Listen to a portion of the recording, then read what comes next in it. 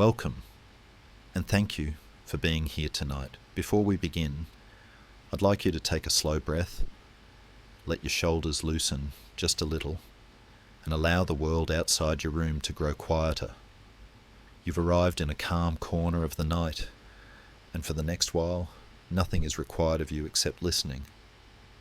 Wherever you are, maybe resting in your bed, maybe sitting beside a dim lamp, maybe travelling somewhere far from home, this moment is yours. Tonight, I'm inviting you into a story that has followed America through more than a century of power, ambition, secrets, and silence. We're going to step gently into the halls of the largest private mansion ever built in the United States, a place where beauty and shadow have lived side by side. You will hear about the rooms people never entered twice, the letters hidden behind wooden walls, the paintings covered for decades in a dusty attic, the torn will that tried to change the fate of an empire, and the quiet footsteps of workers who kept the house alive long after its owners drifted away. But don't worry, this isn't a dramatic tale meant to jolt you awake. Everything you'll hear is shaped to help you drift deeper into rest. The tone will be slow, delicate, almost like whispering through a long candle-lit hallway. I'll guide you through each part with care, letting the story flow like a soft river, steady and unhurried. If your eyes grow heavy while listening, that's perfectly fine. These stories were made for nights like this, when the mind wants something gentle to hold on to as it drifts. Before we go further, may I ask you something? Where are you listening from tonight? And what time is it where you are? I always love imagining the map of everyone listening. Tiny points of light scattered across the world. Some of you might be in warm places where the air still carries the scent of evening. Others might be wrapped in blankets with rain tapping softly on your windows. Some might be just starting the day, listening for comfort rather than sleep. Wherever you are on that map, I'm grateful you're here. And if this is your first time joining us, I gently invite you to subscribe to the entire history.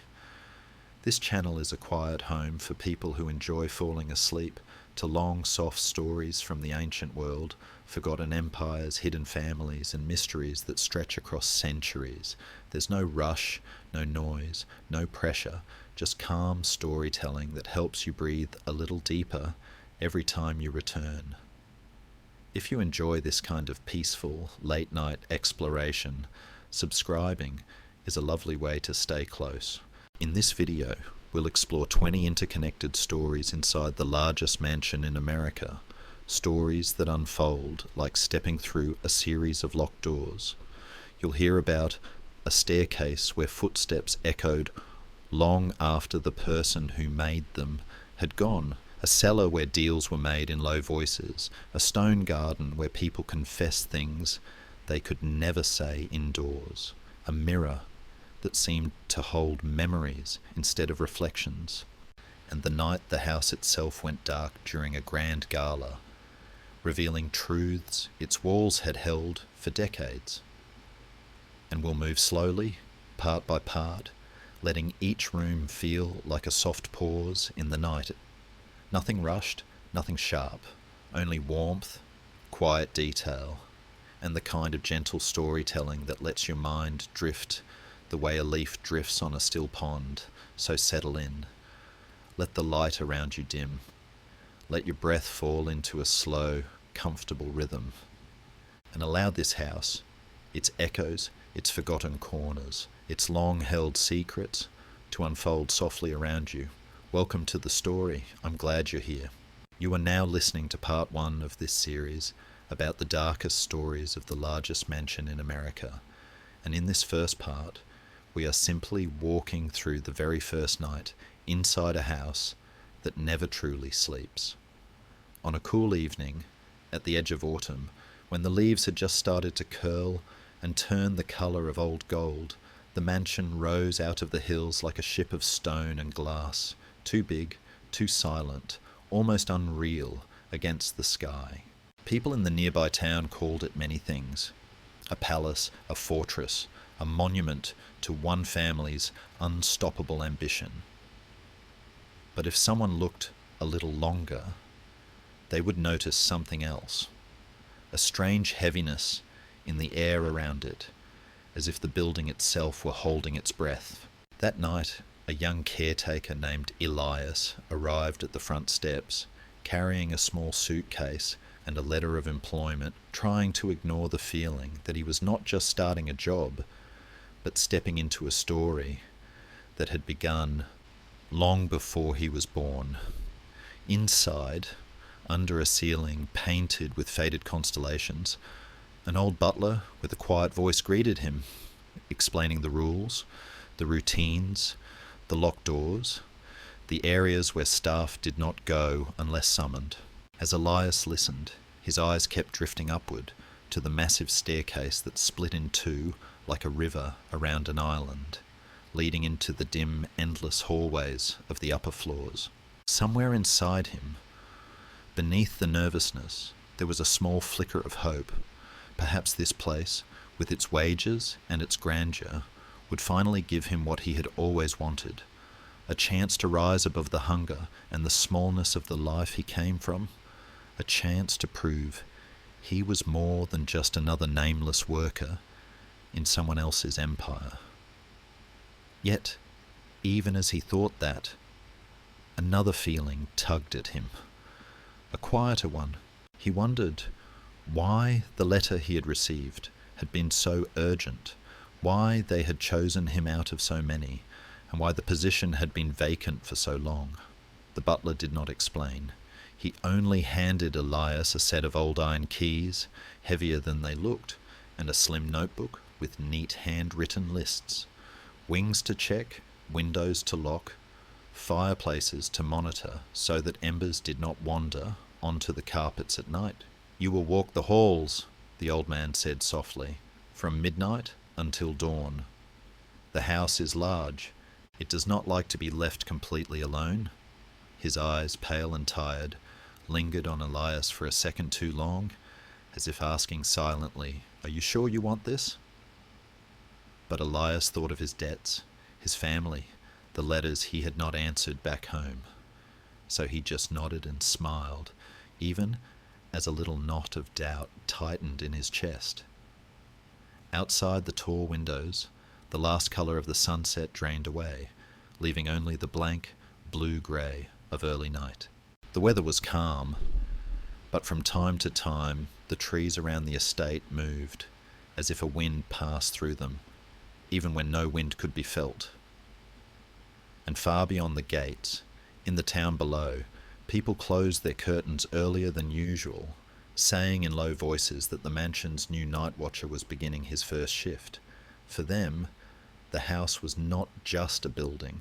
It was a symbol of power that had shaped their lives for generations, a dynasty of owners who had controlled railroads, oil and banks, whose decisions in faraway boardrooms had decided whether the town's factories would glow with light or fall cold and dark. The outside world saw charts and ledgers, profits and losses. The people who lived under the shadow of the mansion saw something far more mysterious, a place where money had piled up so high that it began to twist the air around it, bending time, bending lives. As midnight approached, the great clocks of the house began to chime, one after another, their different tones overlapping like distant voices. Elias, now in his uniform, felt his heartbeat trying to match their rhythm. He passed through the servant corridors where the wallpaper was plain and the floorboards creaked honestly, and then stepped into the grand hallway where everything changed. Here, the air was cooler, the carpet swallowed his footsteps, marble columns rose like pale tree trunks into shadows above. Portraits of long dead owners watched him from heavy frames, their eyes painted with that strange, almost living sharpness that made him want to look away. The worst part was not their gaze, but the feeling that the room somehow remembered every argument, every deal, every whispered confession that had taken place there. He told himself he was being foolish. This was just a job in a very large house. The difficulties he truly faced were simple and human, The loneliness of working nights, the fear of making mistakes, the doubt that he was truly worthy of being trusted in a place so rich and important. He worried he would not learn the routes quickly enough, that he would forget which doors must never be opened, that the upper staff, those who served the family directly, would judge him as slow, clumsy, replaceable. That quiet inner fear hummed in his ribs like a distant engine, and yet he kept walking. Outside, a thin fog began to creep over the lawns, making the lights of the town below look like tiny blurred stars scattered on the ground. Somewhere in the distance, an owl called, its sound short and hollow. The world beyond, the estate, seemed to be falling asleep. But inside the mansion, something else was waking up. The first sign was small. As Elias passed the base of the grand staircase, a draught of cold air brushed his cheek, though no window was open. He paused, turning his head. The chandelier above him did not swing. The drapes did not move. Yet he felt, very clearly, a change in the atmosphere, like entering a church just after someone has prayed, or a courtroom just after a verdict. He thought he heard, faintly, the whisper of fabric on carpet, as if someone had just rounded a corner. "Hello?" he called out, his voice a little too loud in the stillness. There was no answer, only the faraway hum of the boilers and the soft ticking of a dozen clocks hidden in rooms he had not yet seen. The letter of employment had mentioned nothing about oddities. It had spoken only of security, of presence, of the importance of keeping a careful record of any unusual activity at night. The old butler, when Archie had simply said, "You will understand in time. The house remembers more than most." That phrase now came back to Elias, echoing in his mind as he climbed the first few steps of the grand staircase, his hand trailing along the polished wooden railing. On the landing, a huge window overlooked the front drive, where the lamps cast soft circular pools of light on the gravel. For a moment he felt safer, anchored by the sight of the familiar outside world. But then, in the faint reflection on the glass, he saw something that did not match what he knew was behind him. The outline of a figure standing at the far end of the hall, too tall and too still to be a trick of the eyes. He turned quickly. The hallway was empty. Only the portraits, only the closed doors, only the soft, measured breathing of the house. A rational mind might say it was stress or fatigue or the effect of shadows and polished surfaces on a man already nervous. Yet, woven into the very bones of the mansion, there was another truth. This was a place built not just with stone and timber, but with secrets. Deals signed in hidden rooms, promises broken behind locked doors, fortunes made on tragedies that were never spoken of again. All of that stayed, layer upon layer, like dust in the corners, like perfume in the curtains. And sometimes, on nights like this first one, it brushed against those who walked the halls, as if testing them, asking whether they were strong enough or willing enough to carry the weight of what had been done here.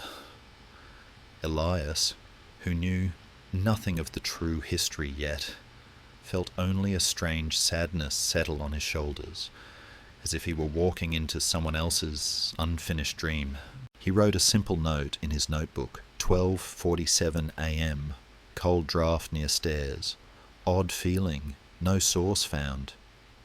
Then he closed it and moved on, deeper into the mansion, while behind him the window quietly held the reflection of a figure that was no longer there, standing just at the edge of the lamplight, watching and waiting in the hush of the endless night. You are now listening to part 2, and tonight we drift under the great dome of the largest mansion in America to feel the quiet shadows wrapped around the richest family the country has ever known, and the secrets that sleep above their heads. As Elias moved deeper into the house, his route for the night brought him toward the heart of the building, to a place the butler had described almost reverently, the central hall beneath the great domed ceiling, a space that had once been the pride of the family, their stone crown against the sky. He walked slowly, the beam of his flashlight kept low so as not to disturb the soft pools of lamplight already glowing along the corridor. Above the wide corridors and framed landscapes, he could feel the weight of that dome, even before he saw it, the way you can feel a storm in your bones before it breaks. The family who had built this place had started with very little. A single store, a single deal, a single risk taken in a noisy city far from these quiet hills. They had wanted more than comfort. They had wanted to be undeniable, to carve their name into the country itself so that no politician, no banker, no rival could pretend not to see them. The dome was part of that dream, a private sky under a roof, a place where they could look up and feel as if the stars themselves had been captured and brought indoors, arranged according to their wishes. In the early days, their hunger had been sharp and bright, almost heroic. They worked through nights, signed contracts by lamplight, built lines of rail and pipelines like veins running across the map. But as the money grew and grew, their desires shifted. It was no longer just more. It was permanence. They wanted to outlast every crisis, every headline, every election. They wanted a house that would stand so tall and so wide that any visitor would understand in an instant that the family inside did not just live in America. They sat above it, watching. As the years passed, though, that shining ambition began to press back against them from inside. The family's own children grew up under the curved ceiling of privilege, lulled to sleep by the hum of distant generators and the soft clink of crystal in dining rooms where they were too young to sit. Some of them felt suffocated by it all, the expectation that they would be clever, ruthless, successful, that they would never show weakness or doubt. Others grew addicted to the power, leaning into it, making colder decisions than their parents had ever dared. Inside that great mansion, beneath that careful dome, there were quiet rivalries at breakfast, silent judgments at dinner, conversations that never quite managed to be honest. A son who secretly admired artists more than bankers, a daughter who wanted to work in the noisy city with ordinary people instead of presiding over charities from a safe distance, a wife who felt herself fading into the wallpaper while her husband's portrait grew larger and larger in the main hall. The house recorded all of this. The small sighs, the swallowed arguments, the forced smiles in family photographs. The dome above, painted with stars and gilded lines, reflected not only candlelight, but also the invisible tension of a family that had gotten everything it thought it wanted and discovered the cost on the inside. Beyond the walls, the outside world did not stay obedient. Newspapers began to question the concentration of wealth. Politicians built careers attacking the family as a symbol of excess. Markets collapsed and roared back again. Strikes flared in factories they owned, and voices at the gates shouted that no one should live in such luxury while others counted coins to buy bread. New laws tried to break their influence apart, to cut their empire into pieces. Competing magnates rose with their own mansions, their own towers of stone and glass. Storms tore roofs from lesser houses, and once, long ago, lightning hit the ridge above the estate so close that it cracked an old oak tree in half. Each time the world shifted, the family retreated again under their dome, using lawyers, lobbyists, backroom deals to keep their position. The mansion became both fortress and prison, a shell that kept the noise out while amplifying every whisper within. They were not alone in this struggle to hold everything together. There were advisors who had served the family for decades, grey-haired lawyers who knew every loophole, accountants who could move numbers so skillfully that a fortune could vanish on paper and reappears somewhere safer, and one particular architect who had returned again and again to repair, expand and adjust the house as the years went by. He had been a young man when the dome was first built, full of romantic ideas about light and space, about giving the family a place where they could feel not just powerful but also at peace. As he grew older, each time he returned, he noticed how the atmosphere beneath that grand ceiling changed. At first, it had echoed with laughter, with optimistic speeches about the future. Later, it absorbed quiet arguments about inheritance, about scandal, about investments that had gone wrong. A spiritual advisor was also invited for a time, a calm woman in dark clothes who walked the hallways with a notebook, speaking softly about purpose, morality, and the weight of influence.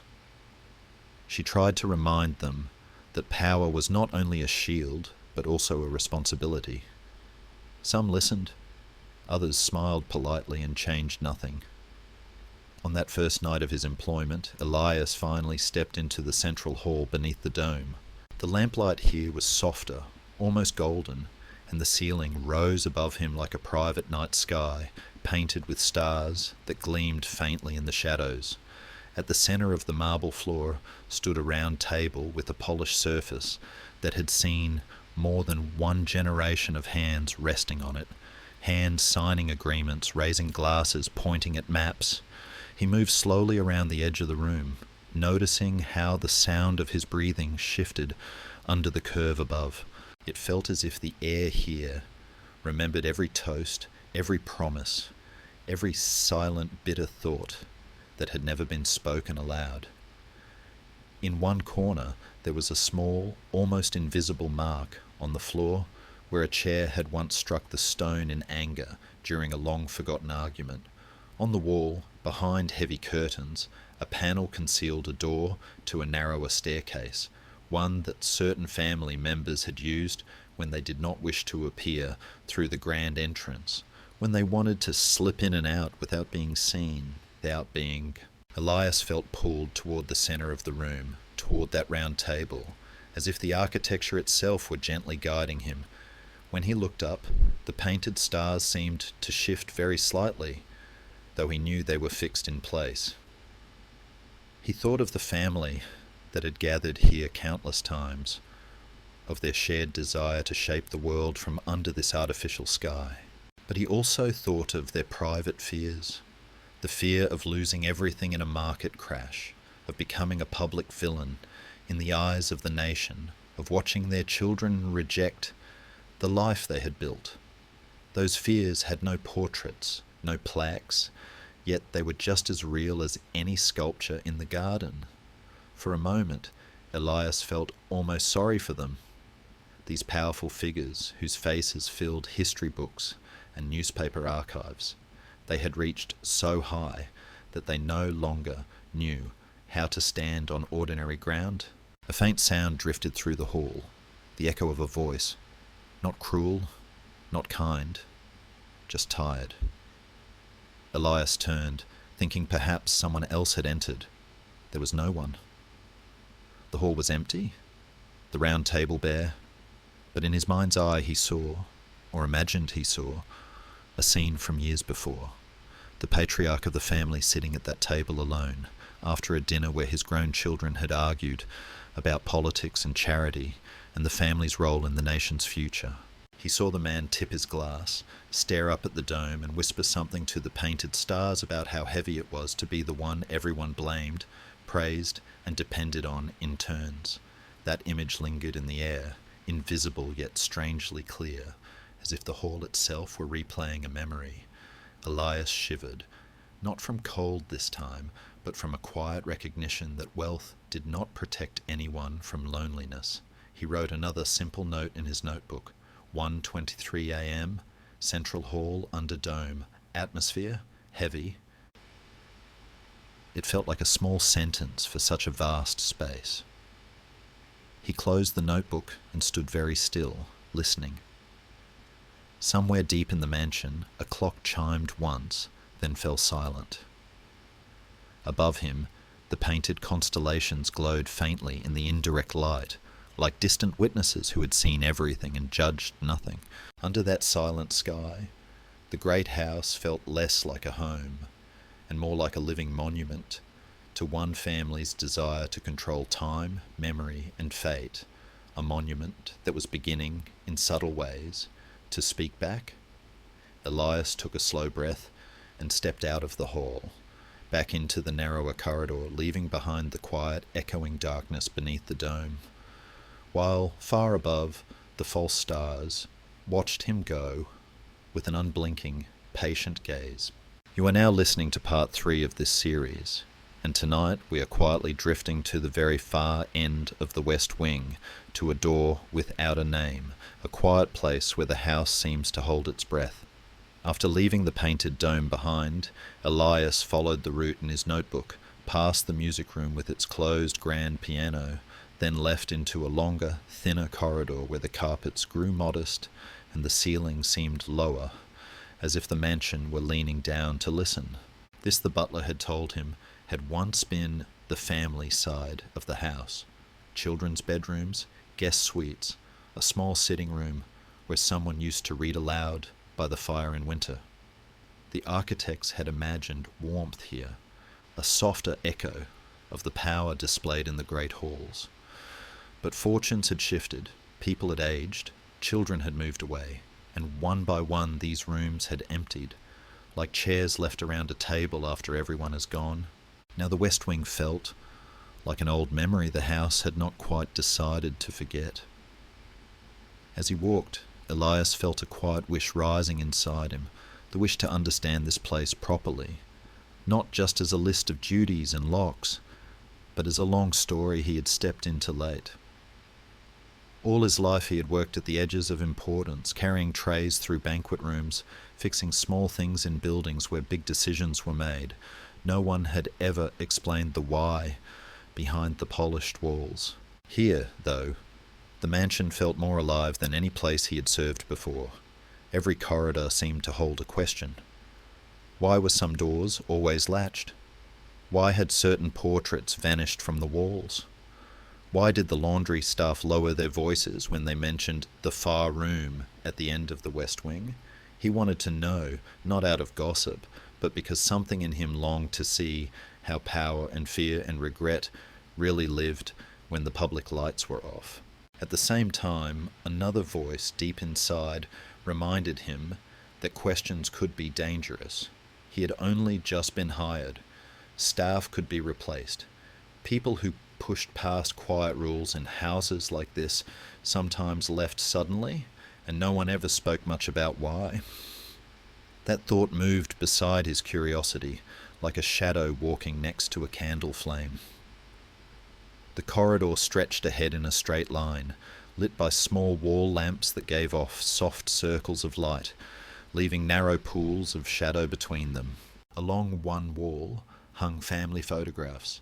In the oldest ones, everyone stood on the front steps of the mansion, clothes too formal, smiles a little stiff but real, the kind of pride that comes from building something from nothing.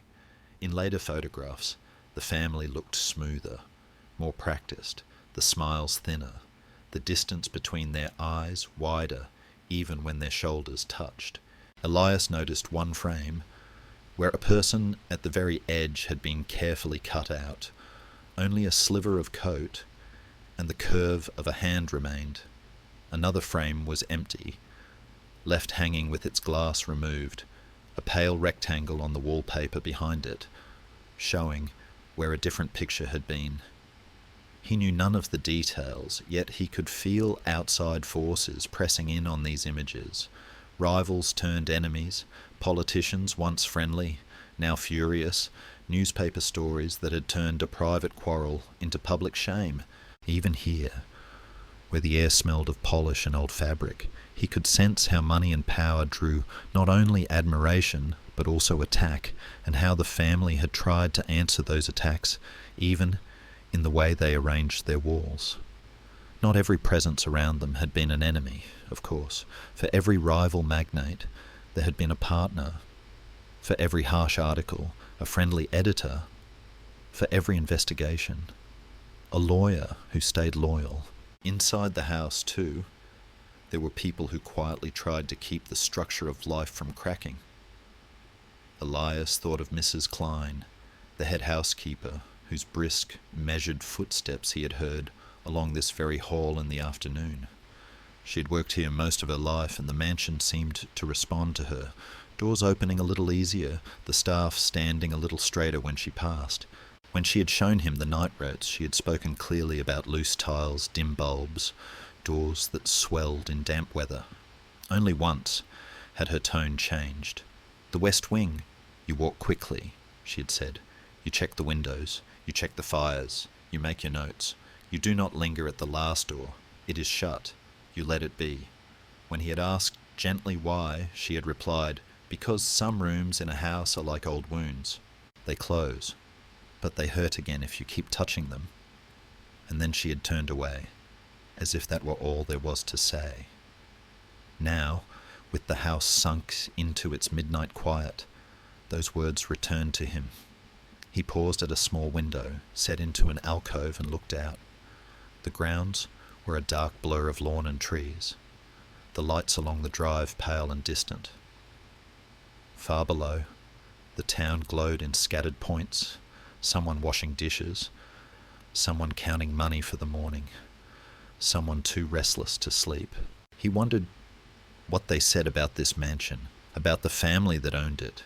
Perhaps they imagined that inside these walls there was only softness and ease. Standing in this long, half-lit hall, he felt something very different, a thick, almost invisible strain, the feeling of lives pulled tight by expectations that never loosened, by deals that could not be allowed to fail. He checked the window latch, wrote a short note in his book, and walked on. Doors lined both sides now. Some bore small brass plates, guest suite A, nursery, morning room, though a few plates had been removed, leaving only 2 empty screw holes like small blind eyes. Thin lines of light leaked from under certain doors, where unused rooms were kept warm to protect the wood and fabrics inside.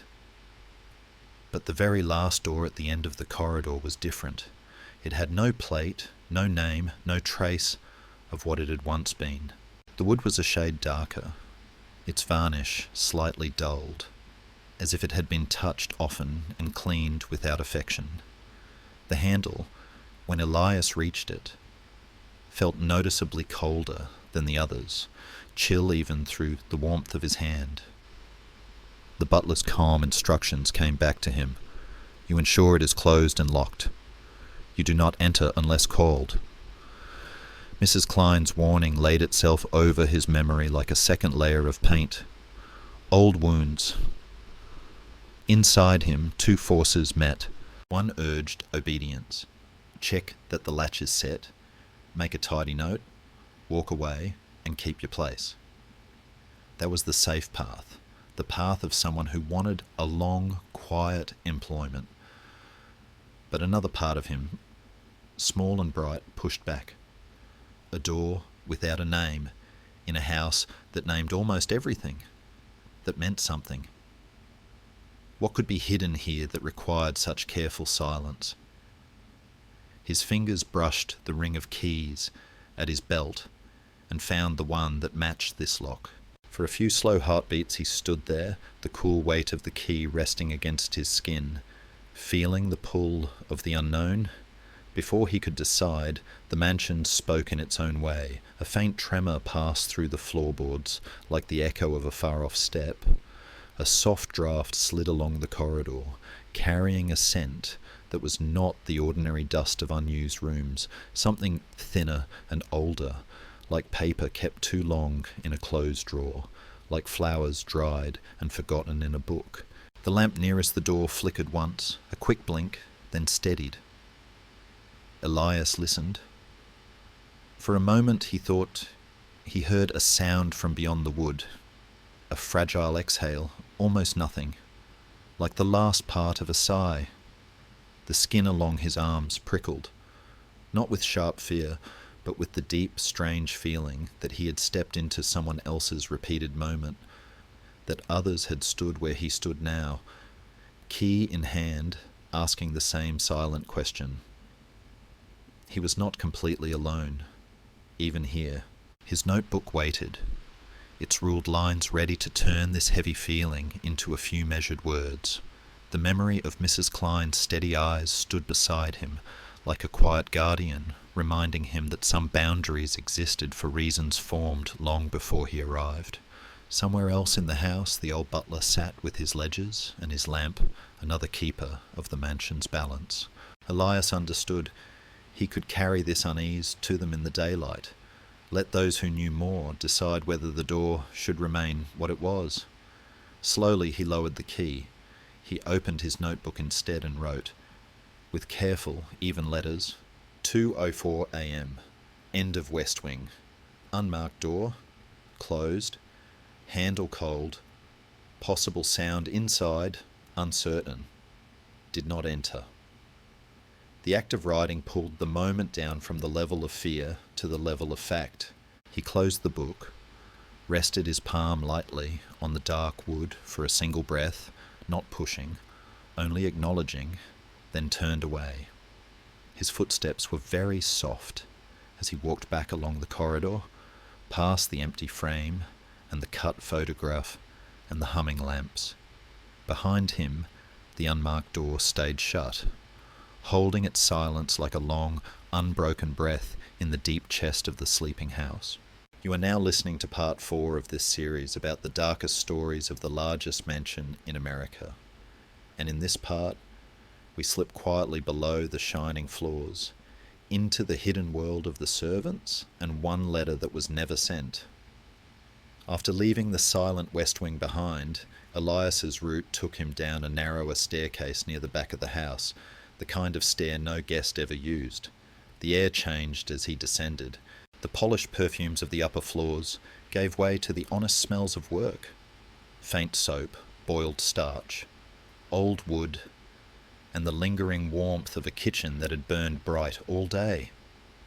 Down here, the ceilings were lower, the paint plainer, and the floors no longer tried to swallow sound. They answered his steps with a soft, hollow rhythm. This was the servants' world, the narrow spine of the mansion that kept its enormous body moving. Long before he set foot in this house, Elias had imagined places like this, invisible corridors behind grand rooms, hands that ironed, scrubbed, carried and fixed so that important people above could live as if objects moved themselves. All his life he had worked close to power but never inside it, always carrying things to someone else's table, someone else's office. Under the weight of this house, he felt a familiar ache, the simple, stubborn wish not to disappear into the machinery. He wanted, quietly, to matter, to understand, to be more than just a shadow that passed through someone else's story. In the servants' hall, a row of hooks lined one wall, each one meant for a coat or a cap at the start of a shift. Some still held uniforms, neatly folded. Others were bare, with a small brass nameplate above. Elias ran his light along them. Jackson, Ruiz, Monsieur Dorsey. A few plates had been removed, leaving only 2 empty screw holes and a faint rectangle where the metal had shielded the paint from age. It struck him that here, in the part of the mansion that truly kept it alive, the record of a life could shrink to the size of a nameplate and then vanish. He thought of the family upstairs, their portraits taller than a man, their stories recorded in books and articles. Down here there were no oil paintings, only hooks and laundry lists, and a few old photographs tacked up near the kitchen door. On a corkboard, under a yellowing calendar, someone long ago had pinned a small picture, a group of 8 servants standing on the back steps, Uniforms crisp, faces tired but proud. A young woman in the second row caught Elias's eye. Her hair was pulled back neatly, her hands folded in front of her apron. Her posture was straight, but her gaze held something restless, as if her thoughts were already beyond the frame. Someone had written a name in ink beneath the picture, but time and fingers had worn it away, until only a few letters remained. Ma, Tata. The rest was gone. That face stayed with him as he moved through the lower corridors, checking doors, making notes. He could almost hear the echoes of days when this basement had been full of movement, the slam of oven doors, the clatter of plates, the murmur of voices switching between gossip and work. In that invisible past, Marietta, he supplied the missing letters without meaning to. Would have woken before dawn, lit fires, carried linens, climbed the same narrow stairs a dozen times before the family upstairs finished their first cup of coffee.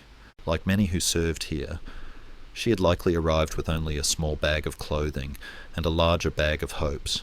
Maybe she had wanted simply to send money home. Maybe she dreamed of saving enough to open a little shop in town, to stand behind a counter that belonged to her and not to a dynasty whose name was printed in newspapers. Yet houses like this had a way of pressing on people's dreams, reshaping them. The longer you stayed, the more the schedule, the rules, the silences settled over your thoughts like dust over polished wood. Not all of the weight came from the work itself. There were rules about where servants could walk, how they should speak, who they must not look directly in the eye. There were rumours, too, about staff who had complained too loudly and found themselves dismissed without reference, about a gardener who had spoken to a reporter and never been heard from again in town. Whether these stories were fully true or not hardly mattered. They did what stories like that always do. They made people small inside, careful, afraid to push against anything. For someone like Marietta, who might have felt a quiet anger when she watched food scraped from silver plates while she counted coins to buy her own supper, the real struggle was not just the long hours or the sore hands. It was the constant tug-of-war between her sense of fairness and the knowledge that losing this job might mean losing everything. There were, of course, softer presences down here as well. Elias had already felt the steadiness of Mrs. Klein, the head housekeeper who ran the lower floors, like a captain runs a ship, strict but with a hidden thread of care. An older cook, whose laugh could be heard even on busy days, used to slip extra bread to younger staff and pretend not to see when someone leaned against the wall for an extra moment of rest. Even the butler, reserved as he was, had once intervened quietly when a visiting guest spoke too sharply to a young footman, redirecting the conversation so the boy could escape. In a house built to display power, these small acts of kindness were like tiny lamps burning in forgotten corners. People like Marietta would have needed those lamps. They would have needed someone to say, "You are not just hands, you are a person, and what you see matters." One night, years before Elias ever set foot in the mansion, something had happened that tested just how much that truth could bear. It began in a small way. A storm outside, rain lashing the windows. The family gathered upstairs arguing about a business decision that would affect thousands of people. They would never meet. In the servants' hall, Marietta sat at a narrow table during her short break, fingers wrapped around a chipped mug of tea that had already gone cold. She had just come from the library, where she had been told to dust, but stay invisible. From her quiet corner, she had heard raised voices on the other side of the half-open door. The patriarch of the family, an advisor from the city. Words like liability, accident, settlement, and no one will ever know. There had been a name too. Not a servant's name, but the name of a small town miles away, where a factory had recently suffered a deadly incident that the newspapers had covered for only a day or two before moving on. To the family, it was a problem to be managed, a number on a ledger. To Marietta, whose cousin lived in that region, it was suddenly very personal. She had listened, heart pounding, as the advisor suggested a way to bury the story deeper, to pay just enough to keep it quiet while protecting the family's image. And she had heard the patriarch, after a long silence, say in a low voice, "Do it." Sitting now in the servants' hall, the memory of that single phrase burned in her chest. Her wish was simple, and yet enormous. She wanted the truth to reach beyond these walls. She wanted someone, somewhere, to know that the fortune shining in this house was woven not only from clever deals and hard work, but also from decisions that pushed suffering out of sight. Yet, as she stared at the blank page in front of her, a sheet of paper stolen from an old ledger, a stub of pencil trembling in her fingers, fear thickened around her like the storm-clouded air outside. If she wrote a letter to a newspaper or a lawyer, if she named names, what would happen if it was traced back to her? She had no savings, no family close enough to offer shelter. She had seen enough to know how easily a person like her could be dismissed, discredited, forgotten. The inner struggle bent her shoulders more than any basket of linens ever could. There were, even then, a few people who might have stood by her. The older cook, who had once worked in a mill herself, would have understood the anger that came from seeing distant lives treated like numbers. A quiet footman, who read old pamphlets about workers' rights in his spare moments, might have helped her find the right address for her letter. Perhaps even the butler, in his careful, measured way, would have warned her of the dangers, while not entirely discouraging her from doing what conscience demanded. But on that particular night, the hall was nearly empty. Most of the staff were either cleaning up after dinner or asleep in their small rooms. Marietta sat alone with the storm and the blank page, feeling the press of two worlds, the world of her own heart, which begged her to speak, and the world of the mansion, which swallowed unwelcome truths like a deep-carpeted mouth. In the end, she did write. The words came slowly, unevenly, but they came. She described what she had heard, the names, the dates, the way the advisor's voice had sounded calm while discussing lives lost. She did not sign her full name, only initials, hoping that would be enough to protect her. When she finished, she folded the paper into a small tight square and slipped it into an envelope without a stamp, planning to take it into town on her next day off.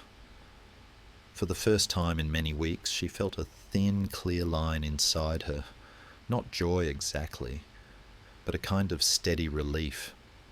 The feeling of having done at least one thing that matched what she believed was right. But houses like this do not easily let go of what happens inside them. The next morning, before she could leave the grounds, the schedule changed.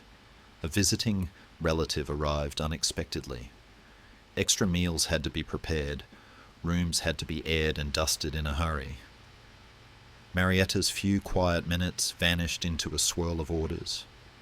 The envelope, tucked into the pocket of her apron, grew warm against her skin as the day went on, its edges softening with the heat of the kitchens. At some point, perhaps, while she carried a tray up the servants' stairs, perhaps, when she leaned for a moment against a cool stone wall to catch her breath, it slipped from her pocket without her noticing and fell behind a small, rarely used cabinet in the servants' hall. Life in the mansion rolled forward, heavy and unstoppable. By evening, she had convinced herself she would send it another day, then another, and then the fear returned, stronger than before. The letter she had written drifted slowly out of her plans and into the shadows of the house, where forgotten things go. Years later, with the family older and the staff changed, Elias walked past that same narrow cabinet on his first night on duty. His flashlight beam skated over worn corners and a faint line of dust where the floor met the wood. On some quiet instinct, he paused and crouched, noticing a tiny curl of paper just visible in the gap behind the cabinet leg.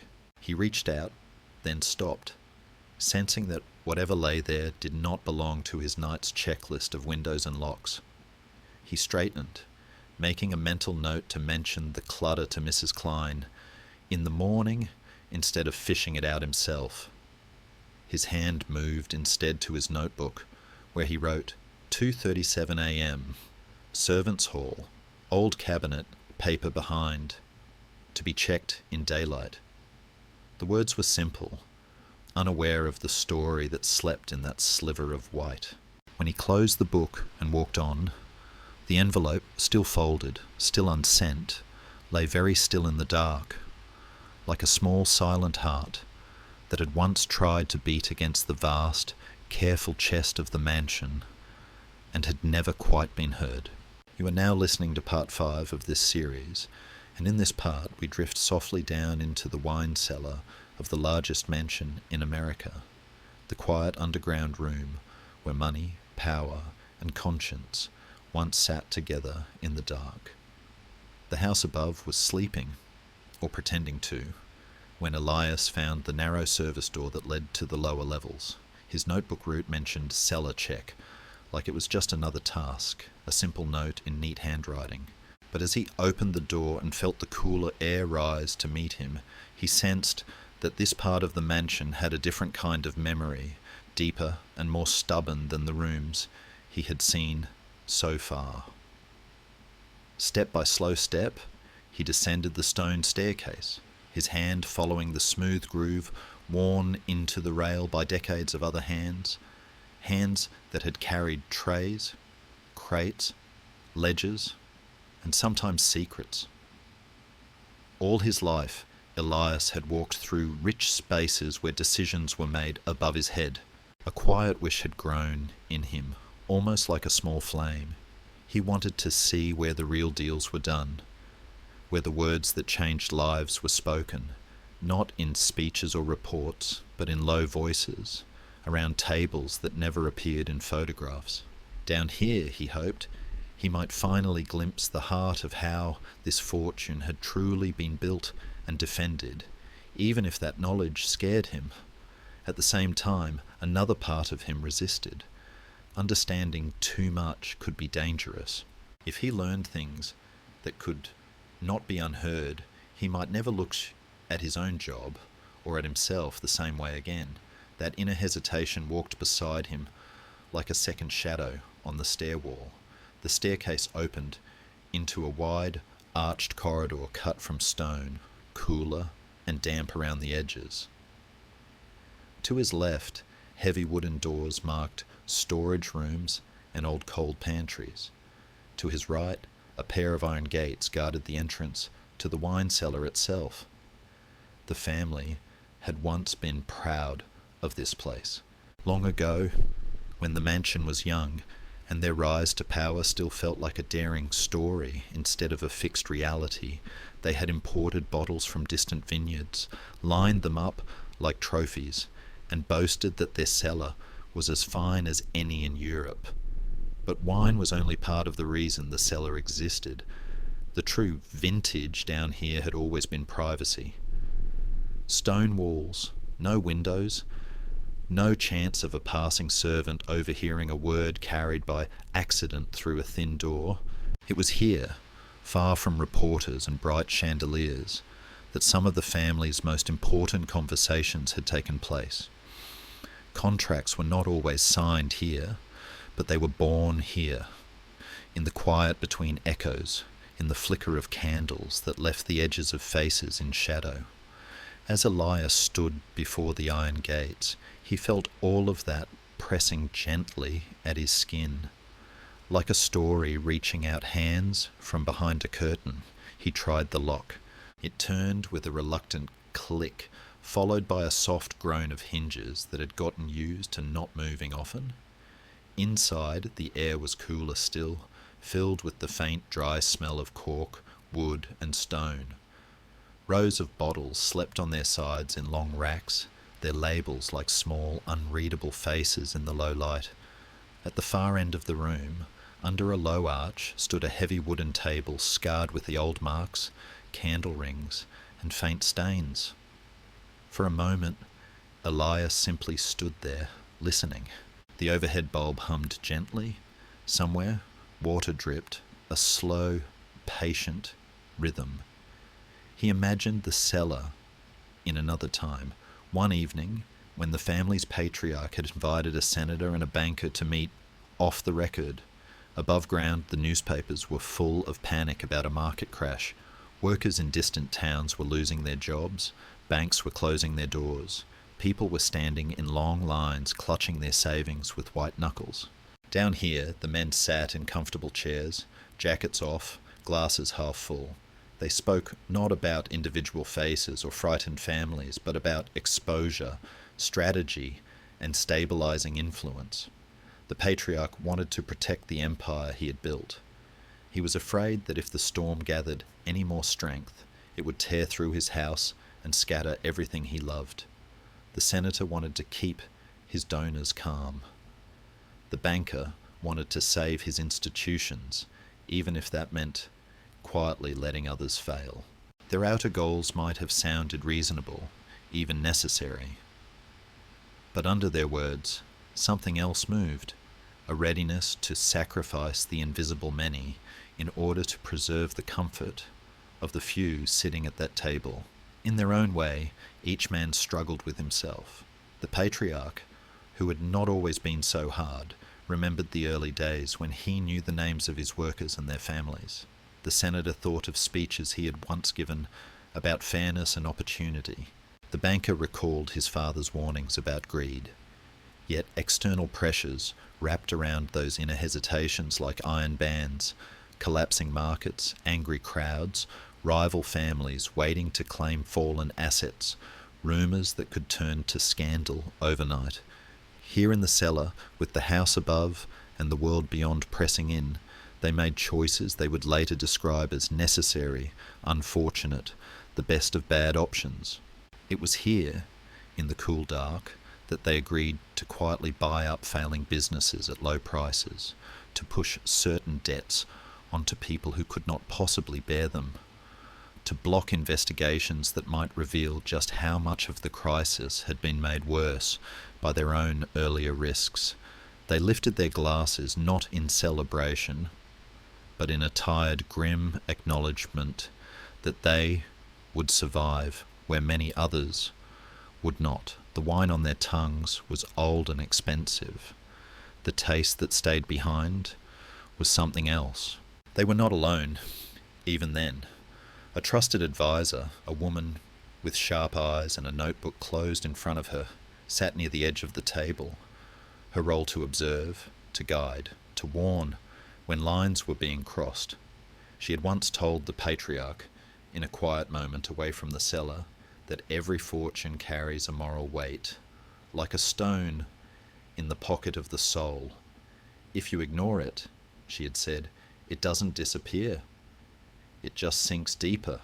On that night, she watched the decisions take shape and felt her own conflict rising. She knew that if the empire collapsed, tens of thousands might lose their jobs.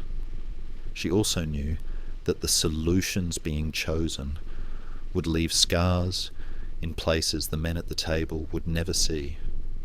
Her presence, her cautious questions, were the last thin line holding back the coldest possibilities. But in the end, under the pressure of time and fear, even her voice bent a little. The deals were made. The seller kept their words. The house slept on. Now, many years later, Elias walked slowly around that same table, the overhead bulb swinging slightly as if the air itself remembered the shape of those long-ago conversations. He traced one fingertip along a deep scratch in the wood, thinking of how many lives might have changed because of what had been decided in this room.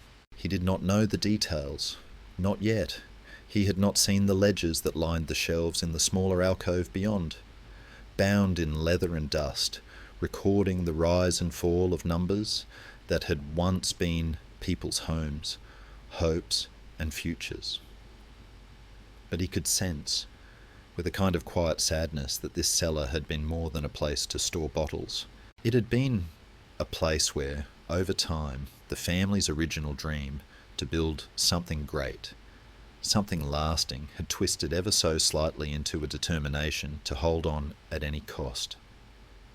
The cost had been paid elsewhere, in towns with names the family seldom spoke aloud. Standing there, with his hand resting on the old table, Elias felt the familiar stirring of his own wish to understand enough to decide who he wanted to be in this story. Was he only a watcher of doors and windows? Or could he also be a witness, someone who saw clearly and chose not to look away?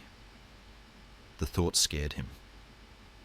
Outside, forces would never see him as important. Not the markets, not the politicians, not the family with their portraits upstairs. If trouble came, it would move over him like wind over grass. But if he kept his eyes open, if he noticed what the house tried to hide, then somewhere deep inside, he would know he had not surrendered his sense of right and wrong to the comfort of not knowing. That small, stubborn desire tightened in his chest, warm and sharp. In case you are listening to this while lying in your own quiet room, perhaps miles from any mansion at all, take a soft breath with him here. Notice where you are, what time it is where you live. People are listening to this story from so many places and so many nights, and if you feel your eyes growing heavy, that is all right. Before we drift further, if these gentle journeys through hidden histories help you relax, you are always welcome to join the family of listeners over at The Entire History by subscribing. It lets more sleepy travellers find their way to these stories. Then, let that thought go, like a candle being gently covered, and return with Elias to the cellar. He moved to the smaller alcove and peered at the shelves of ledgers. The spines were cracked, the dates written in faded ink. He did not pull any out. Not yet. Instead, he noticed something else.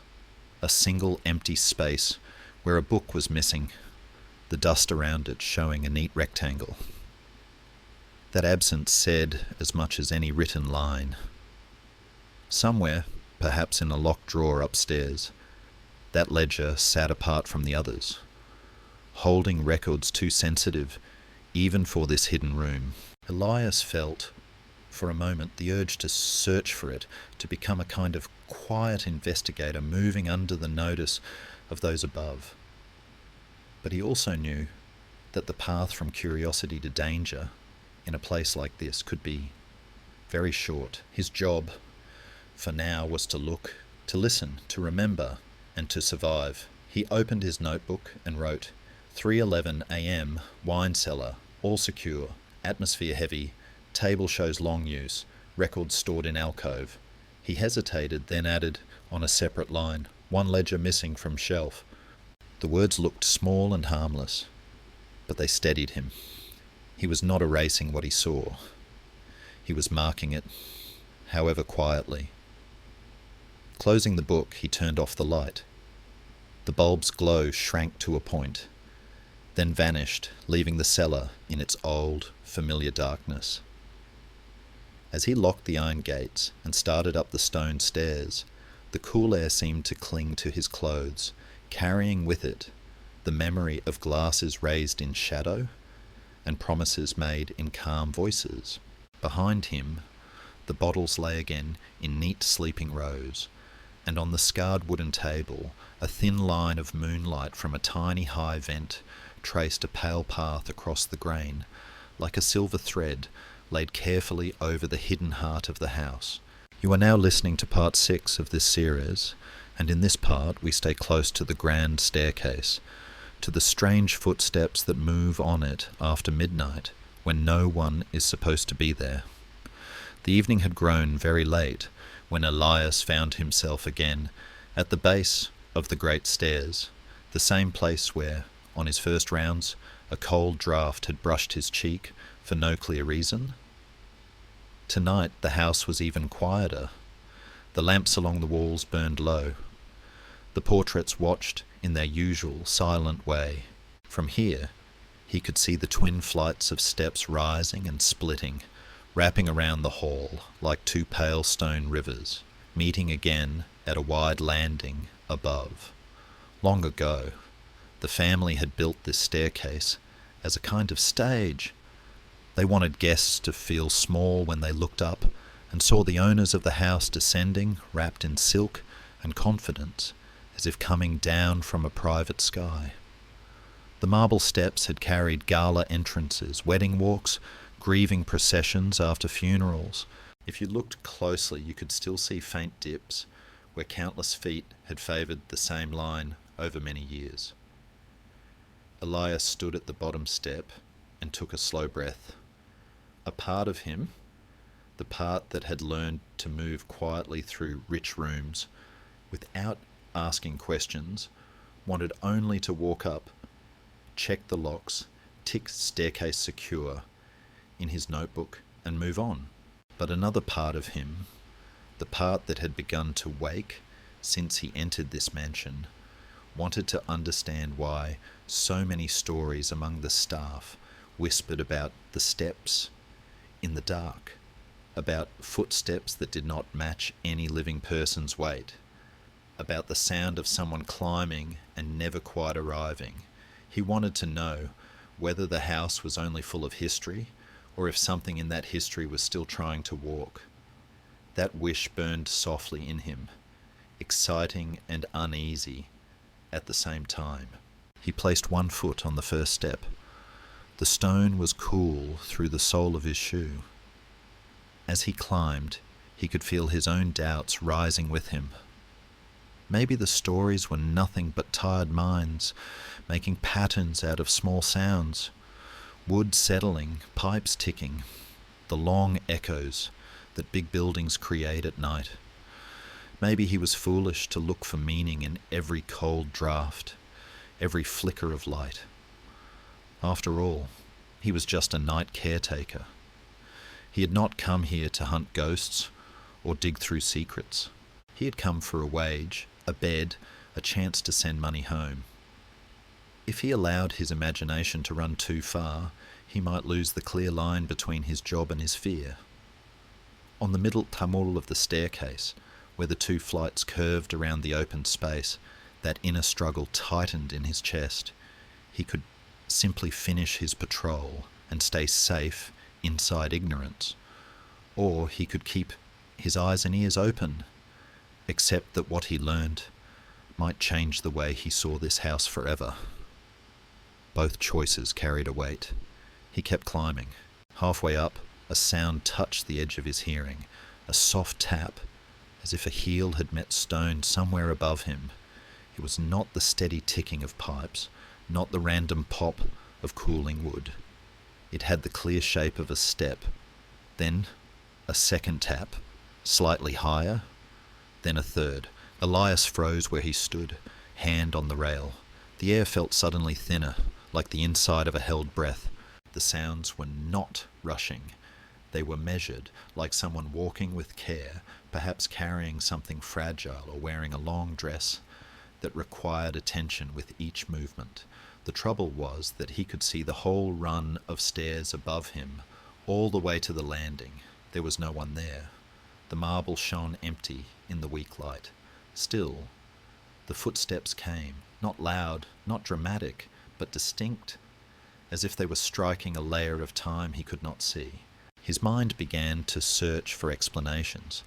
A loose stone, a distant echo bouncing strangely, a trick of his heartbeat in his ears. Yet, somewhere deeper, he sensed another possibility, one woven into the story of the house itself. Years before, when the family was at the height of its power, the grand staircase had been the centre of many important moments. One of the darkest stories whispered among older staff began here too. It was about a young woman who had once walked these steps, not as a servant, but as someone almost, but not quite, as part of the family. She had been the daughter of a trusted partner, sent to stay at the mansion while a complicated business arrangement was being worked out. To the outside world, she was a charming guest. Inside, she was also a quiet bargaining chip. Her father wanted a closer tie to the powerful clan. The family wanted access to his land, his resources, his influence in a distant state. Somewhere in the middle of all of that, the girl had her own small, clear wish, to be seen as a person, not as a piece on a board. She dreamed of choosing her own life, studying in the city, perhaps even working, something the older generation considered unsuitable for someone of her status. The agreement being shaped above her head would decide her future, without asking what she wanted. That burned in her like a hidden coal. The night everything changed, there had been a large gathering. Music drifted through the hall and people stood under the dome with glasses in hand, talking about markets and elections. The young woman waited at the top of the staircase wearing a dress chosen by others, practicing the polite smile she was expected to show as she descended to be introduced to a man she might someday be required to marry. Inside, her thoughts fought each other. One part of her said, "Be obedient, accept this path, keep your family safe." Another part, wild and frightened, wanted to run back to her room, tear off the dress, and write a letter saying she would not be traded like a property line. The stairs below her were beautiful and cruel at the same time, a path laid out for her feet that did not belong to her heart. At the bottom of the steps, the patriarch of the house waited with their guest, a man older than she was, with careful eyes and a smile that never reached them. The room watched, the music softened. It was her cue to walk. Some say she slipped by accident. Others whisper that she turned suddenly, as if to flee, and her heel caught in the hem of her gown. Whatever happened, the result was the same, a sharp cry, a blur of fabric, the sickening thud of a body striking stone. The party froze. Glasses stopped halfway to mouths. The patriarch lunged forward, but too late. When the doctors were called and the guests sent away, the staircase stood unchanged, but the air around it had shifted forever. The family, terrified of scandal, controlled the story that left the house.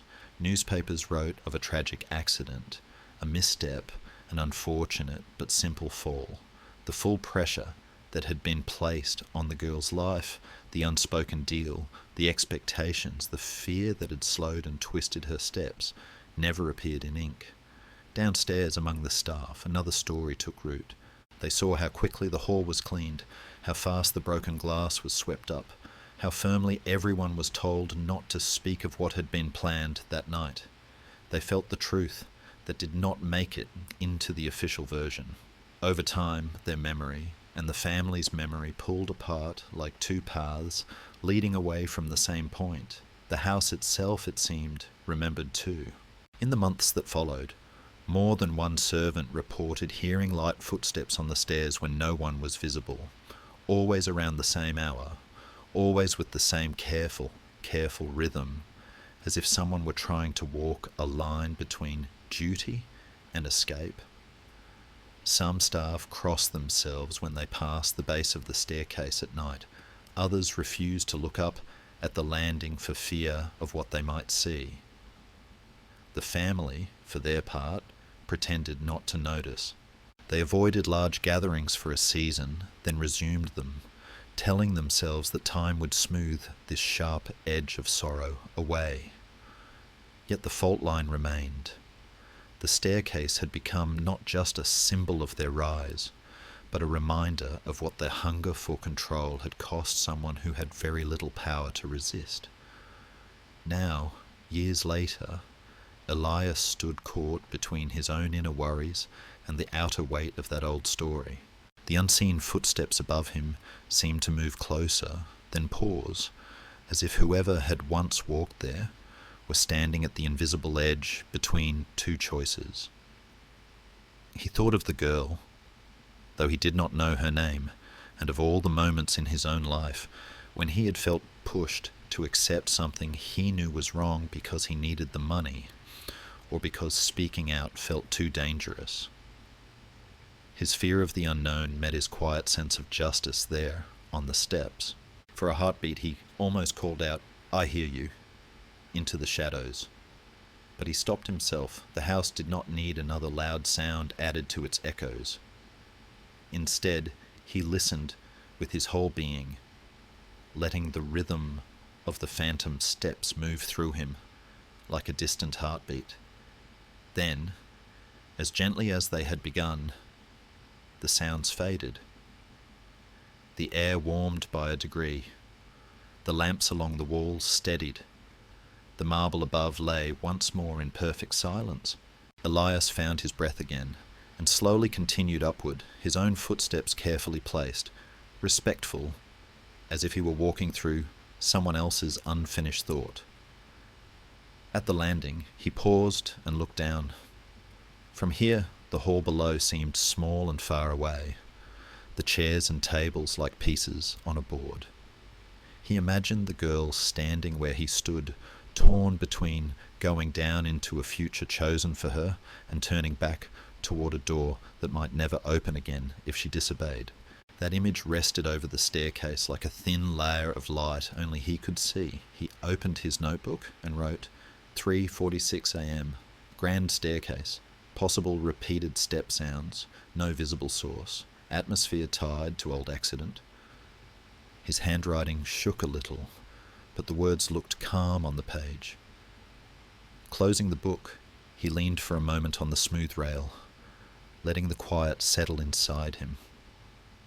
The mansion around him was still the same building of stone and wealth, with its dome and its cellars and its hidden doors.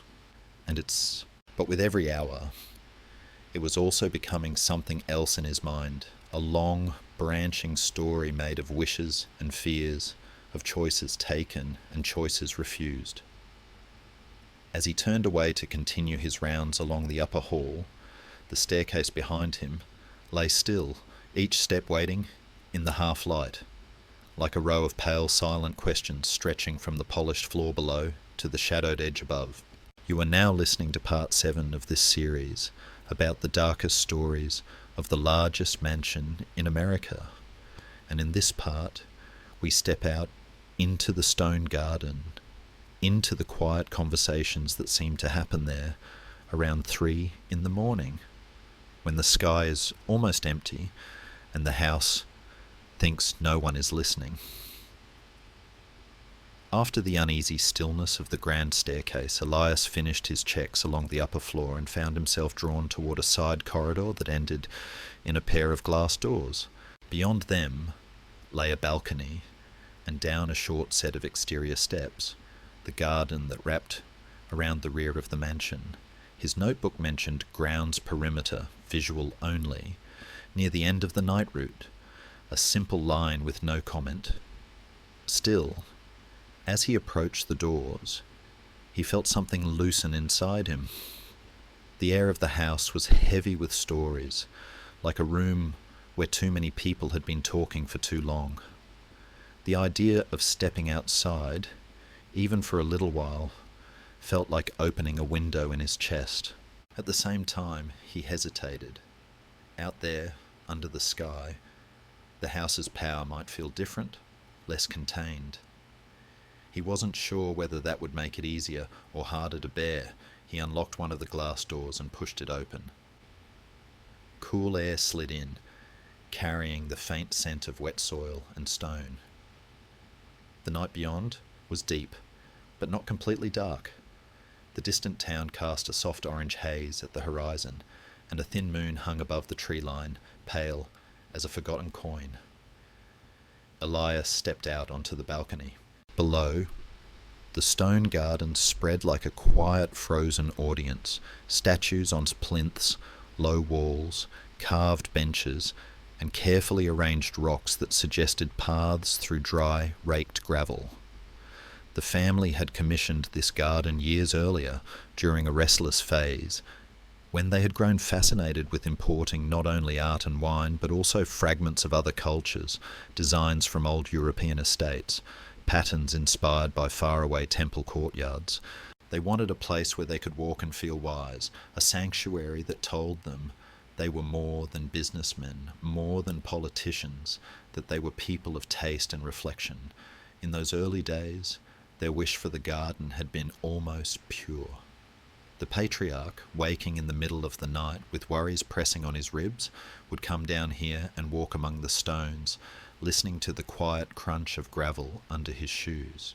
He wanted, desperately, to believe that all the risks he had taken, all the lives he had altered with his decisions, had been part of some larger, meaningful pattern. The garden, with its shapes and lines, gave him that illusion for a while. Each rock seemed to stand for a choice, each curve of the path for a consequence. Under the stars, he would speak softly to the statues, as if confessing to them. "We are doing what we must," he might murmur. "If we don't hold things together, everything will fall apart." The stone figures, carved with serene faces and calm hands, offered no argument and no comfort. They simply received his words and held them in the cold hollows of their chests. But as the years passed, the generous idea of the garden twisted, just as other parts of the mansion had. The family began to use this space not only for private reflection, but for private strategy. While the public met them in offices and dining rooms, late-night walks in the stone garden became the setting for quieter talks, whispered plans about union negotiations, subtle agreements about which politician would be supported next, careful promises about keeping certain scandals from reaching the papers.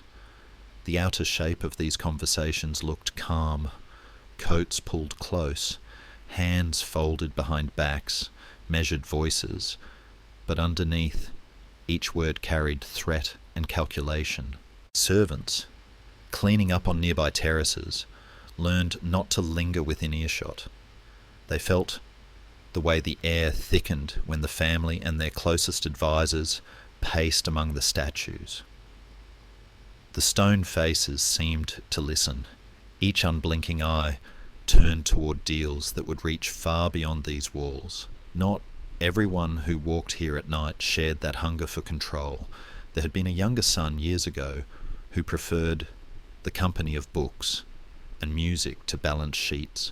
He had felt trapped by the expectation that he would become another sharp voice in those garden conversations. Late at night, when he was supposed to be studying financial reports, he slipped down the back stairs and came here to sit alone on a cold bench, watching the moonlight slide over the stone shoulders of the statues. His wish was simple and dangerous.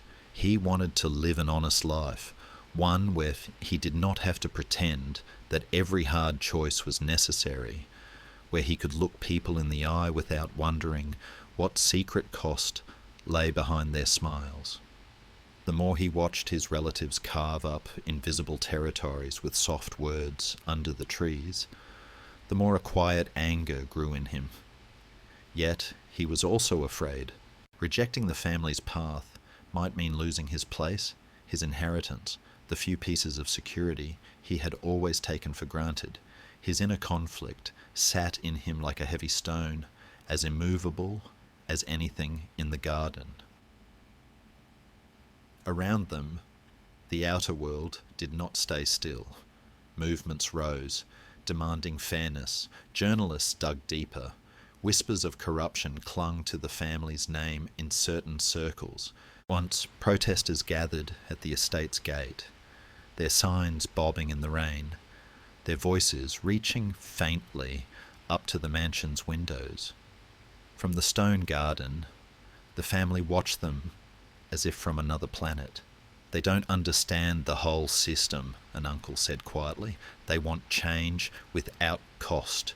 The younger son clenched his fists in his pockets, feeling the truth and untruth braided together in those words. He knew the system was complex.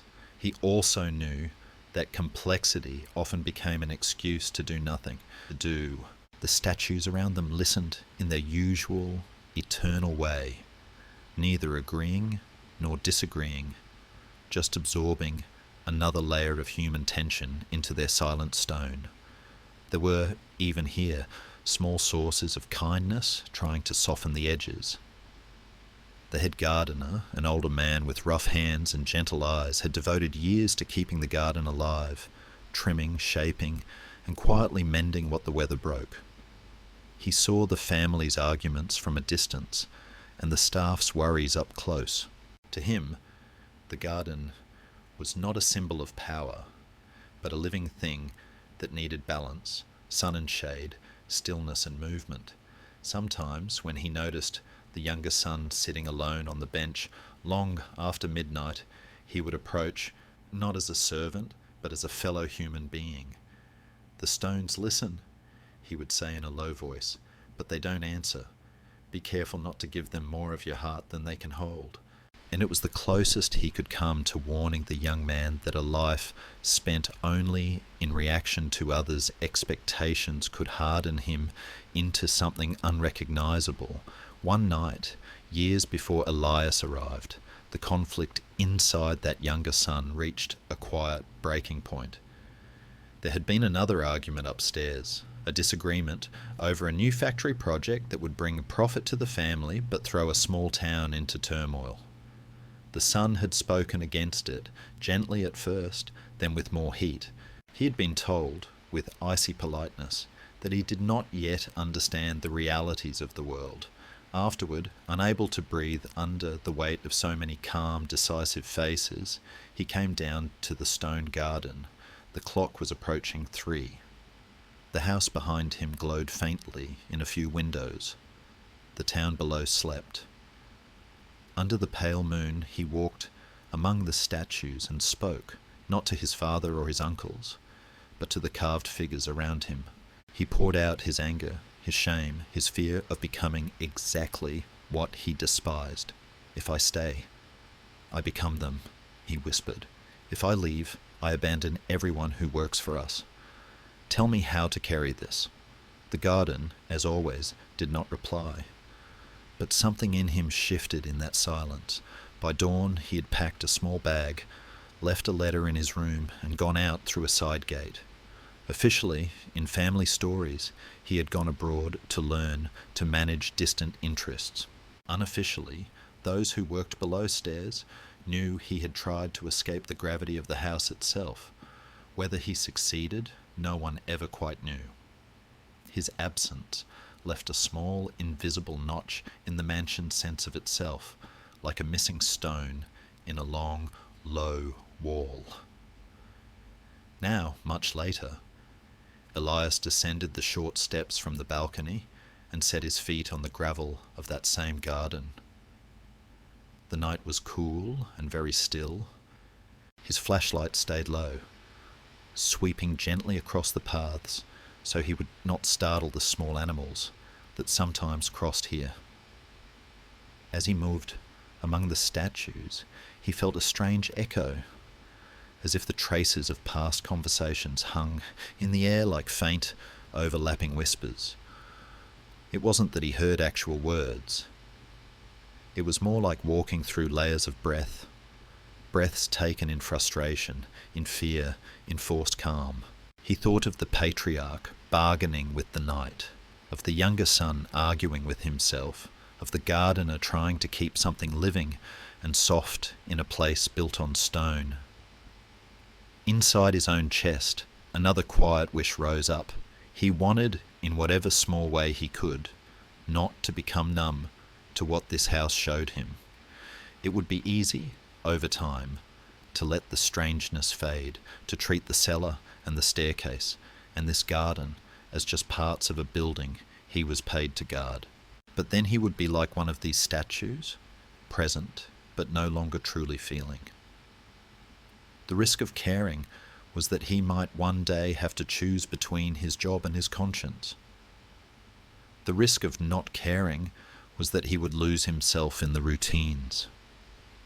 That inattention walked beside him as he rounded a bend and approached a particular statue near the centre of the garden.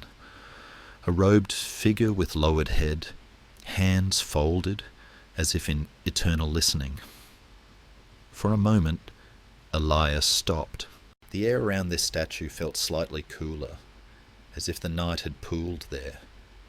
In the hush, without meaning to, he imagined a familiar scene, a man of power pacing nearby, a younger voice objecting softly, the gardener standing at a distance, with dirt on his hands, all watched by this same stone face. The picture formed so clearly in his mind that it almost felt like memory. He had the odd sensation that the garden was speaking to him in the only language it knew, not words, but repetitions of posture, of stillness, of places where people had stood in the past. He reached out and let his fingers brush the edge of the statue's base. The stone was cold, but the touch grounded him. He took out his notebook and wrote by the beam of his flashlight, 4:12 a.m. Stone garden, grounds quiet, no intruders. Strong sense of past meetings here. And it was a small sentence for such a dense place, but it was enough for now. He closed the book, lifted his head, and looked around one last time. The statues stood where they had always stood. The gravel held the faint marks of his steps. Above, the moon edged slowly toward the trees, and the first, almost invisible hint of dawn rested somewhere below the horizon, waiting. In the stillness, the garden seemed to inhale and exhale very slowly. Like a giant asleep, but not entirely at peace, its stone faces turned toward a sky that had listened to every quiet conversation and kept them all. You are now listening to part 8 of this series about the darkest stories of the largest mansion in America. And in this part, we climb quietly into the high attic, where paintings that were never meant to be seen wait in the dust. It was on a later night, when Elias had already learned the rhythms of the mansion a little better, that the butler added one more line to his route. Attic inspection, the old man said calmly, sliding a small brass key across the desk toward him. Once a week is enough. Just make sure nothing is leaking. No animals have gotten in. You'll find the stair behind the north guest rooms. His tone was casual, but his eyes held a brief, almost reluctant pause, as if some part of him wanted to add, "You may see things you don't quite know what to do with." Elias accepted the key with a small nod. Inside him, a familiar wish stirred. He wanted to see the house completely, from the cold stone of the cellar to the highest ribs under the roof. He wanted to understand what this place hid as much as what it showed. At the same time, another feeling tightened in his chest. The higher you climbed in a building like this, the closer you came to the things people pushed out of sight. Old furniture, old documents, and sometimes old truths. Part of him wondered if it might be kinder to leave the dust alone. But the route was written. The key was warm in his palm. He went. The stair to the attic began behind an unremarkable door in a quiet corridor, painted the same pale colour as the walls, almost apologetic in its plainness. When Elias unlocked it and pulled it open, a breath of cooler, drier air slid out, smelling faintly of wood and old cloth. The staircase beyond was steep and narrow, boards creaking softly under his weight, as if they had been waiting a long time for new footsteps. As he climbed, the sounds of the house below melted away. No more distant clink of pipes, no muffled hum of refrigerators, no shifting breaths of sleeping rooms. Up here, there was only the soft rasp of his hand on the rail and the quiet thud of his own heartbeat. Somewhere inside, his doubts woke fully. He thought of every story he had ever heard about attics in old houses, locked trunks, covered mirrors, things too painful to throw away and too dangerous to leave in plain sight. Did he really want to see what this particular family had chosen to hide under their roof? If he found something terrible, what could he do about it? He was just a caretaker with a notebook, not a judge or a reporter. The job would be easier if he kept his eyes on the floor and reported only on leaks and mice.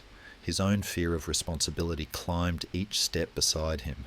At the top, a second door waited, its paint cracked, its handle smooth from long use. Elias turned to the key, feeling the small tremor in his fingers, and pushed.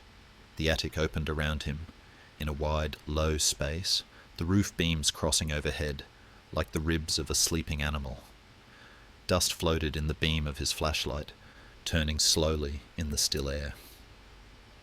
Old trunks, broken chairs, wooden crates, and rolled-up carpets lay in quiet heaps, like a great, forgotten camp. Near one gabled window, a few thin rays of moonlight slipped in around the edges of the shutters, drawing faint lines on the floor. At first glance, it was just what he had been told to expect, a storage room for things that no longer fit the polished life downstairs. But as his eyes adjusted, he noticed that one section of the attic, along the far wall, seemed different.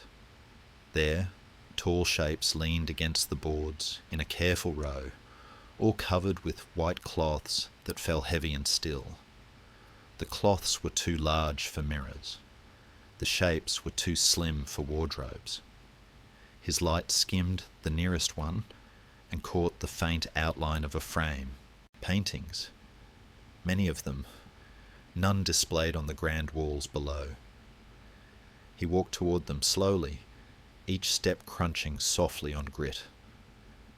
The deeper part of the attic grew cooler, as if the air around the covered frames had been holding its breath for years. Elias stopped before the first one and hesitated. Downstairs, every wall seemed to carry the family's preferred story about itself, portraits of founders looking noble, landscapes of lands they owned, scenes of ships and factories, and celebrations carefully chosen to say, "We are strong, we are rightful, we belong here."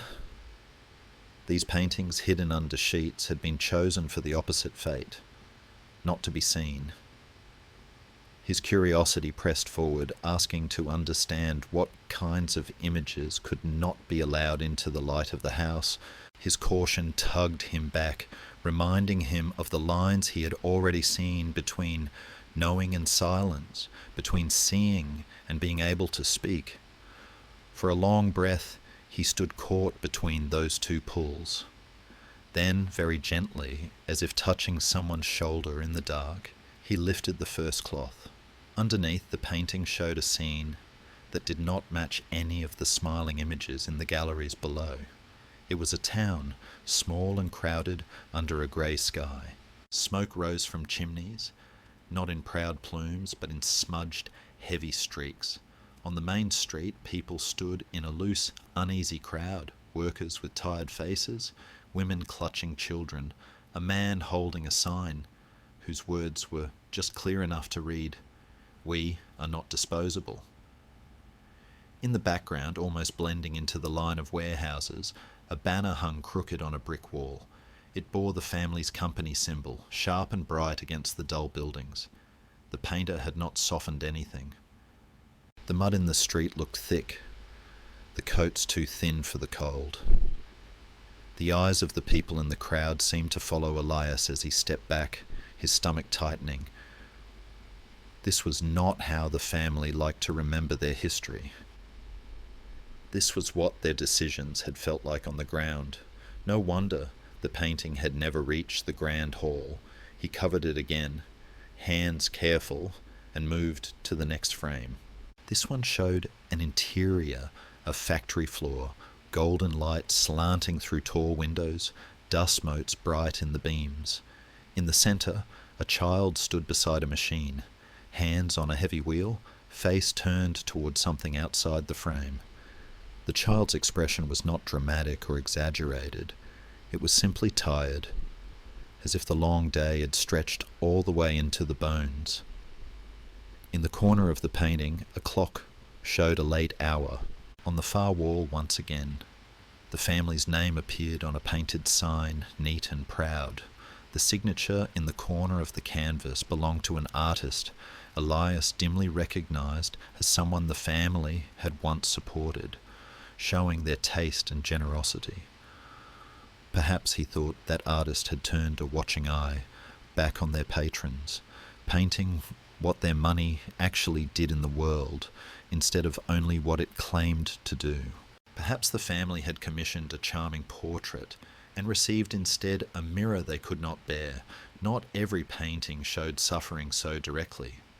One farther down the row half portrayed a family dinner in the mansion itself, the great dome visible in the background. The faces of the owners were calm, their postures perfect, the table bright with silver and crystal. But in the shadowy edges of the canvas, almost hidden, the painter had included the faint outlines of servants moving behind them, blurred figures carrying trays, adjusting curtains, standing at attention near the door. The light never fully reached their faces. Their bodies seemed to melt into the dark, like ghosts serving the living. The more Elias looked, the more he saw that the whole composition leaned toward a question.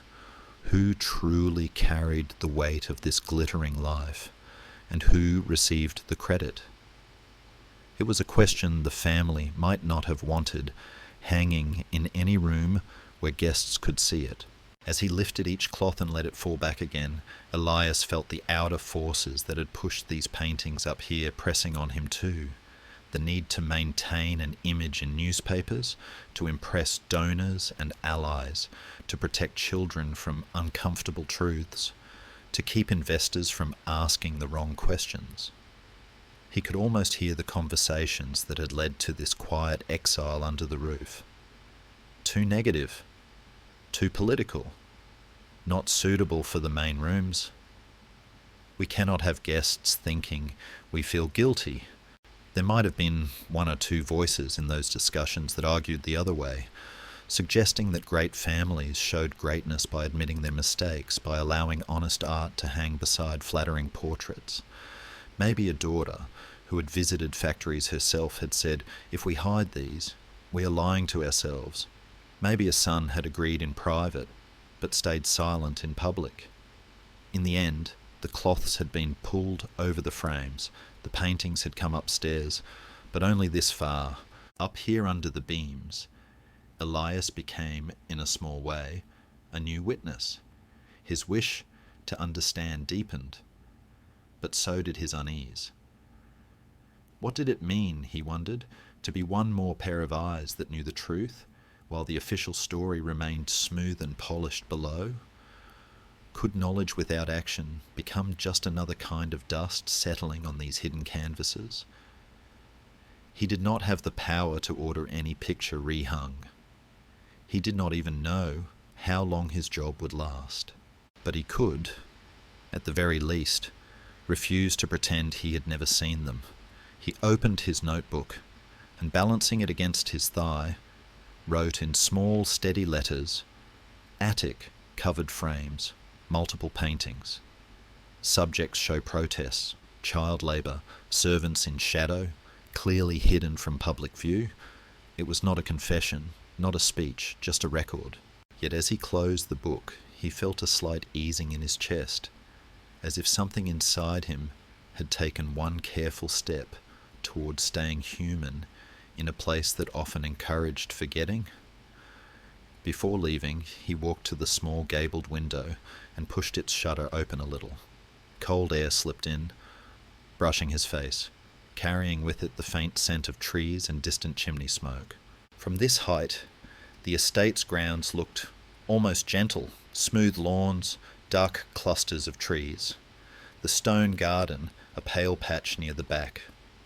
Far beyond the walls, a thin line of town lights glowed. He imagined, for a moment, that the people in those painted crowds and factories lived down there still, their descendants walking streets that bore no sign of the mansion's name. The thought hovered in the dusty air, tender and heavy at once. Elias closed the shutter, checked once more that the cloths were settled over the frames, and made his way back to the door. The attic, with its hidden gallery of unspoken history, watched him go in silence. When he stepped onto the narrow stairs and pulled the door closed behind him, the darkness under the roof folded in again around the secret paintings, keeping their colours and their questions wrapped in dust and cloth, while somewhere below the polished walls of the mansion shone on, bright and carefully incomplete. You are now listening to part 9 of this series about the darkest stories of the largest mansion in America, and in this part we return to the Great Hall on the night of the last grand party, the final glittering evening before the estate's fortune truly began to unravel. By the time Elias first walked the corridors as night caretaker, that night was already years in the past, spoken of in half-finished sentences by those who had worked it, and remembered in silence by the house itself. Yet as he stood one evening in the empty ballroom just off the central hall, looking up at the chandeliers and the faint marks on the parquet floor, it was as if the walls began, very softly, to replay what they had seen. Long before, when the family still believed that their name could weather any storm, the decision had been made to host a celebration on a scale the house had not seen in decades. Officially, it was a charity gala, an evening to support communities in need, with speeches about generosity and responsibility. Unofficially, it was something else too, a declaration to the world that despite lawsuits, investigations and whispers in financial pages, the dynasty was unshaken. The patriarch was gone by then. His eldest son wore the mantle of leadership, his hair silver at the temples, his smile carefully honed.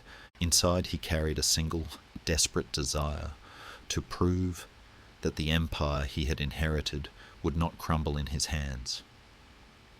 If the ballroom could be filled, if the music could play, if the right people could be seen laughing under the chandeliers, then perhaps, he told himself, the rumours would lose their teeth. Perhaps the banks would hold their nerve a little longer. Perhaps his own children would stop asking quiet, dangerous questions. Yet beneath that hope, a different feeling tugged at him in the quiet hours, a growing suspicion that the wealth he was trying so hard to protect had been built on foundations already cracked by old choices he could no longer undo. On the evening of the gala, the mansion shone like a polished coin. Lights glowed in almost every window. The driveway was a slow-moving river of black cars and gleaming metal. Inside, staff moved with the calm urgency of people who knew that tonight nothing could be allowed to go wrong. Housekeepers smoothed tablecloths one last time. Footmen polished glasses until their fingers ached. The kitchen throbbed with heat and motion, pans flashing, voices rising and falling in a practiced rhythm. Among them, some carried their own quiet wishes. A young waiter hoped for a single generous tip that might ease the month's rent. A maid, whose father worked in one of the family's troubled factories, wished that the speeches about helping communities might be more than words. Even the old butler, who had seen more parties than anyone else alive in that house, harboured a small private hope that this night would not end in the kind of argument or scandal that had marred other gatherings. At the same time, their doubts walked beside their tasks. They had heard the radio reports, seen headlines folded on the staff table, investigations into safety violations, protests at distant plants, questions about taxes and offshore accounts.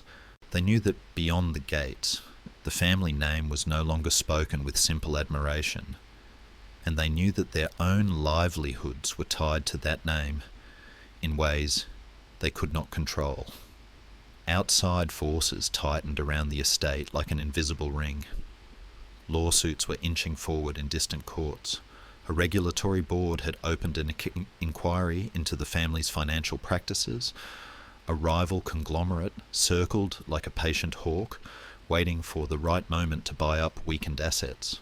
Bloggers and reporters who would never be invited into this ballroom wrote sharp, relentless pieces that travelled further online than any printed photograph of the mansion ever had. The new head of the family felt all of this pressing on his ribs, even as his tailors adjusted his cuffs. To confront it directly in front of these guests would mean admitting that the empire was vulnerable. To ignore it entirely would be a lie so loud that even the chandeliers might tremble. So he chose a middle path. The party would go on, but the program would include noble words about ethics and responsibility, a carefully crafted speech meant to shore up confidence without confessing too much. It was a choice made in a narrow space, squeezed between fear and pride. Around him, advisors, lawyers, public relations specialists, old friends who had survived crises of their own, urged him to hold his head high. People believe what they see, one told him quietly.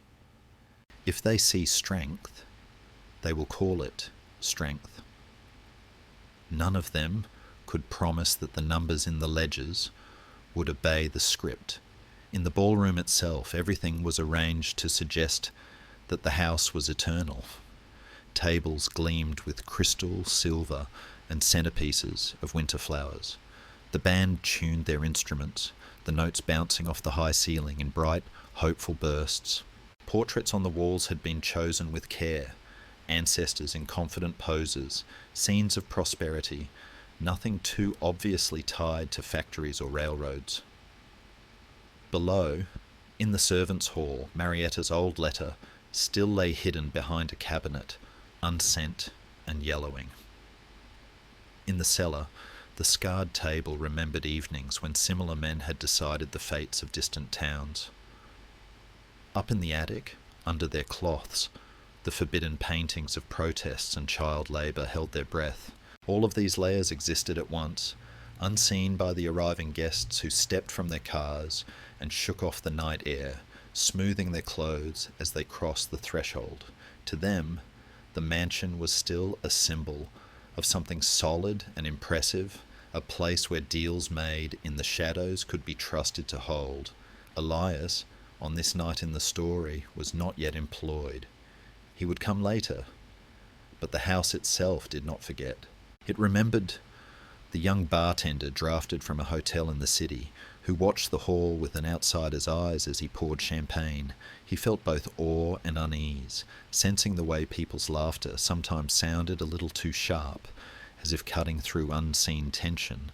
From his vantage point, he saw the new head of the family move from group to group, shaking hands, clapping shoulders, his smile fixed, his eyes sometimes drifting toward the far doors, as if expecting something, a messenger, an interruption, a verdict.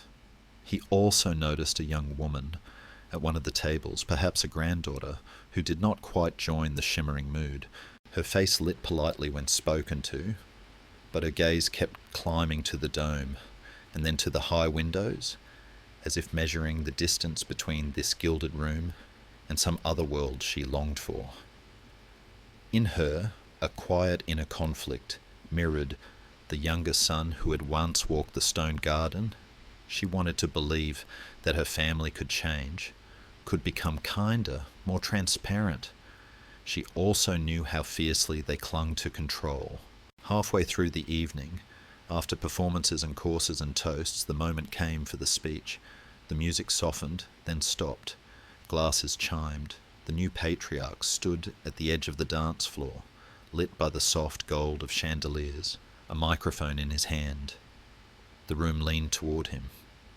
In that silence, all the forces pressing on the mansion, the lawsuits, the debts, the protests, the hidden ledgers, seemed to gather at the edges of the polished floor. He began well, his voice smooth. He spoke of the family's history, of opportunity, of the responsibility that comes with great success.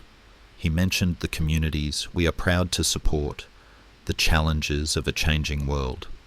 Some guests nodded, reassured by the familiar cadence. Others watched more critically, wondering what was left unsaid. Downstairs in the servants' hall, a few staff paused near the old radio, which had been turned low to catch any hint of how their future might sound in his words. Then, Just as he began to shift toward the subject everyone knew had to be addressed, the investigations, the concerns raised in recent reports, the lights flickered. It was brief at first, a quick dimming and return, drawing a murmur and a few nervous laughs. But a moment later, they flickered again, longer. And this time, the sound in the room changed. It wasn't panic.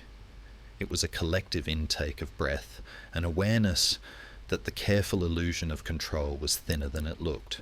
Somewhere in the hidden corridors, an overloaded circuit complained. Somewhere else, the old wiring of the mansion, patched and repatched over the years, as new rooms and wings were added, finally failed to bear the strain of so much light, sound, and machinery at once. The chandeliers went out. The band's amplifiers died mid-note.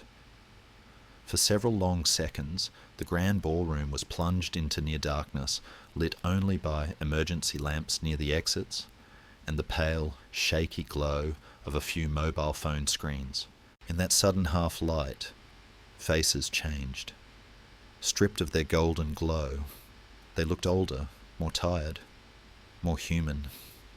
Guests glanced at one another, murmuring half-jokes to cover a deeper unease. Was this only an electrical fault, or a sign of something larger failing? The head of the family stood frozen, his speech cut off mid-sentence. For the first time that evening, he was quiet not by choice, but because he had nothing ready to say to the darkness itself. A generator rumbled somewhere, trying to catch. A staff member near the back, remembering safety drills, began to light small backup candles at the service stations, tiny flames that shook in the faint drafts.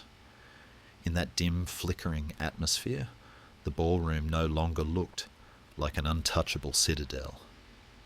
It looked like a large room full of people who, for all their titles and fortunes, were as subject to failure and uncertainty as anyone outside the gates. The lights did come back. The interruption was officially explained as a minor technical issue, something for electricians to address the next day. The band resumed. The speech was shortened and softened, the sharper points blunted. People laughed again, louder than before, as if to prove that nothing had been shaken. But in the weeks that followed, other systems began to fail, not wires, but contracts, investments, relationships. A bank withdrew a crucial line of credit. A court refused to dismiss a case. A key ally chose to distance themselves in public. Slowly, the fortress of wealth that had seemed so solid began to show its cracks.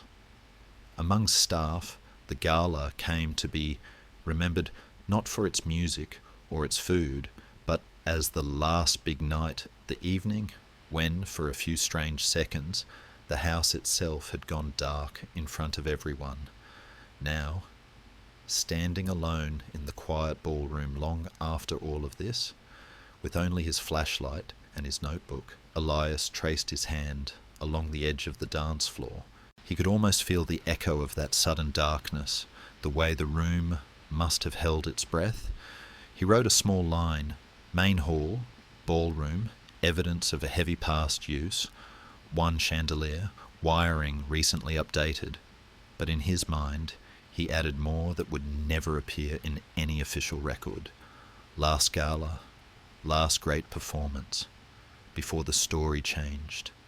When he looked up, the chandeliers were steady once more, their crystals catching only his thin beam of light. Yet in the polished wood beneath his feet, he sensed an image that stayed long after he left.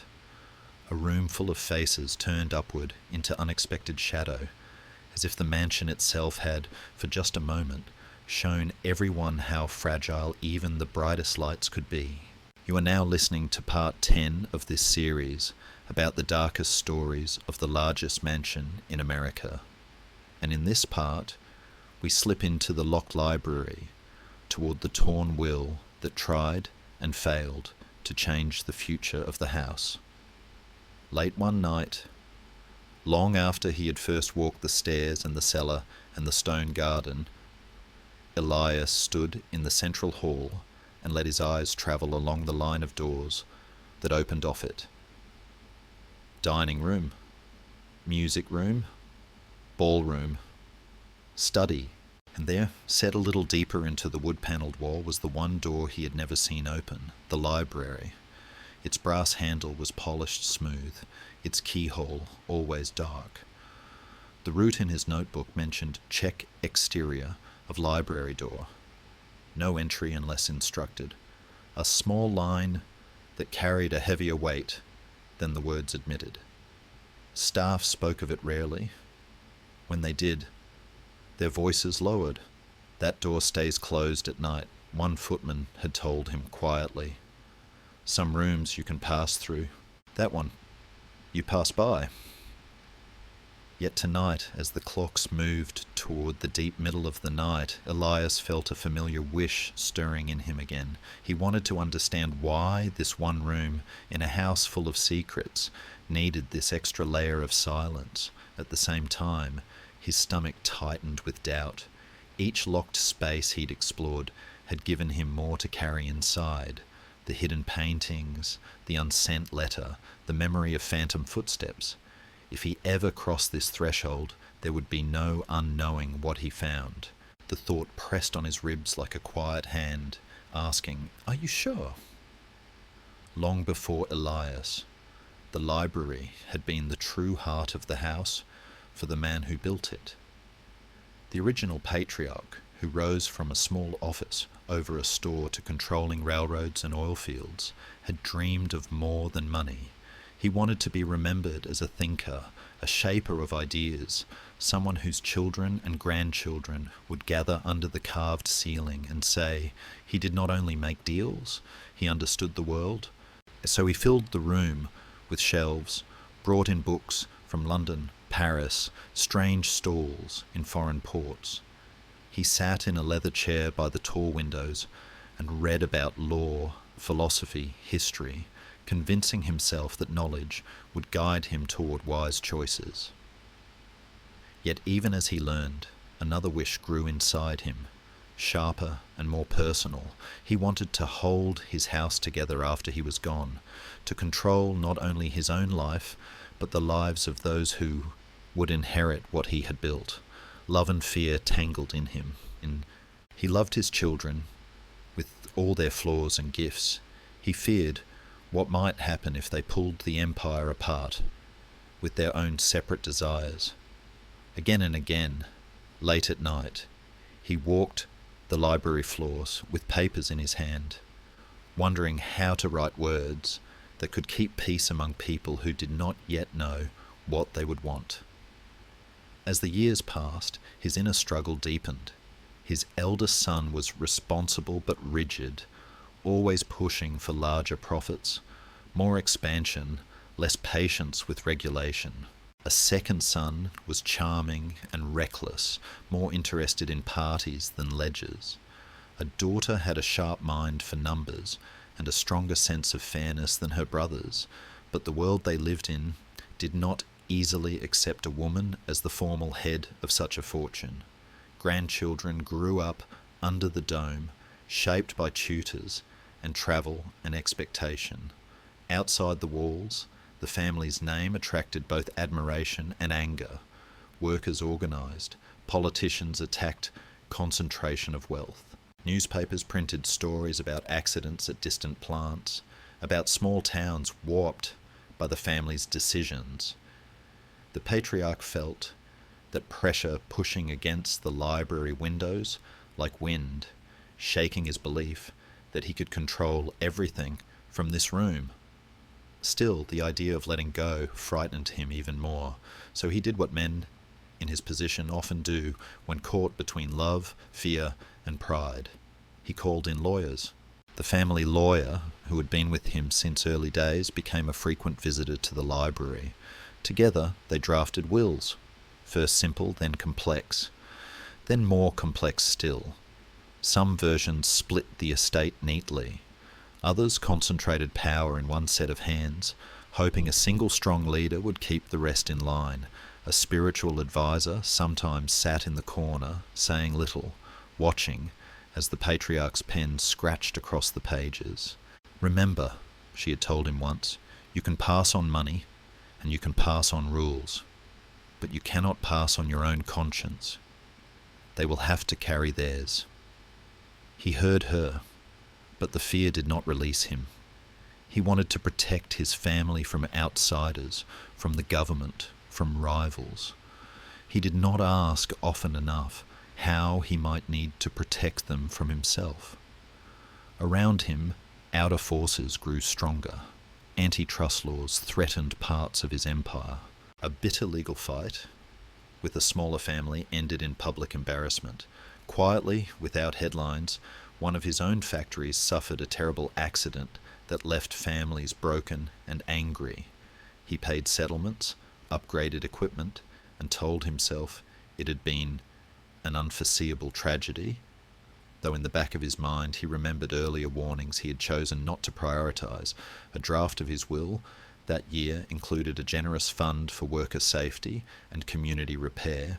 Another draft written later, after harsh meetings with financial advisors, cut that fund down to a smaller, more manageable size. The versions multiplied, each one a mirror of the mood he was in when he picked up the pen. The lawyer sighed sometimes, feeling the weight of all these possible futures stacked in his briefcase.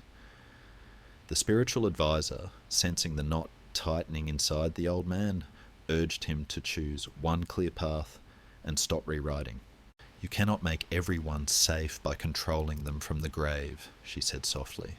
"You can only give them tools and a chance to be better than you were." On a night not long before his final illness, a new blow fell. Papers arrived in the library, spread out on the desk under the lamp, proof that one of his companies had been hiding losses for years, covering them with tricks that, if discovered, could destroy not only that branch, but the whole family's standing. The eldest son had known and kept quiet, fearing his father's anger more than he feared the slow-growing danger in the books. The patriarch felt betrayed, ashamed, and frightened. The empire he had built, layer upon layer, was not as solid as he had believed. In that shaken state, he did something unexpected. With the lawyer and the spiritual advisor as witnesses, he drafted a new will at the library desk, one that shifted power away from the eldest son and toward a more balanced structure, a trust with stricter oversight, a larger share for the daughter who cared about ethics, funds set aside that could not be touched, except to repair harm the family had caused. His hand shook as he signed it, but his voice was clearer than it had been in years. "This," he said quietly, "is my attempt to leave them a conscience, not just a kingdom." The lawyer sealed the document, promising to file it properly the next day. For the first time in a long while, the old man slept without pacing the floor. But morning did not come to him the way he expected. A stroke took him before breakfast. He never left the library again under his own power. In the hours after his death, the locked room became the center of a storm no one outside ever saw. The eldest son, learning of the new will, felt his world tilt. All his life, he had believed he was the chosen heir, prepared, shaped, expected to lead. Now, at the last moment, the paper on the desk said otherwise. Anger and fear flared inside him, fear of losing control, of watching others weaker in his eyes take the helm, fear of public doubt, of rivals pouncing. The lawyer, torn between duty to the dead man and the power of the living family, hesitated. The spiritual advisor pleaded quietly for them to honour the patriarch's final decision, but external pressures crowded the room. Banks waiting on word, partners ready to react, a press that would spin any sign of division into proof of collapse. In that cramped emotional space, with grief sitting on everyone's shoulders like a heavy coat, the eldest son made his choice. The sealed document was opened. Voices rose. There were words like unfair, not in his right mind, influenced, we will be ruined. And then, in a moment that no official history ever recorded, hands seized the paper. Lines of ink that were meant to guide a future tore with a sharp, dry sound. When it was done, the pieces lay scattered across the library floor like fallen leaves, and the only testament to the old man's final change of heart was the shocked silence of the few who had watched. A previous will, more favourable to the eldest and his plans, was produced and later presented to the world as the true one. The library door closed on the rest. Years later, this was the room Elias passed by each night, feeling the echo of that choice through the wood. On one particularly quiet shift, as he tested the handle and found it locked as always, he heard a soft sound behind him. The old butler stood there, his eyes more tired than usual. "Come," the man said quietly after a long pause that seemed to cost him something. For a moment only, a small key turned, and the door, that had always remained shut, opened just wide enough for them to slip inside. The library smelled of leather, paper, and something faintly sharper, like old smoke that had long ago faded. Tall shelves climbed the walls. A lamp on the main desk cast a soft pool of light. The butler did not let him wander. Instead, he led Elias to a low drawer built into the desk itself, one that stuck slightly as it was pulled. Inside, beneath neat folders, lay an envelope containing only small irregular scraps of heavy paper, their edges charred as if they had been half burned and then smothered out. No full sentences remained, only fragments, to be held in trust for the purpose of repairing. Share in equal measure. Beyond my life, I ask. Elias felt the hair on his arms rise. He understood, without needing the whole text, what kind of document this had been. The butler's voice, when it came, was low and rough with age. "I was here that day," he said. "I was younger, and I still believed that my duty was only to obey the living, not to protect the wishes of the dead. I was told to burn what remained. I could not quite do it. Some pieces I kept hidden there. Cowardice, perhaps, or hope that someday someone should know that another choice was once written." He let the drawer slide shut again with a soft click, the scraps returning to their shallow grave. "That," he added, glancing around the room, "is why this door stays locked. Too many paths were closed here. Too much was decided that cannot be undone." Elias listened, the weight of the story settling into him like a stone slowly lowered into water.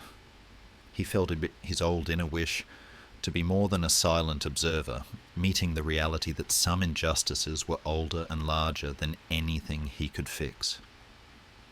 Outside, the house creaked softly as it cooled, unaware that two men were standing in the library, holding a secret between them like a fragile, flickering candle. After a few minutes, the butler guided him out and locked the door once more. In the hall, the air felt different, almost thinner, as if they had carried something invisible with them. Elias opened his notebook with careful hands. This time he did not write everything. Some truths did not belong on paper where any eye might fall on them. He wrote only, "Library door checked, room secure." But in the quiet space of his own mind, he added a line in words that glowed as clearly as ink. "This house stands partly on a will that was torn, and on a wish for repair that never reached daylight."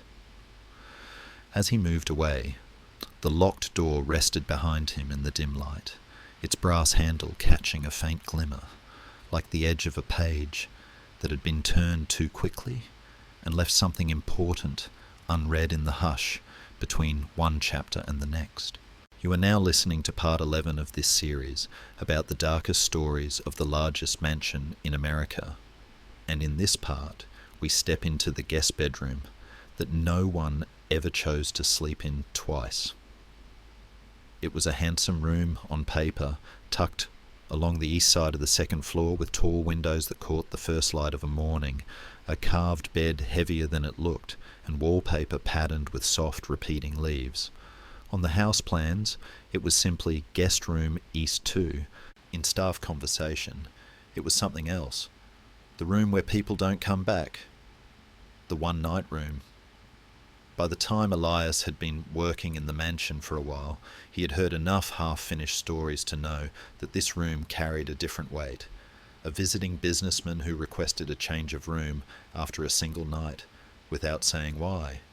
A distant relative who arrived cheerful and left pale and quiet, insisting she had just slept badly. Even a politician, used to noise and pressure, who sent word down in the morning that he would be finishing his visit in a hotel in town instead. Some nights, when Elias walked the corridor outside that door, he felt a faint coolness slip under it, like a shallow tide that never fully went out. Inside him, a wish grew to understand what lived in that room's history, what made people's hearts pull away from it after only one sleep.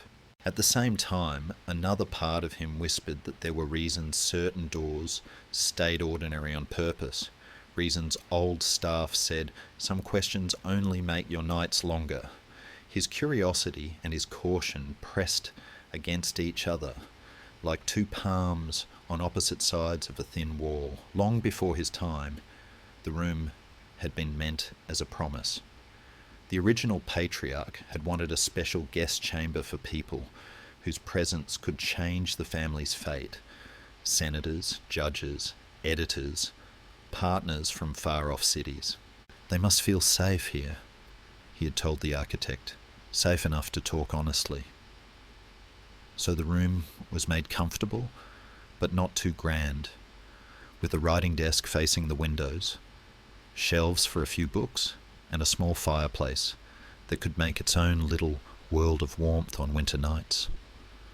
At first, the guests who stayed there had simple wishes: to rest before negotiations, to gather their thoughts before important meetings in the library or the cellar, to enjoy the rare quiet away from the city's noise.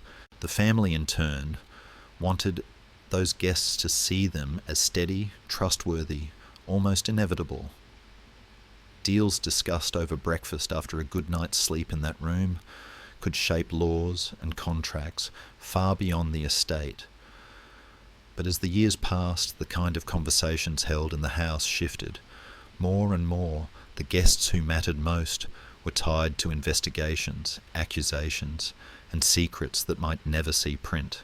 The bed in Guest Room East 2 became the place where a few people lay awake, staring at the ceiling, knowing that what they decided to say or not say in the morning might affect not only their own careers, but the lives of thousands who would never know their names. One of the earliest and darkest stories attached to that room began with a man who arrived under a quiet cloud. Officially, he was an auditor, brought in to help streamline operations in a division of the family's empire.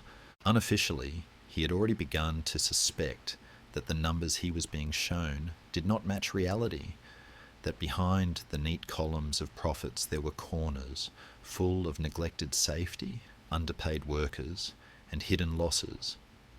He came to the mansion with a wish he hardly dared to say out loud. He wanted to do his job honestly, to tell the truth about what he found, and somehow keep his life from being crushed between those two stones.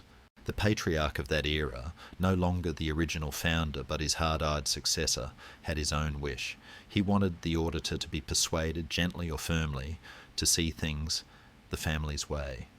If the man could be convinced that certain adjustments were reasonable, then a wider scandal might be avoided. In the library and the dining room, the patriarch was charming, rational, full of calm arguments. "We employ many," he would say. "We stabilise markets. A little flexibility in the books is not corruption, it is stewardship." On the surface, they were two professionals discussing complex matters. Underneath, one man was trying to bend another's conscience without breaking it completely. That night, the auditor lay in the guest bed listening to the soft breath of the house. The curtains shifted with a breeze he could not quite feel, making shadows ripple along the walls. Inside him, a storm moved. He thought of the workers he had met, of the families saving pay stubs in kitchen drawers, believing the company's promises about safety and stability. He thought of his own family, his spouse and child in a small house far away, counting on this job to keep them secure. If he wrote the report the patriarch seemed to expect, he would protect his career and avoid making a powerful enemy. If he wrote the report his mind and heart told him was true, he might lose everything, and the company might suffer blows that would fall hardest on the most vulnerable. His struggle was not loud. It was a slow grinding inside, as real and heavy as the turning of distant gears. He got up more than once, walking barefoot across the carpet to the desk, starting to write, then tearing the page, dropping it into the small wastebasket near the chair. The clock on the mantel ticked through the deep hours, each second a whispered question. Who are you going to be? Outside that room, forces he could not see were already shaping the narrowness of his choices.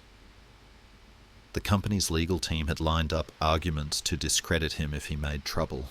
Financial news was restless and hungry for scandal, but also quick to move on, using individual names like sparks on wet wood.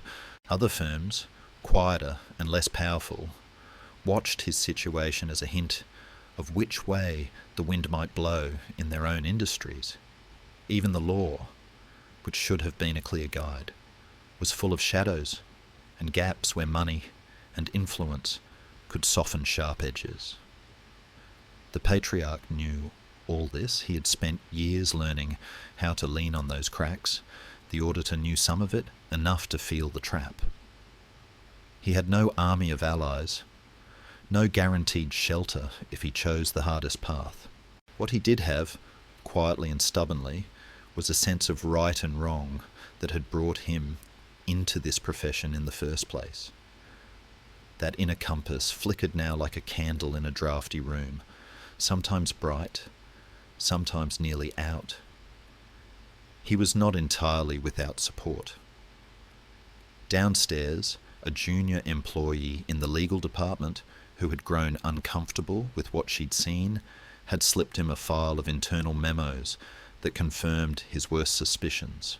In town, an old friend who had become a small-town lawyer had sent a cautious letter saying, "If you ever need to talk off the record, I will listen." Somewhere in the city, a journalist with a quiet reputation for integrity had noted his name in a notebook, sensing a story not yet ready to surface. These were thin threads, not solid ropes, but they existed. In the house itself, the spiritual advisor who still visited sometimes had watched him across the dinner table and seen the tension in his jaw, the way his hand tightened around his glass when the patriarch spoke about necessary compromises. Later, in a hallway where no one else could hear, she had told him in a low voice, "Whatever you decide, decide in a way that lets you sleep in your own skin. Once you give that away, no money buys it back." Her words followed him back to guest room East 2 like a soft, persistent echo. Near dawn, he finally made his choice. Sitting at the desk in the dim, grey light, he wrote a report that did not fully damn the company, but did not excuse it either. He documented the dangerous practices, the hidden losses, the pressure on local managers to cut corners. He also noted the ways the company could repair the damage, changing procedures, compensating harmed communities, accepting short-term pain for long-term stability. It was an honest document, and it was, in its own quiet way, an indictment. When he sealed it, his hand shook slightly. He knew that once it left his control, he could not predict how it would be twisted, attacked, or buried. But he also knew that if he softened it into something harmless, He would be joining the hidden harm instead of standing near the line between harm and repair. A strange calm settled over him as he placed the envelope in his briefcase. For the first time in many nights, he lay down on the guest bed and fell into a deep, heavy sleep, his body finally shut down by exhaustion. What happened after is one of those stories the house holds without giving up all its details. The report caused trouble. Some reforms were made, some were delayed into uselessness. The auditor's career bent under strain. He left the company sooner than he might have planned, but not ruined. The family's empire took a small blow. Not the fatal one it feared, but enough to leave a permanent bruise. Yet the room where that battle was fought in silence between his ribs did not forget. Later, guests, unaware of his name, would lie in the same bed and feel, for reasons they could not name, an unease settle on them as the night thickened. They would stare at the ceiling and sense the weight of decisions made in whispers, the echo of that question, who are you going to be? Those with restless consciences of their own found the room almost unbearable. They would wake with hearts pounding, certain they had heard a chair move, or a pen scratching when no one was there. In the morning they would ask to move, blaming the mattress or the draught, never quite admitting that something inside them had been held up to a mirror in the dark. When Elias finally stepped inside guest room East 2 on an ordinary inspection night, the house did not flash its history at him in bright images. It only wrapped him in a particular stillness, different from other rooms.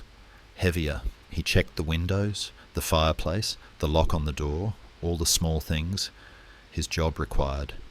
Then, almost against his own plans, he sat for a moment on the edge of the bed.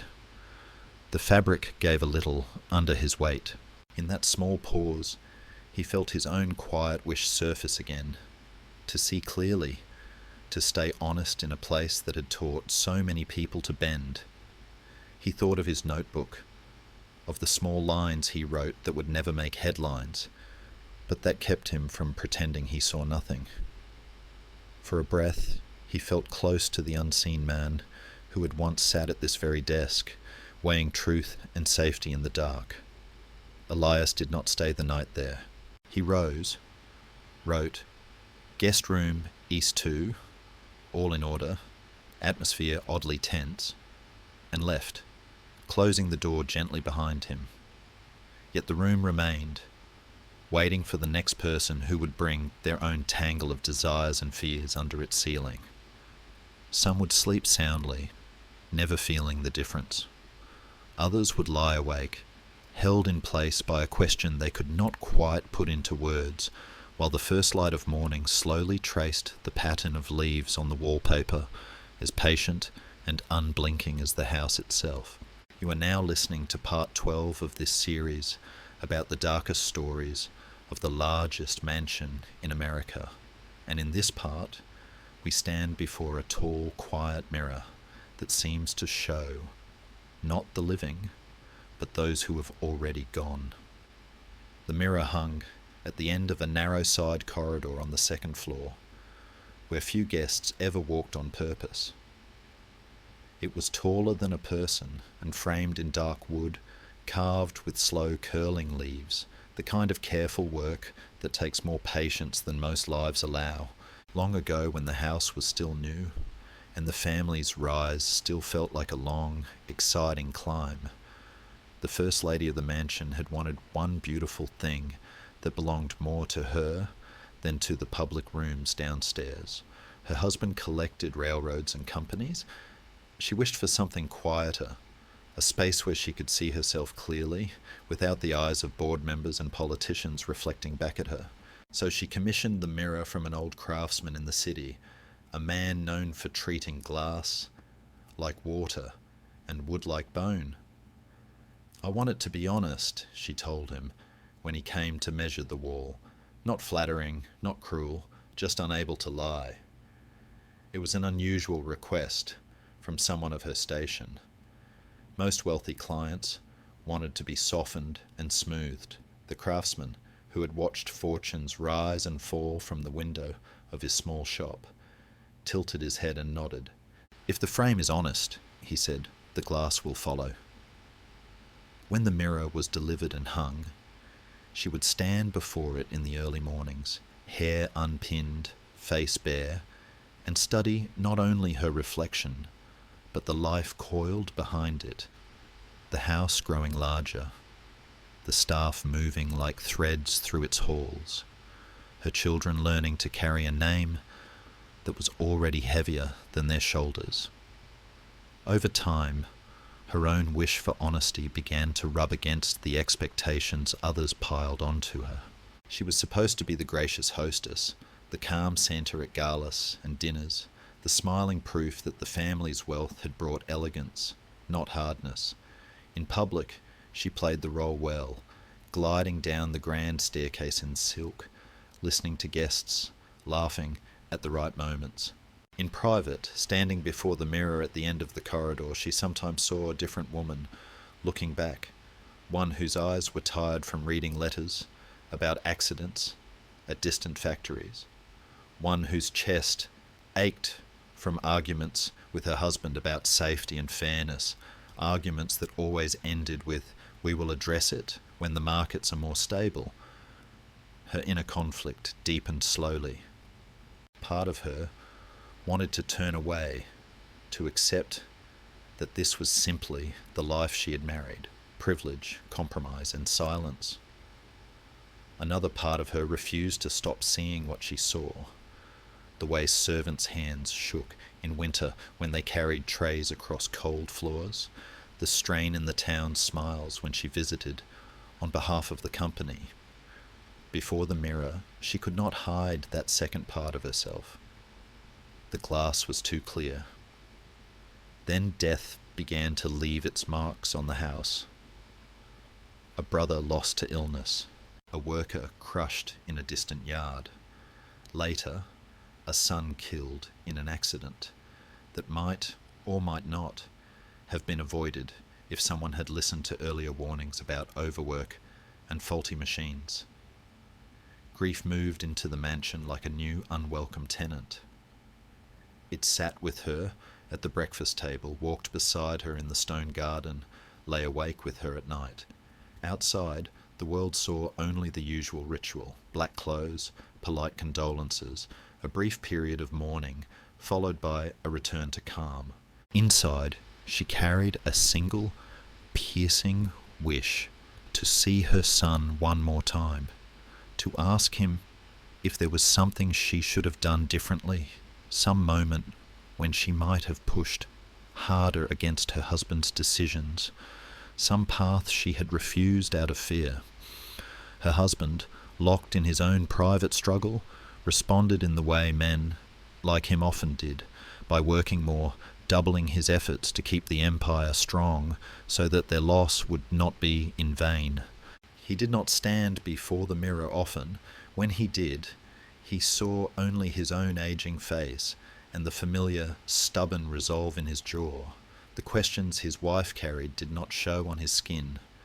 The weight pressing on her was not only personal. Beyond the gates, movements were rising, asking why a few families could live in such vast houses while many struggled to pay for coal and bread. Newspapers printed stories that linked her family's name to tragedies in the distant towns. Politicians used the mansion as a symbol in their speeches. Invitations to certain events became less frequent. At others, she heard a new edge in people's compliments, as if praise had been mixed with quiet accusation. Even friends, older families with estates of their own, began to hedge their alliances, meeting in smaller, more private settings. Every time another article appeared, another protest flared, she felt the house tighten around her, as if its stone walls were bracing themselves against an invisible wind. At the same time, she noticed that the mirror at the end of the corridor had begun, in certain lights, to feel different. In the late hours, when the lamps were low and the house hushed, the glass seemed not only to reflect whoever stood before it, but also to hold faint traces of those who no longer walked its halls. The first time she saw it, she was not sure if it was real. She had woken in the middle of the night, ahead of tears, the way grief sometimes wakes the body before the mind remembers why. Drawn by habit, she left her room and walked the short distance down the corridor, bare feet whispering against the rug. The mirror loomed at the end, like a tall, patient doorway. She stopped in front of it, expecting to see only her own pale face. Instead, in the softer darkness of the glass, she thought she glimpsed another figure.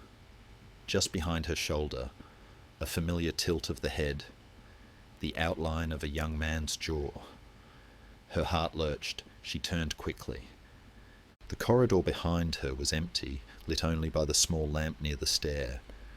When she looked back at the mirror, the figure was gone. Her rational mind offered explanations. A trick of the low light, the echo of her own features, the mind's habit of finding patterns where none exist, especially when soaked in loss. But something in her chest recognized the shape she had seen, the small way his hair fell, the slight angle of his posture that no artist had ever quite captured in the portraits. The recognition was so strong it felt like a touch. In the days that followed, she did not speak of it. Her husband would have called it foolishness, a sign that she needed rest. The spiritual advisor might have called it a symbol, gently steering her back toward inner healing, so she carried the experience alone. Each time grief pressed too hard, she went back to the mirror. Sometimes she saw nothing unusual, just her own lined face, the familiar corridor, the distant window. Sometimes, in the edge of the glass, she sensed the faintest presence, a shadow that seemed to sit where he used to sit in the music room, a blurred outline leaning against the wall where a long-serving maid had once stood, hands folded, listening to distant music on her breaks. It was not like the staircase, where steps echoed with a sharp, unsettling clarity. Here, the dead did not walk.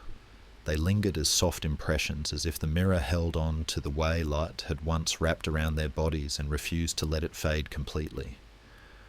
To her, it became both comfort and wound. Comfort, because she felt less alone. Wound, because every glimpse reminded her of questions that could never be answered. The house staff, sensitive to currents the family often missed, began to feel something too. A maid, dusting the frame, would sometimes pause, feeling watched in a way that did not frighten her exactly, but made her dust more gently. A footman passing at night with a tray would avoid looking directly into the glass, not wanting to risk seeing a face he recognized from an old funeral. For them, the mirror became a quiet place of memory. They too had lost people, a cook's son to illness, a gardener in an accident, a fellow maid who had left suddenly and never written. In a world where their own grief seldom made it into newspapers, the idea that something in this grand house remembered their dead as well was both strange and oddly fair, yet they kept their feelings to themselves. The mansion belonged to the living family. The stories it chose to tell about itself were curated elsewhere. Years later, when the empire had shrunk and grown and fractured, through different hands, and when the torn will in the library had left its hidden scar on the house's future, the mirror remained where it had always been. The First Lady was gone. Her husband too. New generations passed by it on their way to meetings and rooms, seeing only a piece of old furniture that might one day be moved to a museum or sold in a quiet auction. By the time Elias took the job of night caretaker, the corridor was seldom used, except by staff.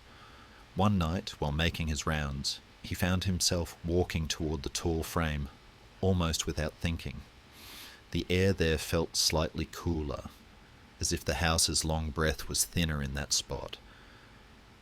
He stopped in front of the glass, expecting only his reflection, a man in a plain uniform, notebook at his side, eyes still trying to learn all the corners of this place. That is what he saw at first.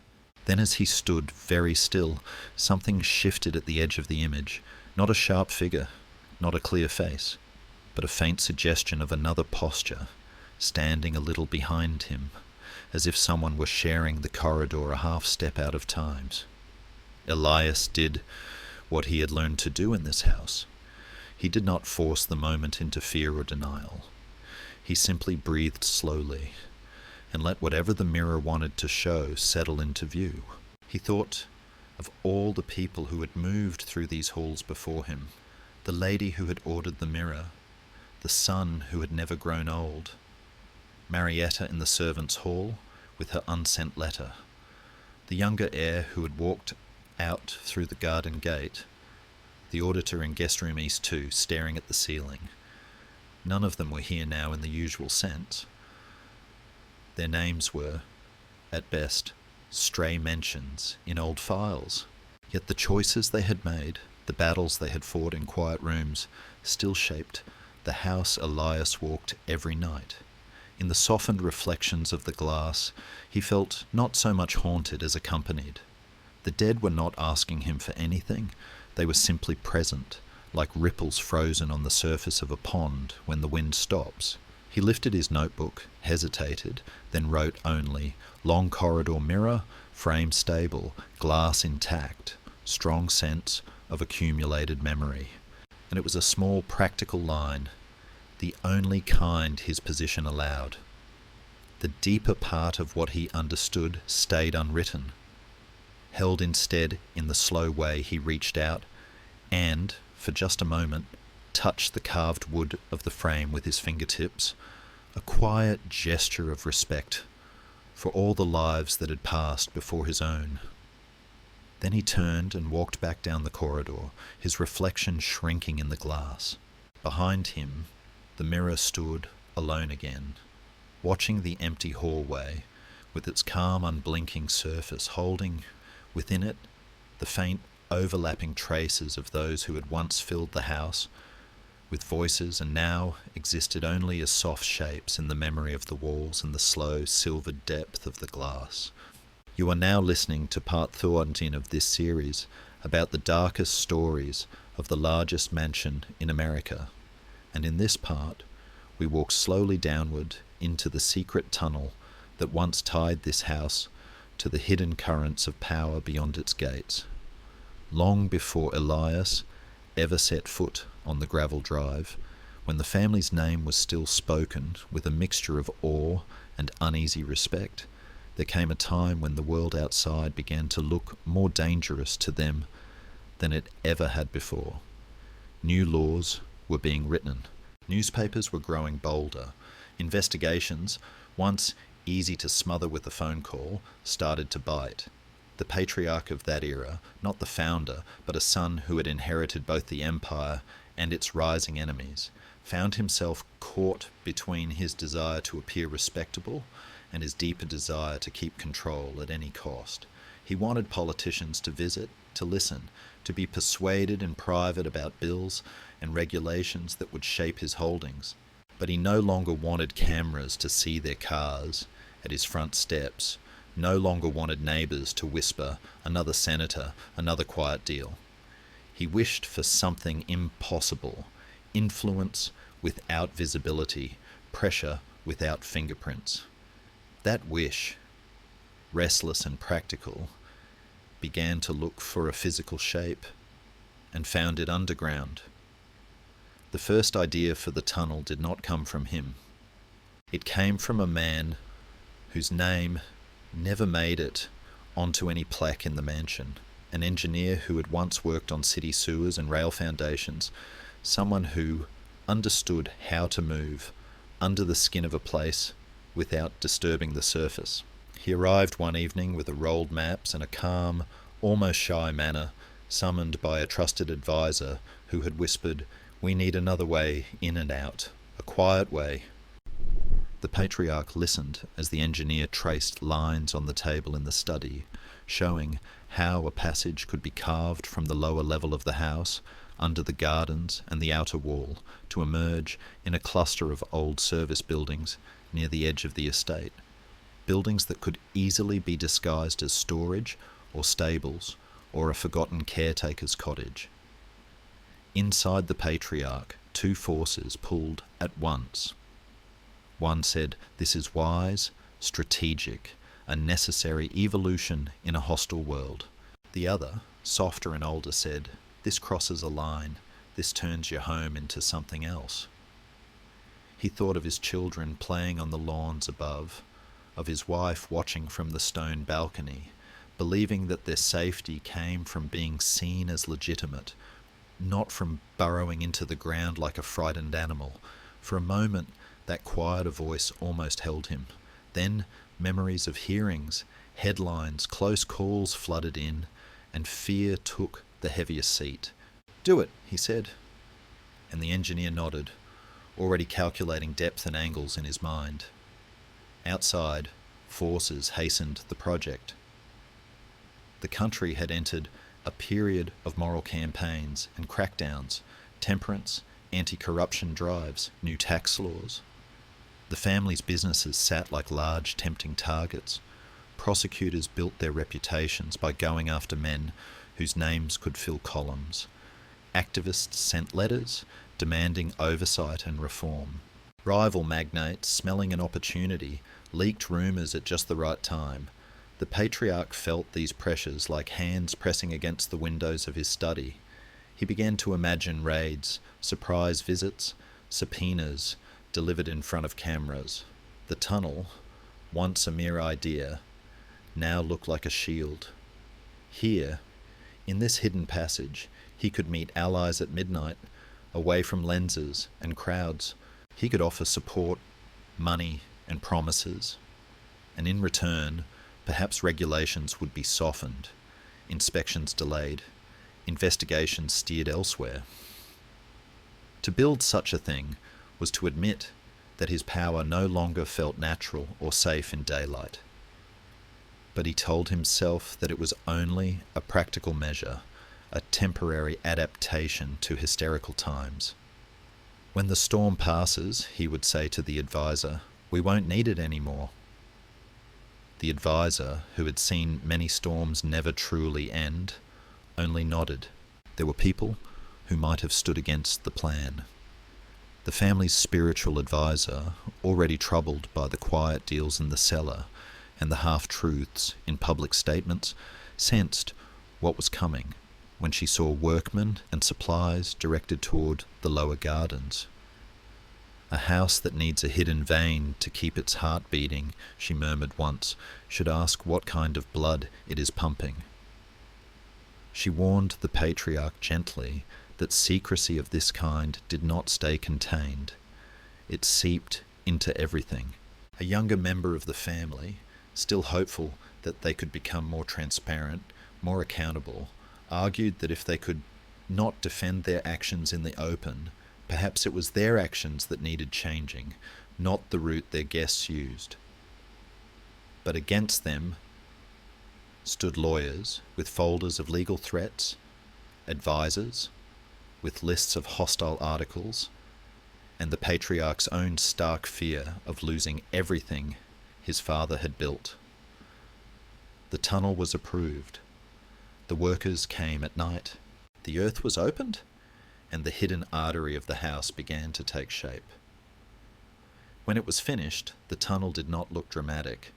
Its entrance was a reinforced door in a stone-walled room beneath the cellar, disguised behind shelves of old crates.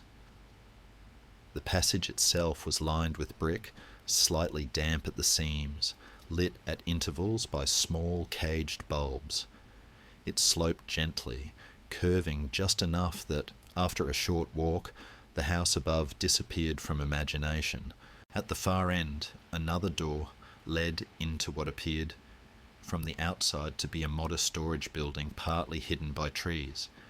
In those first months, only a handful of people, knew the tunnel existed. The patriarch, the advisor, the engineer, a driver sworn to secrecy, and one or two trusted staff who managed the comings and goings. For them, this hidden corridor became a strange in-between world. Here they saw powerful men and women stripped of their public armour for a few minutes, walking in silence with coat collars turned up, shoes clicking on brick, faces lined by a light too harsh to flatter. The tunnel held their unguarded expressions, their muttered complaints about voters and regulators, their quiet bargains. It became, in a way, the purest place of power on the estate. No chandeliers, no portraits, just words wrapped in darkness. Not every figure who moved through it came with malicious intent. A few came genuinely torn. There was a reform-minded senator who believed that working with the family could secure better conditions for workers than any loud public confrontation. As he walked the tunnel for the first time, his thoughts wrestled with each other. One side told him he was compromising, sinking into the very shadows he had once criticised. The other side whispered that politics was never clean, that if he refused this meeting, someone less scrupulous would take his place and broker a worse deal. The house offered him no answer. The bricks simply reflected his footsteps back to him in a hollow rhythm. At the far end, the patriarch waited with files, offering support for certain amendments, asking for consideration on others. The meeting was not a cartoonish conspiracy. It was quieter, more tired, full of phrases like pragmatic and manageable. By the time the senator walked back through the tunnel, he had agreed to a path that would help some and hurt others, and he carried the knowledge of that balance like a stone in his jacket pocket. Years later, storms the tunnel had been meant to avoid finally broke anyway. Investigations uncovered parts of the family's dealings. Some quiet allies fell from office in their own scandals. The engineer who had built the passage died in an ordinary hospital bed, sharing nothing. The patriarch grew older, his belief in his own necessity worn thin by sleepless nights. The tunnel's use slowed, then almost stopped. New generations, raised in a world of cameras everywhere and leaks at every level, were more cautious about such obvious physical secrets. One of them argued fiercely that the passage should be sealed, that leaving it open was like leaving a confession buried but not burned. Another, more cynical, said, "What's done is done. Bricking it up won't erase anything." In the end, the official decision was to decommission it, to lock the inner door, reduce the lights, and pretend it had never been more than a rarely used service corridor. The outer building near the trees was left to sag a little, its roof mossing over, its windows dusty. The vein under the house went quiet, but it did not vanish. By the time Elias arrived, the tunnel had become one more rumour woven into the staff's whispered map of the estate. Some said it was blocked halfway. Others claimed officials had once walked through it during a secret inspection. On a particularly still night, when the wind lay down and the boilers hummed softly to themselves, Elias found his steps bringing him, almost by accident, to the small storage room behind the cellar shelves. He noticed that one section of crates seemed oddly undisturbed, dust thicker there than on others, as if older hands had arranged them in a precise barrier and then stepped away. His wish to see the house fully, to understand all the paths it had carved for itself, rose again. His doubt did too.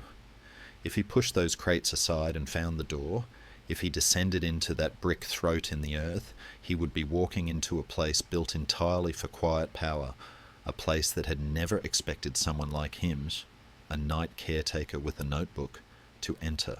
Did he want that weight? Could he do anything with what he might feel there, beyond carrying it alone? The questions hovered, calm and heavy. In the end, he did not open the way that night.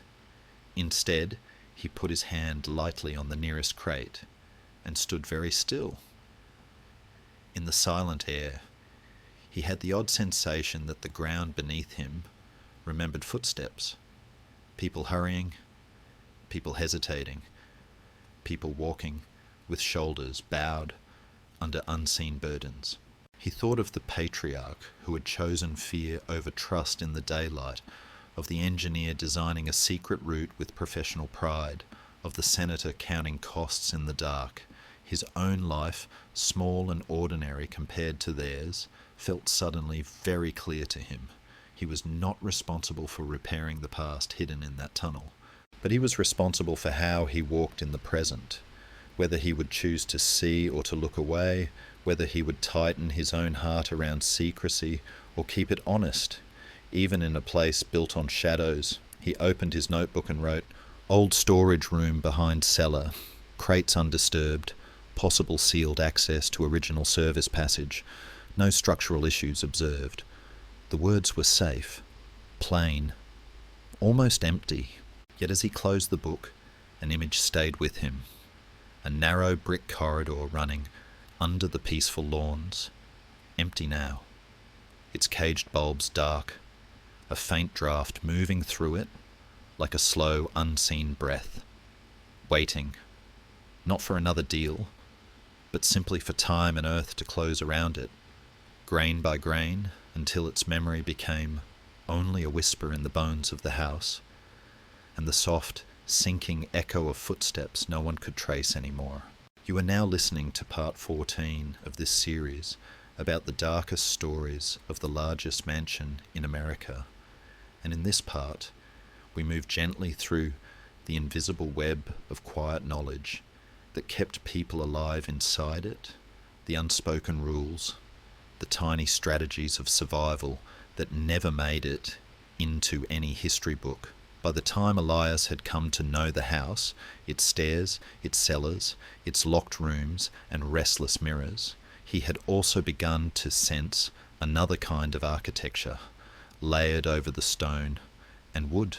It was made not of walls, but of habits, where people stood, what they pretended not to see, the way a sentence would stop just before a name. Down in the servants' hall, in the laundry rooms, behind the kitchen, there existed a map no architect had ever drawn, a map of safe topics, dangerous topics, things everyone knows and no one says, and things it is better not to know at all. New staff did not receive this map on paper. They received it in looks, in pauses, in the way older workers answered some questions quickly and others not at all. From his first weeks, Elias noticed how a joke would die suddenly when a certain family member's name came up, or how the room went very still whenever someone mentioned inspections or reporters. Behind those silences lay a simple, shared wish to keep their jobs, to protect their families, and if possible, to keep their own hearts from turning hard in the process. Yet inside each of them, that wish battled quieter fears, not just fear of being fired, but of becoming numb. A maid who had spent 20 years folding table linens worried that one day she would stop feeling anger whenever she heard about an accident in a distant plant. A cook feared that if she stayed long enough, she would start to believe that some people simply mattered less because that was how the house behaved. Even Elias, who had arrived later and walked mostly at night, felt the pull of a dangerous comfort. If he let the house's grandeur and routines wrap tightly enough around his days, he might learn to step over its buried stories, as if they were no more than uneven floorboards. The hardest struggle was always the same: how to stay small and safe in a world built by larger forces, without shrinking so much inside that you vanished from yourself. Outside pressures kept pushing in, shaping their choices even if they never read a single newspaper. When rumours spread of layoffs at one of the family's factories, the kitchen grew quieter. Several staff had cousins there. When an investigation made the news, reporting on safety violations and hidden accounts, The head housekeeper noticed that envelopes from home arrived more nervously torn open, as if the letters might contain both requests for help and warnings that help would soon be needed. Changes in leadership upstairs rippled down as well. A new heir who wanted to cut costs meant fewer staff, longer shifts. A distant cousin with an interest in modern management meant stricter rules about talking, about phones, about where you could stand when no one needed you. None of the workers in the mansion wrote those policies. They simply had to survive under them. Still, they were not without resources. Over the years, small, stubborn centres of kindness had formed, like warm stones in a cold river. Klein, the head housekeeper, carried a mental ledger of who had a sick parent, who was sending money to a sister, who was quietly teaching themselves to read better by tracing words on discarded newspapers. She could not change wages, but she could adjust schedules, make sure someone with a long walk home was not always the last to leave at night, slip leftover bread into a bundle that just happened to be wrapped a little heavier. The old butler, for all his rigid posture, quietly recorded staff years of service and argued in front of the family when he could for fair pensions when someone grew too old to climb the stairs.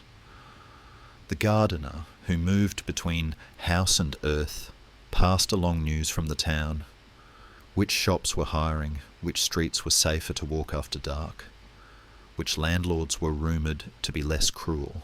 Together, they formed a loose, fragile network of support, built entirely from the decision to care about people, the system treated as replaceable. One winter, a storm came that tested this invisible architecture more than any inspection ever had. Snow had been falling for days, heavy and wet, piling on the stone balconies and thickening on the roofs. The mansion, designed to dominate any landscape, now hunched under a white weight that blurred its hard lines. Outside, roads closed, wires sagged, and the town below lost power, street by street. The family, some of them, had left earlier that week for warmer places. Others remained, insisting the house was prepared for anything. Generators hummed in the lower levels. Wood was stacked by the fireplaces. Yet systems designed on paper do not always meet reality cleanly. Late one night, with the wind pressing against the windows like a hand, something in the old wiring near the servants' wing crackled and failed. Lights went out in a sudden thick darkness. For a few moments the only sounds were the storm and the puzzled calls of staff feeling for walls. In that darkness, all the slow, careful training of the house, stay in your place, wait for orders, wobbled. There was no one to give instructions quickly enough. Mrs. Klein's voice cut through instead, steady and clear. Candles here, blankets there. Count the people on your floor. Check on the oldest. The cook, moving by memory through her kitchen, found lanterns and without waiting for permission started boiling water so there would be warmth to drink if the heating failed. The gardener, who knew the outer lines of the property better than anyone, helped a maintenance worker reach the generator house without losing his way in the spinning snow. The old butler, his usual formality stripped by urgency, opened a sideboard in a rarely used parlour and brought out wool shawls once reserved for guests, wrapping them around shivering shoulders without caring whose they had originally been. One floor above, Elias felt the house change. The quiet he was used to at night had a new edge, not just empty but expectant. His flashlight sliced through the darkness as he moved faster than usual, checking for any sign of fire, any cracked window, any room where someone might be stuck alone. In the corridor near the infamous guest room East 2, he found a young maid sitting on the floor, hands over her ears, breathing too quickly. The sudden dark had woken memories of another winter in a smaller house, a candle knocked over, a fire that took more than it left. For a moment, Elias stood between his written duties, and the reality in front of him. His checklist said, continue route. His humanity said, stop. He sat down beside her, letting his shoulder touch hers lightly, grounding her in the solid feel of another person. The walls here are stone, he said softly. The kitchen has water ready. We're all awake. Breathe slow. They sat like that for a few minutes, their backs against the same wall, until her breaths lost their jagged edge. Then they both rose and walked together to the stairwell, where the faint glow of lanterns below promised warmth. Outside, the storm kept pressing. The generator strained under the combined draw of too many heaters, and lights being switched back on at once. Someone, thinking only of comfort, tried to restore everything quickly. Mrs. Klein, hearing the pitch of the machine deepen in a worrying way, ordered half the non-essential lines cut. It was a choice that meant some rooms stayed cold and dark, but it kept the core of the house alive. Later, no one in the family would know that those decisions had been made.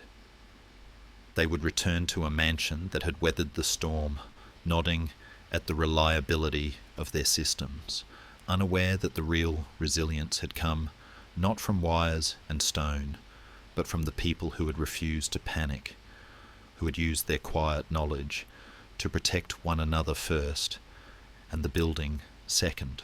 When the snow finally eased and power came back from the outside grid, life slid toward its old patterns. Lights burned steadily again. Fires settled to decorative flickers.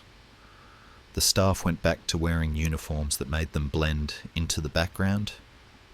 But something small had shifted, at least for Elias. In the storm, he had seen how the house's unofficial wisdom, who to check on first, which doors to leave open, when to break a minor rule to keep a person safe, could mean more than any policy written upstairs. The survival strategies of the invisible world below had not only kept individuals from harm, they had kept the mansion itself from becoming a silent shell. He noted the bare facts in his book: severe winter storm, temporary power loss, staff response effective, no major damage. Yet what stayed with him was not a line of ink. It was a picture. The servants' hall, lit by a circle of candles, faces warm and tired, hands passing cups of hot water, the old butler's shoulders relaxed for once. Mrs. Klein sitting down at the same table as the youngest maid. Outside, snow still clung to the stone lions at the gate. Inside, for a brief time, the most powerful thing in the largest mansion in America was not money, nor law, nor the ghosts of old decisions, but a fragile, stubborn network of people who, despite everything, continued to choose each other in the dark. You are now listening to part 15 of this series about the darkest stories of the largest mansion in America. And in this part, we step quietly into a panelled room where political letters were hidden behind a wooden wall, like a second secret nervous system for the whole country. The room itself did not look important at first glance. It was a study off the main corridor on the first floor, smaller than the grand library, with lower shelves and a window that looked out over the side lawn. On the plans, it was once called the morning room, meant for light reading and small meetings, a comfortable place where the family could drink coffee and glance at the day's headlines. But as the family's influence grew, and headlines began to include their own name more often, the purpose of the room shifted. A later patriarch, not the founder, not the son who built the tunnel, but another in the line, developed a deep private wish. He wanted to feel the pulse of the nation without being exposed to its storms. He wanted to know what senators truly thought when they were not giving speeches, what judges feared, what newspaper editors wrote in letters they would never print. Above all, he wanted to shape that pulse, gently turning it where he needed it to go, while appearing in public to be simply another concerned citizen. That wish, soft but hungry, turned the small study into something else. A belly for a hidden archive. He did not build it alone. A discreet lawyer, experienced in the art of keeping important things off official records, suggested the design. A false wall of shelves that could swing inward if you knew which panel to press. Behind it, a narrow space just wide enough for a man to stand, with pigeonholes and drawers built into the inner timber, dry and close, and perfectly suited for stacks of paper. A carpenter from town, paid very well and asked very few questions, came in after hours and remade the wall so that one section, when pressed in the right pattern, would open with a soft sigh. The patriarch watched the work with a mixture of excitement and unease. Part of him knew that if you needed to hide your conversations with those in power, something in your life had already bent in a troubling direction. Another part told him that this was only prudence, that powerful families in dangerous times needed protected channels to speak honestly to those who governed. The stronger voice, as it often did in this house, was the one afraid of losing control. Outside, the nation was changing. New movements spoke loudly against concentrated wealth. Laws about campaign money and influence were debated in long, tiring sessions. A new kind of journalist began to appear, not just repeating official statements, but analysing them, comparing them to older promises, asking what had been done quietly in the gaps. The family's businesses, once seen as engines of progress, were now also described as machines of exploitation. For politicians, the mansion's name became both a resource and a risk. To be seen too close to it could damage their reputation. To be cut off from its money and information could weaken their campaigns. They lived in their own tension.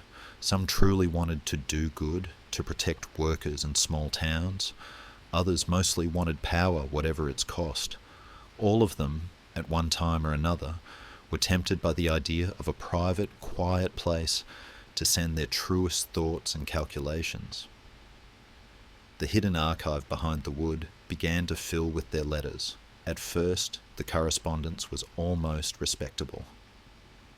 Senators wrote about bills in plain language, asking how new safety rules might affect factories and rail lines.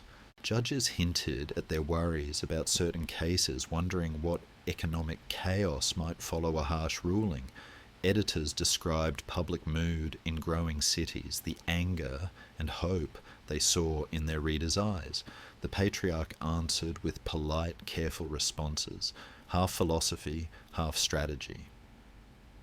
He framed his wishes as concerns for stability, prosperity, national strength. On the surface, these phrases sounded noble. Underneath, they often meant, do not cut too deeply into our profits, give us more time to adjust, remember who supports your campaigns. His inner conflict between wanting to see himself as a good citizen and acting as a defender of his own wealth grew in the shadows of that archive. Each time he slid a letter into a pigeonhole, some small part of him wondered whether he was serving the country or only his house. Over time, the tone of the letters darkened. A congressman wrote, in a private hand, very different from his public speeches, that if the family would help him discredit an opponent, he could ensure that a particular investigation never reached the mansion's accounts. A governor hinted that he might delay action on a worker safety law if the family quietly backed a rail project he favoured. Some letters came from the other side as well, activists sending secret appeals, hoping that the great house might just once use its influence to support a reform instead of block it. A young lawyer, clearly nervous even on the page, wrote that if the family would stop funding a certain harsh lobbying campaign, she might persuade her colleagues to treat them more kindly in court. The archive became a strange mirror of the country itself. Noble hopes, selfish bargains, fear, courage, and exhaustion folded together in paper and ink. There were those who tried to push back from within this circle. The family's ethical advisor, a different voice from the earlier generations but carrying the same thread of conscience, argued against keeping such a secret store. "If these letters ever come to light," she said in the library one evening, "they will not show your best self. They will show every moment you chose pressure over honesty." One of the younger family members, who had grown up reading about transparency and reform, urged that the room be opened to independent historians after a time, that the letters be used to teach, to confess, to change. "We say we love this country," she told her uncle, "but we're hoarding its private conversations in a dark box." Yet against them were fear, habit, and a legal team that warned of catastrophic liability if such documents were ever exposed. Rather than face that risk or destroy the archive entirely, the patriarch chose a half measure. The door would stay, the letters would remain. They would simply never be spoken of. Many years later, when the empire had shrunk and grown in different ways, and when some of those politicians were long dead, the archive still rested behind the wooden wall, forgotten by most of the living. By the time Elias began his night rounds, the morning room was mostly a quiet space where no one spent much time. Old magazines lay on the table. A lamp gathered dust. The wall of shelves with their neat rows of older books looked solid and unremarkable. One night, during a period of repairs, when parts of the house shifted and creaked more than usual, he heard a small, unexpected sound there, a muffled thump, as if a book had slipped behind the rows. He set his flashlight down and ran his fingers along the wood. In one section, near the corner, the grain felt slightly different under his touch, smoother where many fingers had pressed over the years. Inside, his usual tension returned. Part of him wanted to call maintenance in the morning, report loose panel, and walk away. That would keep his job simple and his sleep less troubled. Another part, deep and stubborn, wanted to know what the house had hidden from even its own later owners. His fear and his curiosity stood shoulder to shoulder as he pressed gently in a pattern his fingertips seemed to find on their own, a little to the left, then up, then in. The panel gave with a soft click.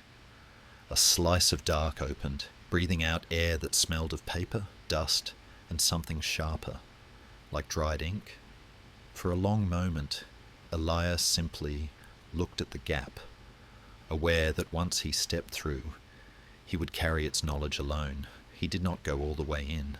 Instead, he leaned, letting his light wash over the inner wall. Row upon row of pigeonholes stared back, each filled with envelopes and folders, some yellowed, some more recent. Names glimmered in the beam, titles, offices, dates from decades of national arguments. The weight of what those papers contained, promises, threats, pleas, settled on him like a heavy coat. He understood, without reading a single full letter, that this small secret space had once been as powerful as any committee room in the capital. The Tower M here, in this hidden slot between wood and plaster, the largest mansion in America, had reached into the veins of the country and pressed its thumb. Elias could have taken one letter, opened it, learned every detail of at least one old bargain. He did not. Some lines, he sensed, were not his to cross, not because the powerful deserved protection, but because he did not want to become just another person feeding on secrets he could not use to heal anything. Instead, he did what he had learned to do best. He witnessed. He let his light rest there for a few breaths, honouring the truth that this house had not merely reflected power, but had tried to steer it quietly from a dark, narrow room. Then he eased the panel back into place until it clicked, sealing the archive again in its wooden shell. In his notebook, he wrote only, "Small study, shelving secure, no immediate issues."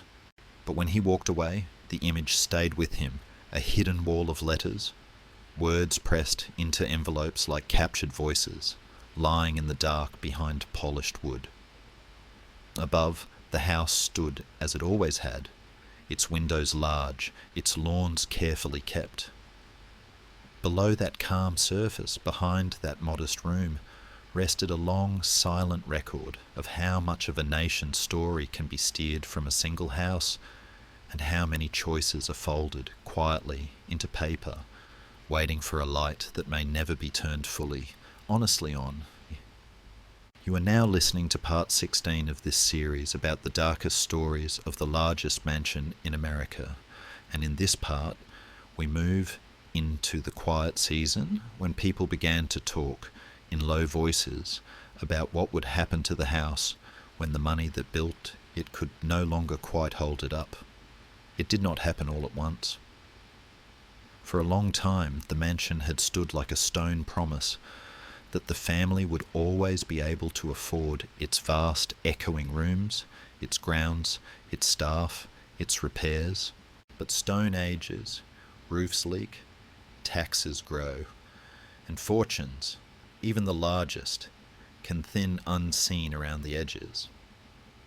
By the time Elias had walked its halls for more than a year, he could feel a new tension under the usual routines. Contractors came more often, talking about deferred maintenance in careful tones. Certain wings stayed closed longer to save on heating. A few long-serving staff left and were not replaced, their tasks quietly spread over more tired shoulders. The house, which had once been an unquestioned symbol of abundance, now began to feel, in some corners, like an older relative living on savings. Somewhere inside the family, wishes collided. Some wanted to hold everything as it was, to keep the mansion as a fortress of identity. Others wanted to sell, to shrink, to step out from under the weight of stone and history and public suspicion. The house listened from its foundations, waiting to see which desire would win. Inside the family, the conflict was rarely spoken of directly in public rooms. It lived instead in certain phrases that kept returning at dinners. Unsustainable, perhaps a foundation, heritage, liability. One branch of the family, those who still lived on the estate part of the year, carried a soft, stubborn wish to keep the mansion whole. They walked through the great hall and felt not only guilt for old decisions, but also genuine love for the place, its trees, its crooked steps, its creaking doors. To them, selling or opening it to the public felt like exposing a family diary to strangers. Another branch, who lived mostly in cities and saw the house as an entry on a spreadsheet, wanted to transform it into a museum or event space, to turn its heavy history into a managed narrative that could ease legal pressure and even generate income. Between these two wishes lay a wide field of unspoken fears. Fear of losing control over their own story. Fear of more investigations if new eyes came. Fear of becoming people who would be known only as those whose house became a tourist site of old sins. Outside forces had already begun to push the question forward. Journalists wrote thoughtful, sharp essays about the fate of America's great mansions, using this house's picture often as an example of wealth built in harder times, now struggling to justify its size in an age of rising inequality. Preservation groups quietly discussed the estate in their meetings, wondering if they should step in before neglect or sudden sale led to demolition. Local officials looked at the property and saw numbers, potential tourist revenue, potential relief if someone else took over road upkeep and emergency planning. Activists, too, had their eyes on the building. Some saw an opportunity to turn a symbol of concentrated power into a place of public learning, where the story of workers, accidents, hidden deals, and attempts at repair could be told honestly. Others wanted it to stand as a warning, a museum of what happens when a few people hold too much. All of these currents flowed around the estate like invisible rivers. The family could not stop them, only try to steer the boat they sat in. Elias, down in the quieter levels of the house, felt these currents through small changes. One morning, Notices appeared on the staff board about external consultants arriving to conduct heritage assessments. The phrase made Mrs. Klein's jaw tighten. It means they'll be walking through with clipboards, she said, weighing the furniture like it has a price and not a memory. The butler received instructions to prepare certain rooms for viewing and to close others entirely. No need to show them everything, a family member had said on the phone, voice thin with controlled anxiety. Inside Elias, two wishes pulled at him at once. One part of him wanted fiercely to protect the mansion's quieter secrets, the unsent letter behind the cabinet, the hidden paintings in the attic, the torn will fragments in the library drawer, the narrow tunnel door behind the crates. Another part wanted those truths to breathe, to be known not as weapons, but as part of a whole story that might help others understand how power really behaved when curtains were drawn. The struggle between guarding and revealing moved in him like a tide that never quite settled. The consultants arrived with portable scanners, cameras, and practice smiles. They were not villains. Most were simply professionals who loved old buildings, who wanted to save them from careless renovation or neglect. Among them was a young architectural historian whose eyes lit up when she spoke about staircases, window casings, the way a banister could show a century of hands. For her, the mansion was a living archive of design and craft, and she carried her own wish to keep as much of it intact as possible, not just as a monument to wealth, but as a testament to the workers, named and unnamed, who had built it. When she walked through the servants' hall, she slowed, fingers brushing the worn edge of a table. "People forget these rooms," she murmured, almost to herself. "But this is where the house truly moved." That small recognition made something in Elias unclench. Here, at last, was an outsider whose gaze was not only on chandeliers and portraits, but on the hidden arteries he had come to know. Still, the process itself was sharp-edged. The consultants asked for inventories, which artworks were significant, which rooms could be adapted for public use, which parts of the house were redundant. Words like that stung the staff, who had folded linens and lit fires in those redundant spaces for years.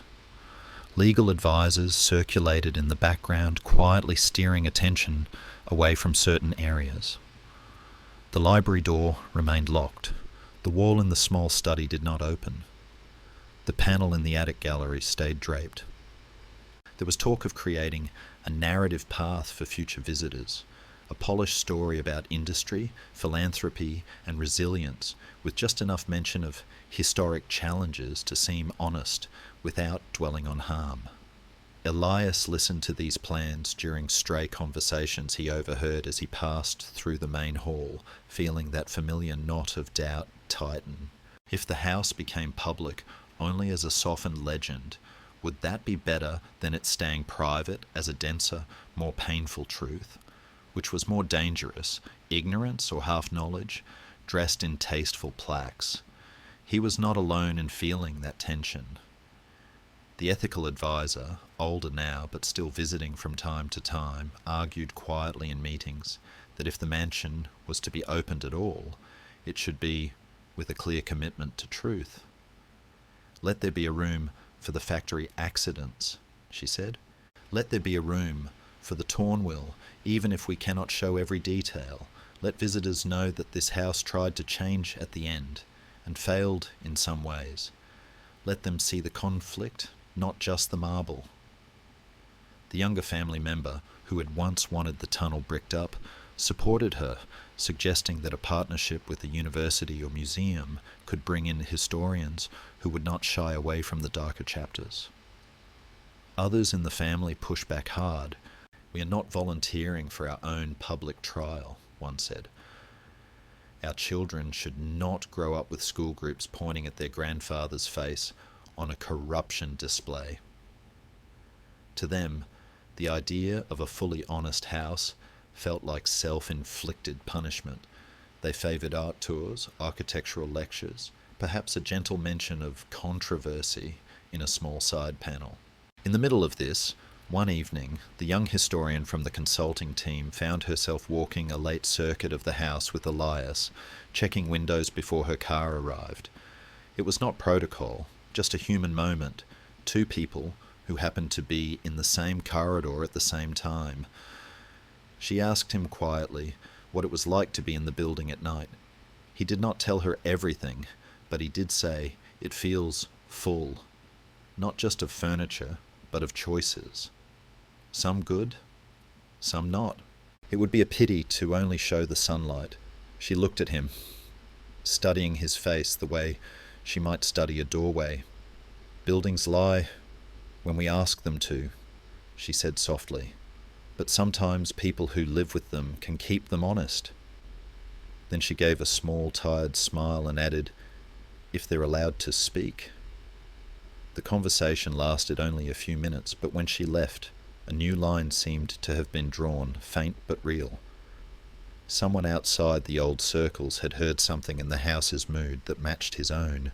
In the end, no final decision came that week, or the next. The consultants finished their report, full of diagrams and terms like adaptive reuse and interpretive potential. The family argued over it in rooms Elias only passed, never entered. Lawyers wrote memos. Preservationists waited. The house itself remained standing, its future hovering in a delicate balance between private grief and public curiosity. On his rounds, Elias began to notice how certain spaces seemed to react to the presence of tape measures and cameras, the dome feeling more echoing, the cellar heavier, the unmarked door at the end of the west wing colder than usual, as if the house were bracing for a new kind of gaze. One night, after everyone had gone and the building had sunk back into its usual midnight breathing, Elias stood alone in the central hall beneath the painted stars. He imagined, just for a moment, the sound of many footsteps here, tourists, students, school children with headphones, guides speaking into small microphones, trying to turn a century of secrets into a 45-minute tour. He thought of which stories would likely be told and which would stay in the dark unless someone insisted. His notebook felt heavier in his hand, not because of its paper, but because of the quiet record he had begun to keep of drafts by the stairs, of paintings under cloth, of letters behind walls. No one had asked him to become a witness. The job description had said security, observation, maintenance. But now, in the shifting future of the mansion, that simple act of not looking away, of writing down what the house showed him, seemed like a small necessary thread that might one day be woven into something larger. He wrote the night's final line. Consultants departed. House unsettled, but intact. Then he closed the book and listened to the silence around him, a silence that held the weight of decisions not yet made, rooms not yet opened, and the faint, unsteady possibility that one day the largest mansion in America might have to learn how to live in the open air of other people's eyes. Its windows bright, its doors unlocked, its stories told not in whispers, but in voices that might tremble and steady as they spoke. You are now listening to part 17 of this series about the darkest stories of the largest mansion in America. And in this part, we sit with Elias on the quiet night when he decides whether he will stay only a watcher or become the one person who writes the house down honestly. It began on a night that felt, from the outside, like any other. The clocks moved through their familiar sequence. The boilers breathed. Somewhere, a tree branch brushed a window with a soft, regular sound. Yet for Elias, that night carried a quiet pressure that had been building for months. He had walked every usual path. The grand staircase, the servants' hall, the stone garden, the wine cellar, The attic with its hidden paintings, the corridor with the tall mirror, the storage room that smelled of a sealed tunnel, the small study with its sleeping wall of letters, the locked library where torn fragments of a better will rested in a drawer. He carried them all now, not as stories he'd heard, but as places he had stood in, breaths he had taken.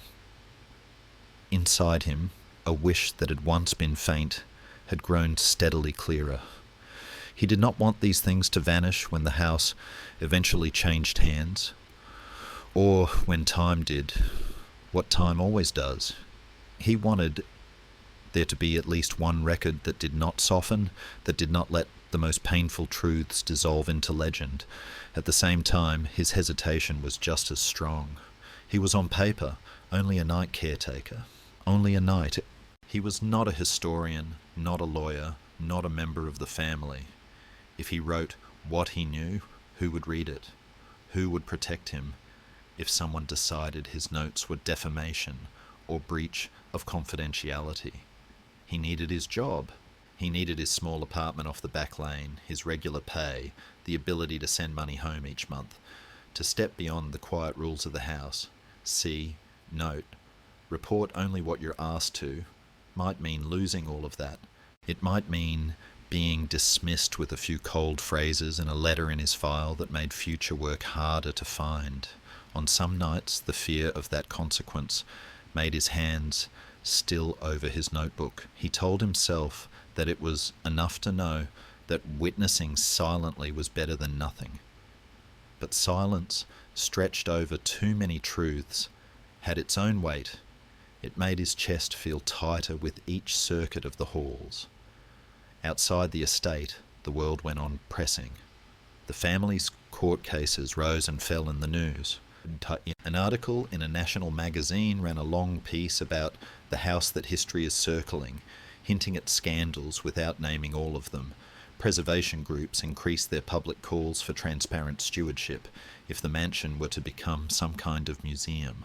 Online, people argued about whether such places should be preserved at all, or left to crumble as symbols of a past that should not be polished. All of these conversations swirled around Elias as an indistinct hum. He saw them only in glimpses on a shared newspaper, in fragments of radio news. But he felt their effect in the building itself. Family visits became shorter. More rooms stayed closed. There was even talk, in one overheard conversation, of selling off some interiors to collectors if a full preservation deal could not be reached. The idea landed in him like a cold stone. Paintings could be crated away. Tables could be carried out. Even some walls could be stripped.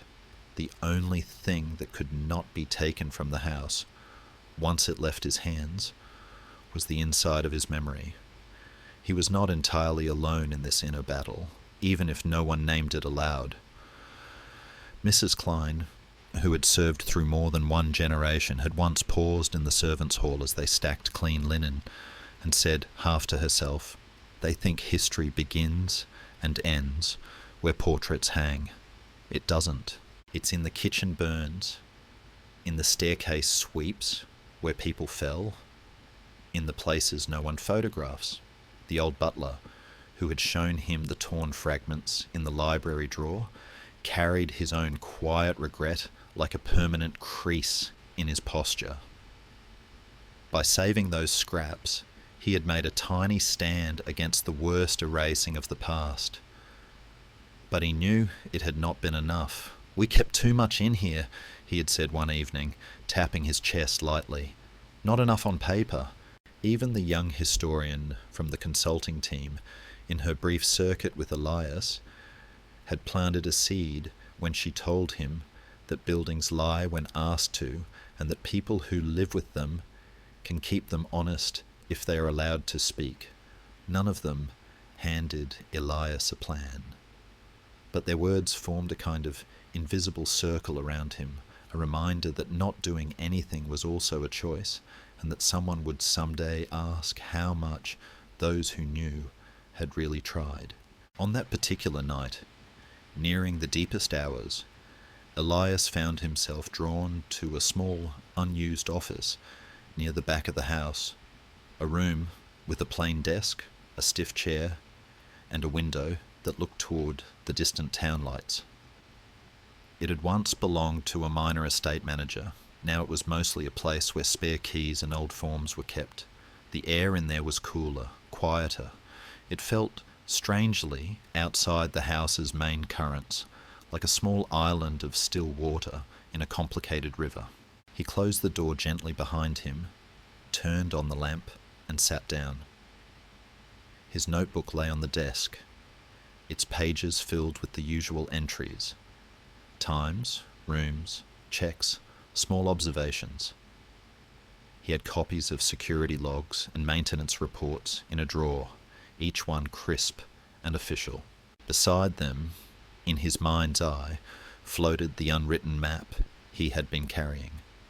The unmarked door at the end of the west wing, the servant's lost letter behind a cabinet, the scarred wine cellar table, the shadowed staircase, the stone garden where someone once chose to leave, the attic gallery of hidden paintings, the torn will, the secret archive, the sealed tunnel, the mirror with its soft trace of the dead, the staff's storm night courage, the consultants measuring walls while the house held its breath. His hand moved, almost before his fear could stop it. He opened the notebook to a blank page, then another, and instead of writing the date and a neat list of rounds, he wrote a title in his own plain script, Notes on the House at Night. Underneath, he began to describe, in simple, careful sentences, one place at a time. He did not dramatize. He did not accuse. He simply wrote what he had seen and what older staff had told him, and where documents were, and how the rooms felt. It was not a manifesto. It was more like a map with emotions attached.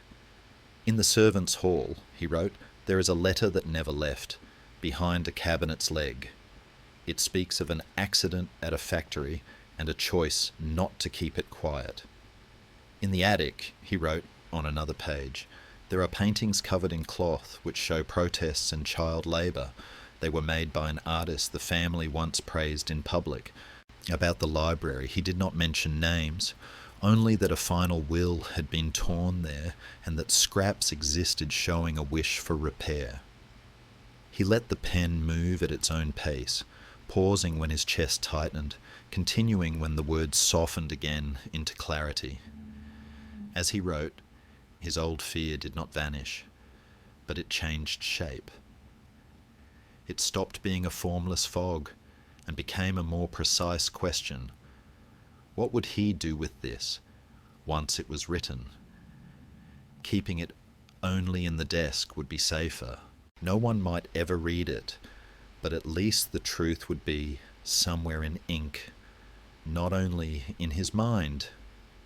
Giving it to someone outside, to the historian, to a future archivist, to a public office, would be a different step, one that could turn his quiet witnessing into something that others might use.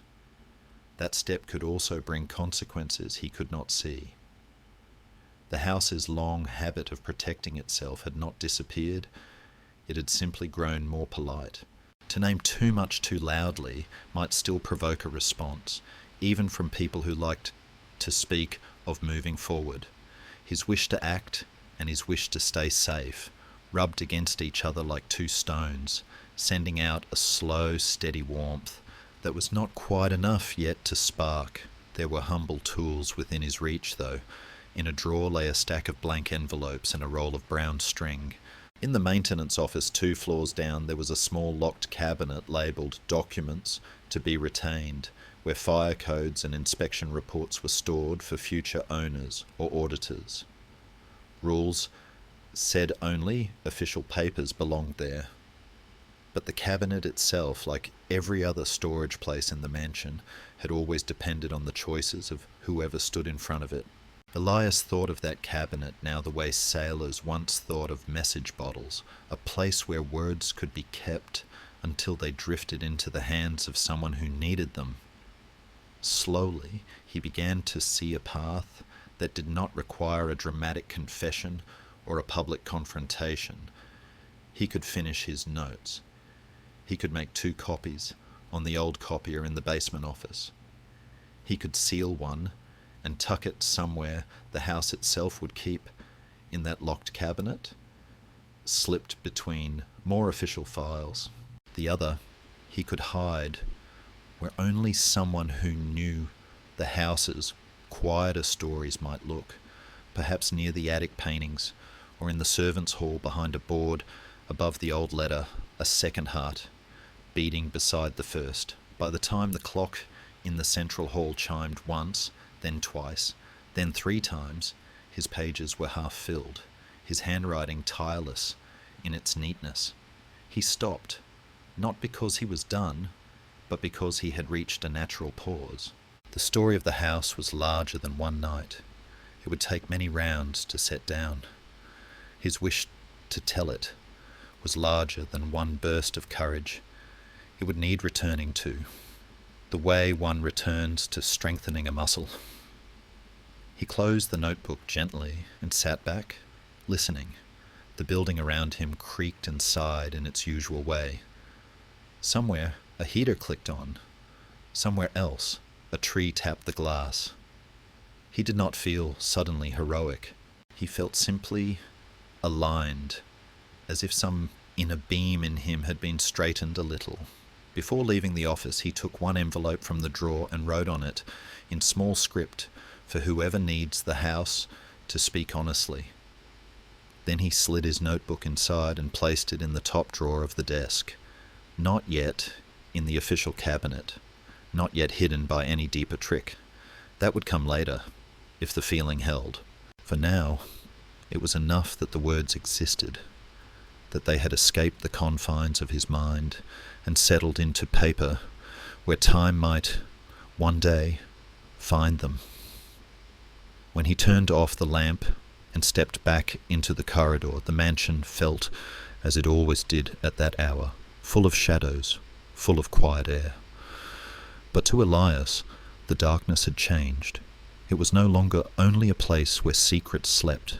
It was also, in one small room, a place where a light had burned long enough for someone to begin to write, quietly stitching ink through silence, like a fine, steady thread pulling loose pieces of a story toward each other in the deep, patient night. You are now listening to part 18 of this series about the darkest stories of the largest mansion in America, and in this part we move through the slow, complicated storm of decisions that finally began to decide what would happen to the house when its old world could no longer quite hold.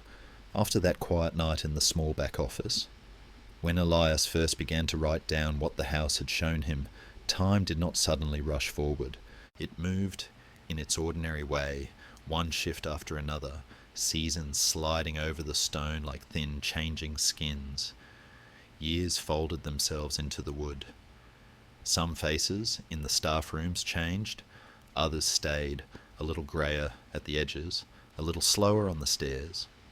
The family's visits became shorter, more formal, turned into carefully scheduled appearances in the calendars of people who now lived mostly in cities and flew in and out of the estate like birds landing briefly on a familiar branch. Inside himself, Elias carried a steady wish that had stopped feeling like a sharp, new thing and become more like a quiet, constant warmth. He wanted the house to be remembered as it truly was, not as a cleaned, bright memory of itself.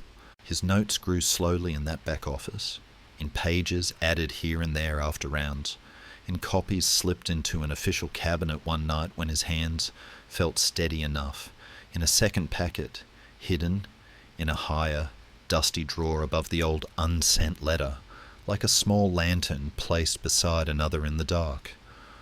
At the same time, doubt never entirely left him. There were nights when he wondered if anyone would ever find what he had written, or if the house would simply outlast his thin, careful handwriting the way it had outlasted so many other quiet resistances. That tension between hope and the fear of being forgotten hummed inside him like a low, constant note. Beyond the walls, outer forces gathered in ways that finally moved from murmurs to thunder. One of the long-running court cases reached a point where settlement was no longer a distant possibility, but an immediate demand. A coalition of former workers and residents from towns shaped by the family's factories pressed for more than money. They wanted acknowledgement, records, something that would say, in clear words, this is what happened. And at the same time, a national foundation for historic sites approached with a proposal. They were willing to help preserve the mansion, but only if it became part of a larger program that did not shy away from the darker sides of the places it cared for. Local government officials, watching budgets and public opinion, added their own pressure. They liked the idea of tourism, of jobs, of a landmark. They also knew that if the house remained private and slipped further into decay, one heavy storm or one bad fire could turn it from a complicated symbol into a simple ruin. The family, pulled between all of these currents, found their choices narrowing. For the first time, the question, what do we do with the house, moved from background worry to the centre of serious, unavoidable meetings.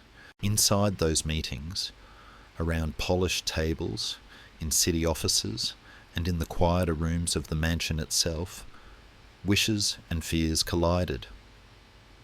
One group within the family argued that turning the estate into a foundation and partial museum was the only way to protect their children from endless legal and public battles. Let the house become history, one of them said, tiredness fraying his voice. Let it be something people visit, not something they attack. Another group bristled at the idea of strangers walking through rooms where they had learned to walk, where weddings and funerals had taken place. We will be putting our wounds under glass, a cousin said, anger and hurt braided together. They will take tours through our guilt. Their inner struggle was more than financial. It went down to identity. Were they still the owners of this place in any real sense? Or had their predecessors' choices already handed part of it over to the country that had been shaped, for better and worse, by its existence? Some clung to the old story of benevolent builders. Others, younger and more used to reading criticism online, whispered that perhaps, at last, it was time to stop defending and start listening. There was no shortage of outer opposition and pressure now. Journalists published investigative series that traced the house's wealth from early railroads and oil fields all the way to recent financial maneuvers. Activists organised around the idea that any preservation had to include full, uncomfortable truth. No more polite tours of injustice, one slogan said, painted on a sign carried near the estate gates. Some legal voices argued that the mansion should be seized or heavily taxed. Others pointed out that such actions would trigger long, bitter fights with uncertain outcomes, perhaps leaving the building to rot while lawyers argued. Preservationists warned that delays risked irreparable structural damage. Investors hovered, some offering to rescue the estate by turning it into a luxury hotel or private resort. Each offer, each threat, added another line of tension across the family's minds. In this tangle, the truth that had once seemed so far away that they could not keep the house exactly as it had been became undeniable. The question was no longer whether it would change, but how and at whose hands. Amid this, certain allies moved quietly but steadily, trying to turn the moment towards something more honest. The ethical advisor, older now, leaned on a cane in meetings, but spoke with the same calm firmness. She reminded the family that the founder had once tried, in his final torn will, to leave more repair behind him than he managed. You have another chance, she said, her voice soft but carrying. You can choose to let this house tell the story he was too afraid to let stand. You can choose to make space inside it for voices that have never been heard here. The young architectural historian returned as part of a new team invited to draft a joint plan between the family and the Preservation Foundation. She walked the halls again, with more authority this time, pointing not just to crown mouldings and staircases, but to the servants' quarters, insisting they were as important as the ballrooms. She had her own wish, that the house become a place where people could learn, through physical space, how power and suffering, beauty and harm often occupy the same address. And in the background, like a quiet current, there were people beyond the gates, former workers, descendants, townsfolk, who would gladly contribute stories, if only given a door to walk through. The discussions were long and often tense, but there came a day when a draft agreement finally lay on a table in the mansion study. It proposed the creation of a foundation to hold the estate in trust, with board seats reserved not only for family members and preservationists, but also for representatives from affected communities. It called for part of the house to remain private living space for a time, while large sections became accessible to researchers and eventually to the public. It specified that any museum path created must include rooms dedicated to the less flattering parts of the story, labour struggles, environmental damage, financial manipulation, the attempts at repair that didn't fully come. It even mentioned, in cautious language, internal documents and correspondences that could be made available under controlled conditions, acknowledging that the true history of the house lived as much on paper as in plaster. Signing it would mean giving up a long, guarded right to silence. Refusing it might mean losing control in harsher ways later, under the blunt tools of courts and bankruptcies. The decision point came on a grey afternoon when rain traced slow lines down the tall windows and the house felt heavy with waiting. Family members gathered in a room that had seen other crossroads, the library, where the torn will fragment still rested in their hidden drawer. Lawyers and advisors sat nearby, pens ready. The Preservation Foundation's representatives were present, along with a community leader from one of the towns long tied to the family's factories.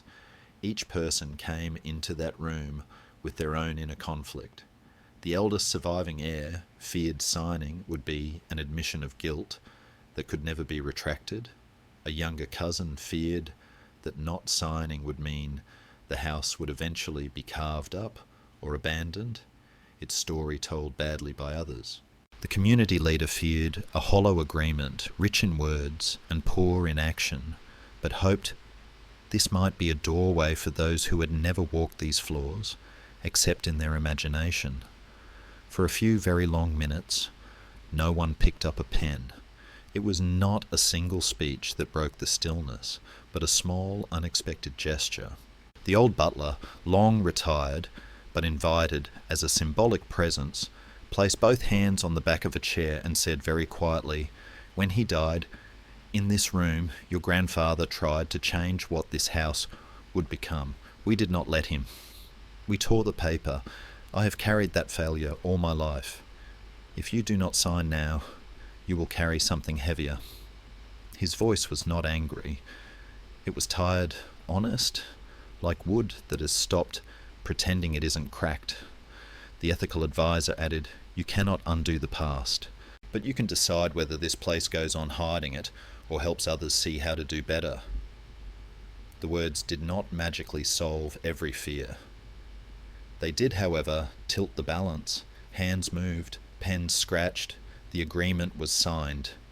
Not with joy exactly, but with the heavy relieved exhale of people who know that no option is free of pain and have chosen the one that might, in time, do more healing than harm. That night, long after the documents had been carried away in briefcases and scanned into distant servers, Elias walked his usual rounds through a house that was, in a quiet legal way, no longer entirely what it had been when the sun rose. He passed the grand staircase, the servants' hall, the mirror, the garden, the locked doors. Nothing looked different yet. No ropes or display cases had appeared. No visitors' signs had been hung. The house's body remained the same, but its future had shifted course, like a ship turning slowly on a wide sea.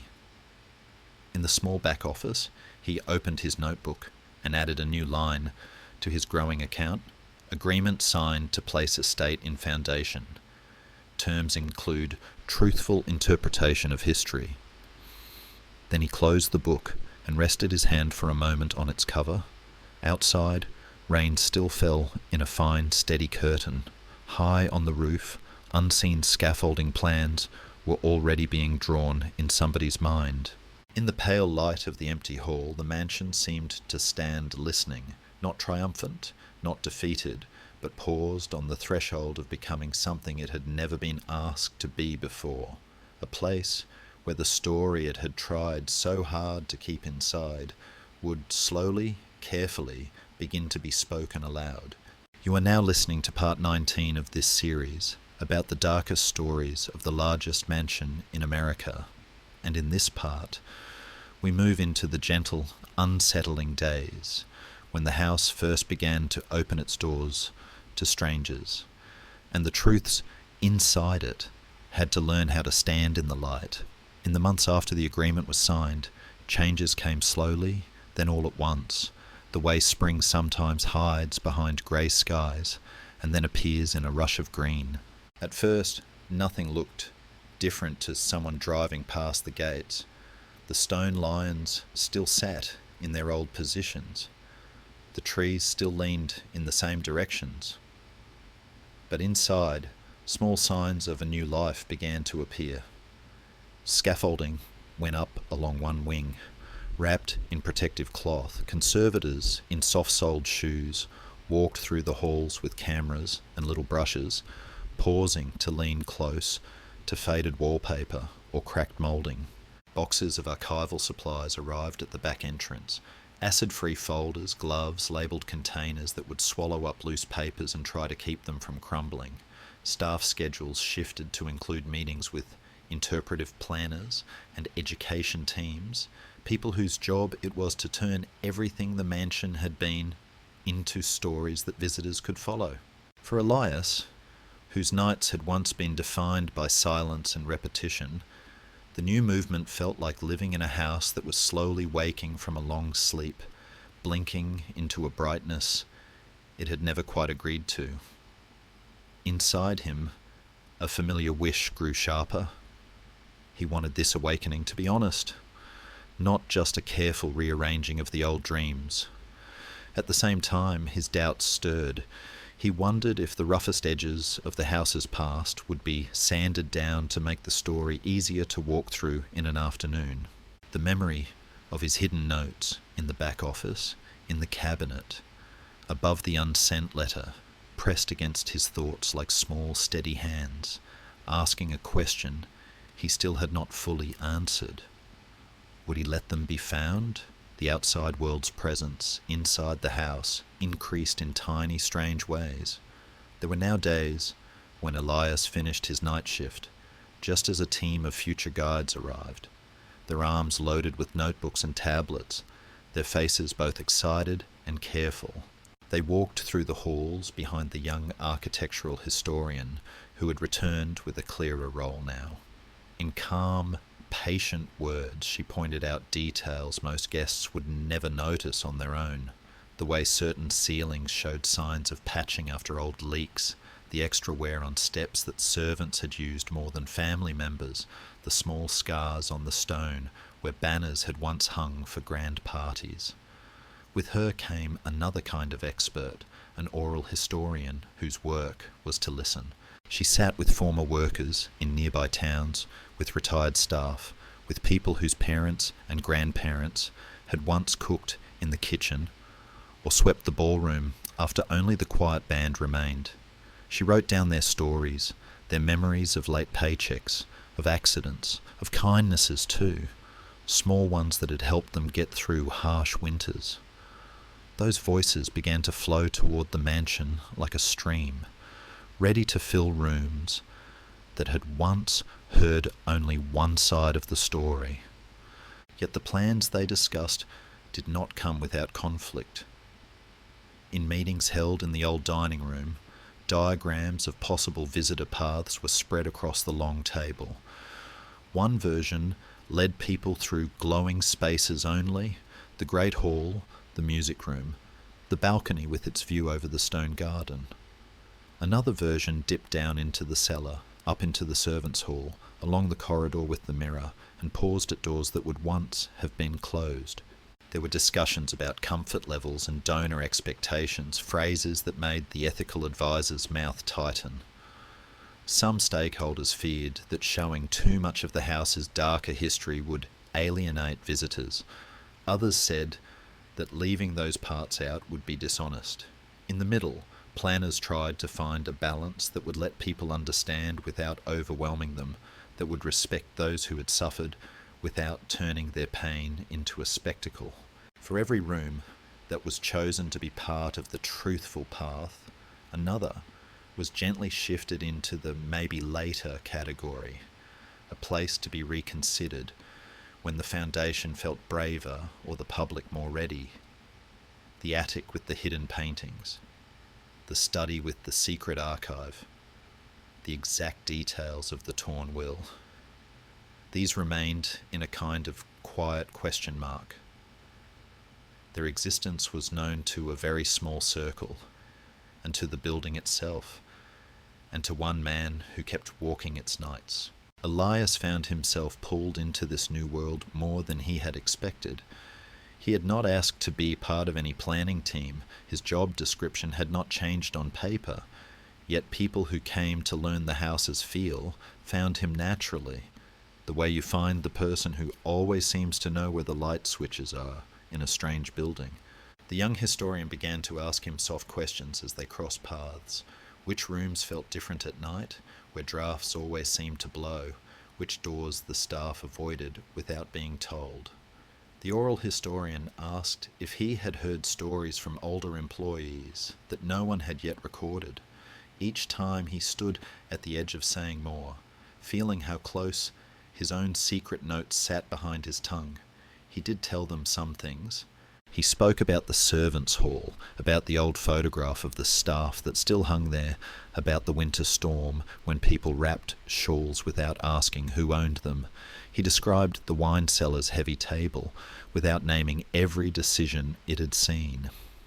When the historian asked about the one-night guest room, he nodded and said quietly, "Most people don't sleep well there," and suggested it might be worth opening one day as a place to talk about the personal cost of looking away from the truth.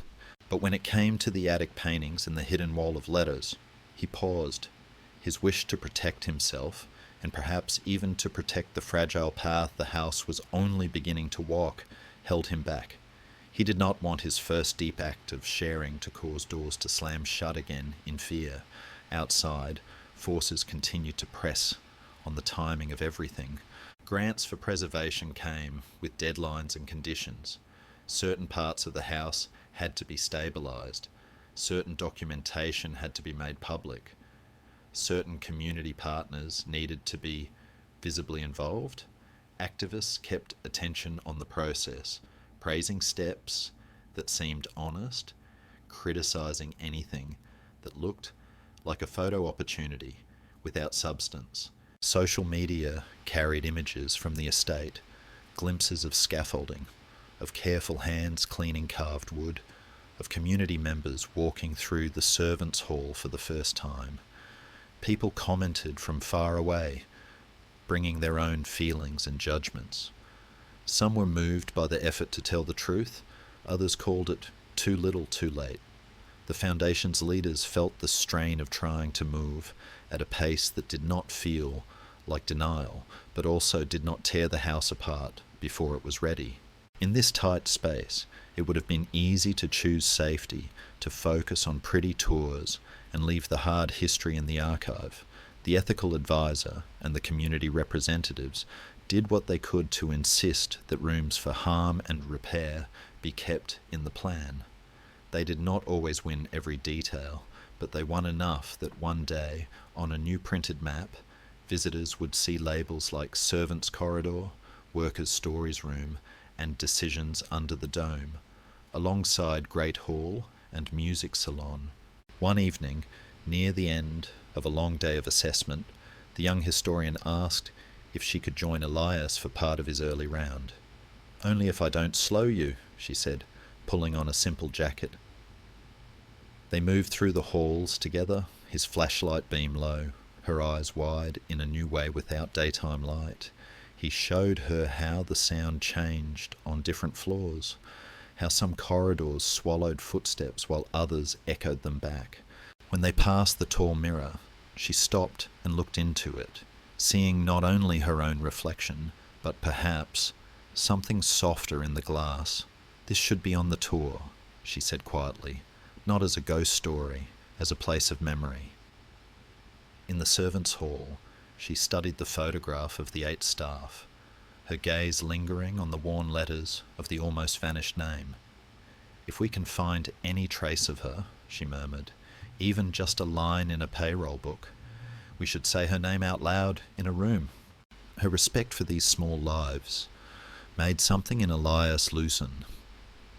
It told him that if he chose to share more, it would not be thrown into a careless show. It would be handled like a fragile piece of glass. Still, he hesitated. He felt that if he opened all his hidden drawers in one night, he might drown in the very truth he was trying to serve. Not long after that walk, a new space was cleared near the old servants' hall to become Room 1, in what they planned as the honest path through the house, a place to begin with workers and staff experiences before letting visitors step into the glittering parts of the mansion. Boxes of recorded interviews arrived, ready to be transcribed and shaped into listening stations. Photographs were enlarged and mounted on foam boards for testing. Someone suggested that in time, artifacts from the attic and other hidden spaces might be added here. "But only if we can document them clearly," a curator said. "We have to be able to answer when someone asks, 'How do you know this is true?'" Those words reminded Elias of his own notebook, of the simple sentences he had written when no one was watching. They were not official records, but they were evidence of a kind that could help others know where to look. The question inside him, "Should I bring this forward?" grew too big to ignore. Fear stayed, but it no longer sat alone.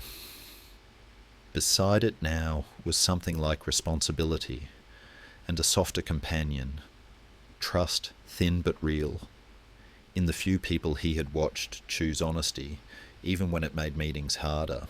One night, when the house was at its deepest quiet and the work crews had gone, Elias walked to the small back office with a different kind of resolve in his step.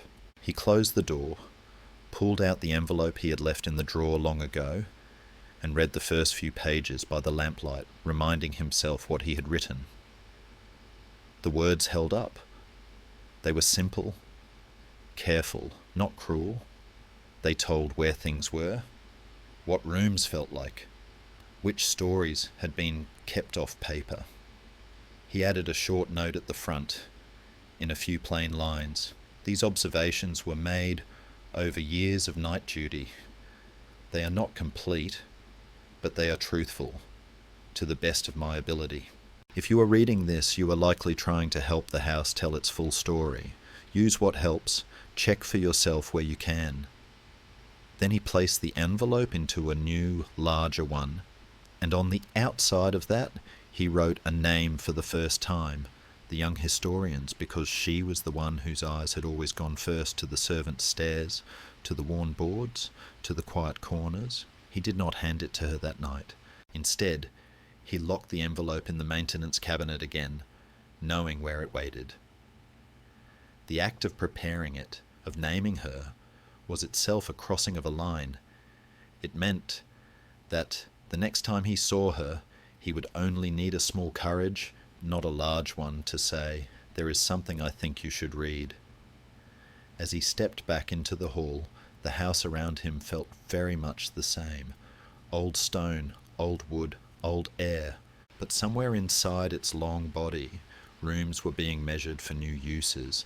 Stories were being lifted out of memories into microphones, and in a plain drawer at the back of the building, Ink on paper lay ready to move into someone else's hands. Outside, night pressed gently against the windows. Inside, under the painted dome and the low ceilings alike, the mansion held its breath in a new way, not out of fear of being discovered, but in the quiet, uncertain anticipation of finally learning what it might feel like to be seen as a whole, flawed, human place under the slow, steady light of other people's eyes. You are now listening to part 20 of this series about the darkest stories of the largest mansion in America, and in this final part, we move through a soft, grey morning when the house takes its first real step into its new life, and Elias decides what to leave behind in its care. Dawn came in slowly that day, flattening the sky into a gentle sheet of pale light, neither bright nor dark, just enough to outline the trees and soften the sharp edges of the stone lions at the gate. The estate was quieter than usual for such an important day. Big changes often begin with small sounds. In the back lane, a delivery truck idled for a moment, then shut off its engine. Near the servants' entrance, a pair of technicians carried in boxes of headphones and receivers. In one of the side offices, a staff member checked a list of names for the first small group of invited visitors, former workers, community representatives, preservation staff, and a few family members who had agreed to stand in the same rooms with them and listen. Somewhere above all that, the painted stars under the dome watched without blinking.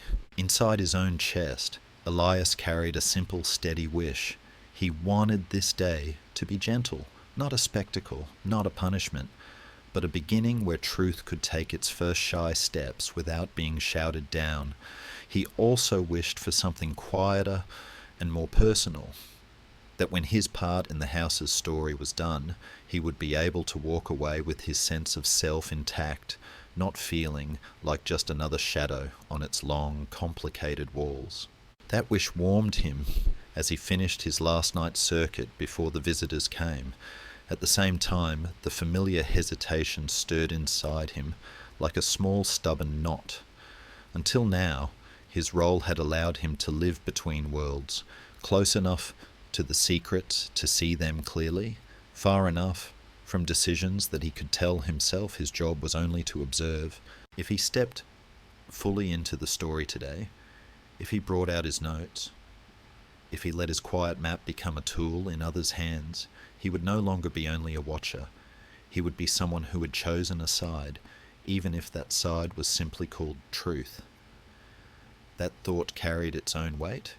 He knew there might be people, even now, who preferred that some rooms stay closed, that some papers stay lost. He wondered what would happen to his job if his envelope travelled too far. The fear did not roar. It was softer than that, more like a hand on his shoulder asking, "Are you sure you want to do this?" Outside him, larger currents moved that did not care about one night caretaker's worries. The foundation had announced, in careful language, a pilot opening of the estate, inviting a limited group to walk a first version of the new interpretive path. Reporters had asked for access and been told they would have their day later. For now, the focus would be on those whose lives the house had already shaped. Former workers from the mills and plants, some with walking sticks, some with grandchildren in tow, had been told they were welcome, truly welcome, to see the rooms where decisions about their towns had been made. Lawyers had spent nights agreeing on what could be said in public, what documents could be shown at once, and which must wait for further review. The family had argued among themselves, then chosen who would attend, who would speak, who would keep silent for now. Activists and preservationists watched the Foundation's announcements with cautious, critical eyes, ready to praise sincerity or call out theatrical repentance. All these tides were swirling before the house's doors opened, before anyone set foot on the polished floors that morning. Against that broad, restless background, Elias's envelope in the maintenance cabinet might seem small, yet he understood as he adjusted his keys and checked his watch, that sometimes the narrowest decisions, a word written down, a document passed from one hand to another, can quietly tilt a much larger story. He was not alone in this transition.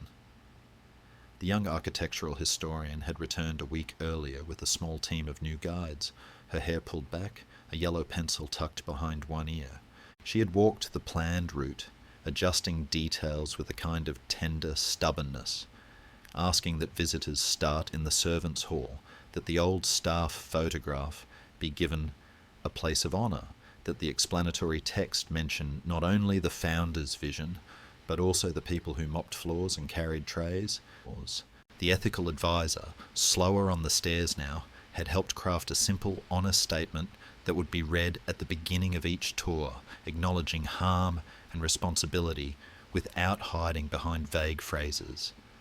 The community representative had contributed a line about the workers' courage, insisting that their resistance and resilience be part of the story, not just their suffering. Together, they formed a thin but real network of support around the idea that this house could become more than a monument to wealth, that it could grow into a place of learning and reckoning.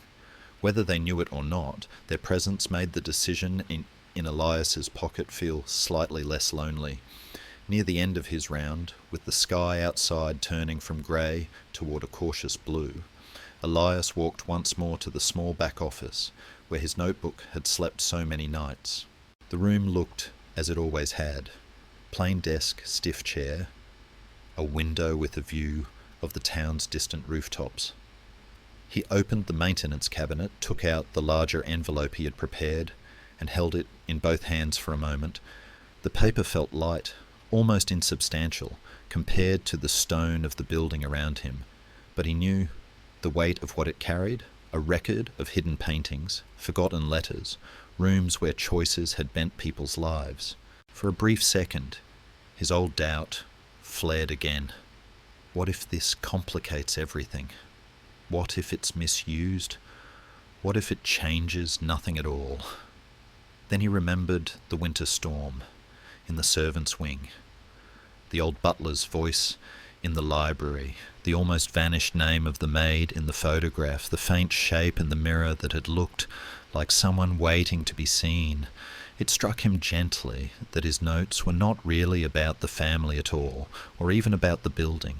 They were about people who had tried, in big ways and small, to be more honest than the circumstances that pressed on them. In that light, keeping the envelope hidden out of fear felt less like caution and more like walking past someone who had just reached out a hand. He took a breath, left the office, and went to find the historian. He met her in the servants' hall, where she was adjusting the placement of a temporary panel about daily routines below stairs. The photograph of the staff was already mounted nearby at eye level, the faces enlarged enough that their expressions could be read from a few steps away. The almost faded name of the young maid, the one cut off at the corner, had been transcribed and printed clearly under the image, as best they could reconstruct it. When he saw that, something inside Elias loosened the last of its resistance. "There's something I've been writing," he said quietly, when they stood near the end of the corridor, away from the others. His voice did not rush. "It's not official, but it might help you know where to look. For the harder parts." He held out the envelope. She did not snatch it or flip it open right away. She took it with both hands, as if receiving something fragile. Her eyes met his and held them for a moment in a shared, steady look. "Thank you," she said simply.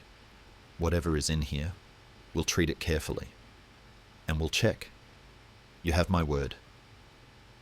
That was all. No speeches, no sudden music. Just a handover in a quiet hallway that smelled faintly of soap and old wood. Yet in that small exchange, the house's long habit of burying its most uncomfortable truths shifted another few inches toward the light. Later that morning, as visitors began to arrive, stepping out of vans and cars, buttoning jackets against the cool air, Elias watched from a respectful distance. He saw an older man pause at the base of the drive, looking up at the mansion with a complicated expression, sorrow, anger, curiosity, perhaps a measure of relief. He recognized him from a photograph in one of the oral historian's files, once a young worker on a factory floor owned by the family, now moving a little stiffly, but walking under his own power. He saw a younger woman beside him, maybe a daughter or granddaughter, slip her arm through his, guiding him toward the gate. Up near the entrance, a family member stood ready to greet them, not with the smooth, easy confidence of earlier generations, but with shoulders slightly bowed, as if carrying something more than their own name. The new guides waited inside with nervous notes in their hands, ready to speak words that would make the walls feel different. For this first opening, Elias did not join the tours. That was not his place. Not yet. Instead, he made his usual rounds a little earlier than scheduled, moving through the house at an angle to the new path. While visitors stood beneath the dome, listening to the opening statement, he slipped quietly through the servants' hall, where the first Room 1 panels now stood, and listened for the difference in the air. It was subtle, but it was there. Voices in tones he had never heard in these rooms before. Halting, emotional, sometimes angry, sometimes grateful, sometimes just tired. People looked at the staff photograph and said names out loud. They paused at a display about accidents and safety changes, reading slowly, lips moving. In the great hall, a guide explained not only what marble had been used in the staircase, but also how many hands had scrubbed it, how often, for how many years. Little by little, the mansion's narrative, which had once moved in only one direction, began to branch and loop, making room for more than one point of view. By early afternoon, his shift was done. He walked one last time through the central hall, looking up at the painted stars. Sunlight from high windows traced soft shapes on the floor, mingling with the newer marks of tape and cable from the preparations. The house felt different now. Not lighter exactly. Not forgiven, but less alone in its knowledge. Other minds, other hearts, had begun to share the weight. Near the door, Elias paused and placed his hand for a moment on the cool stone of the wall. He did not know how many years he would continue working here, whether he would stay long enough to see full public days, school groups, new exhibits. But he knew that whatever happened now, the mansion would not slip quietly back into silence. Too many eyes had begun to see it as it truly was, beautiful and wounded, grand and compromised, capable of holding both harm and the possibility of learning. And in a small office drawer and an archivist's hands, his own thin lines of ink had joined that process. For you listening now, perhaps lying somewhere soft with the light low and your eyes growing heavy, this is where the story rests for tonight. In a great house, standing between forest and town, its windows slowly opening to the morning, its corridors carrying both old echoes and new footsteps. Outside, clouds drift past its roof like slow ships, and birds cross the sky without reading any of its history. Inside, people begin to walk and listen, to remember and question. Somewhere, a notebook lies closed, its work done for the moment. And as the day leans toward evening and the first tour ends, the largest mansion in America stands very still for a breath, like a long-held exhale finally settling into the quiet, while the light on its stone softens and the first stars, far above any dome, begin to think about coming out.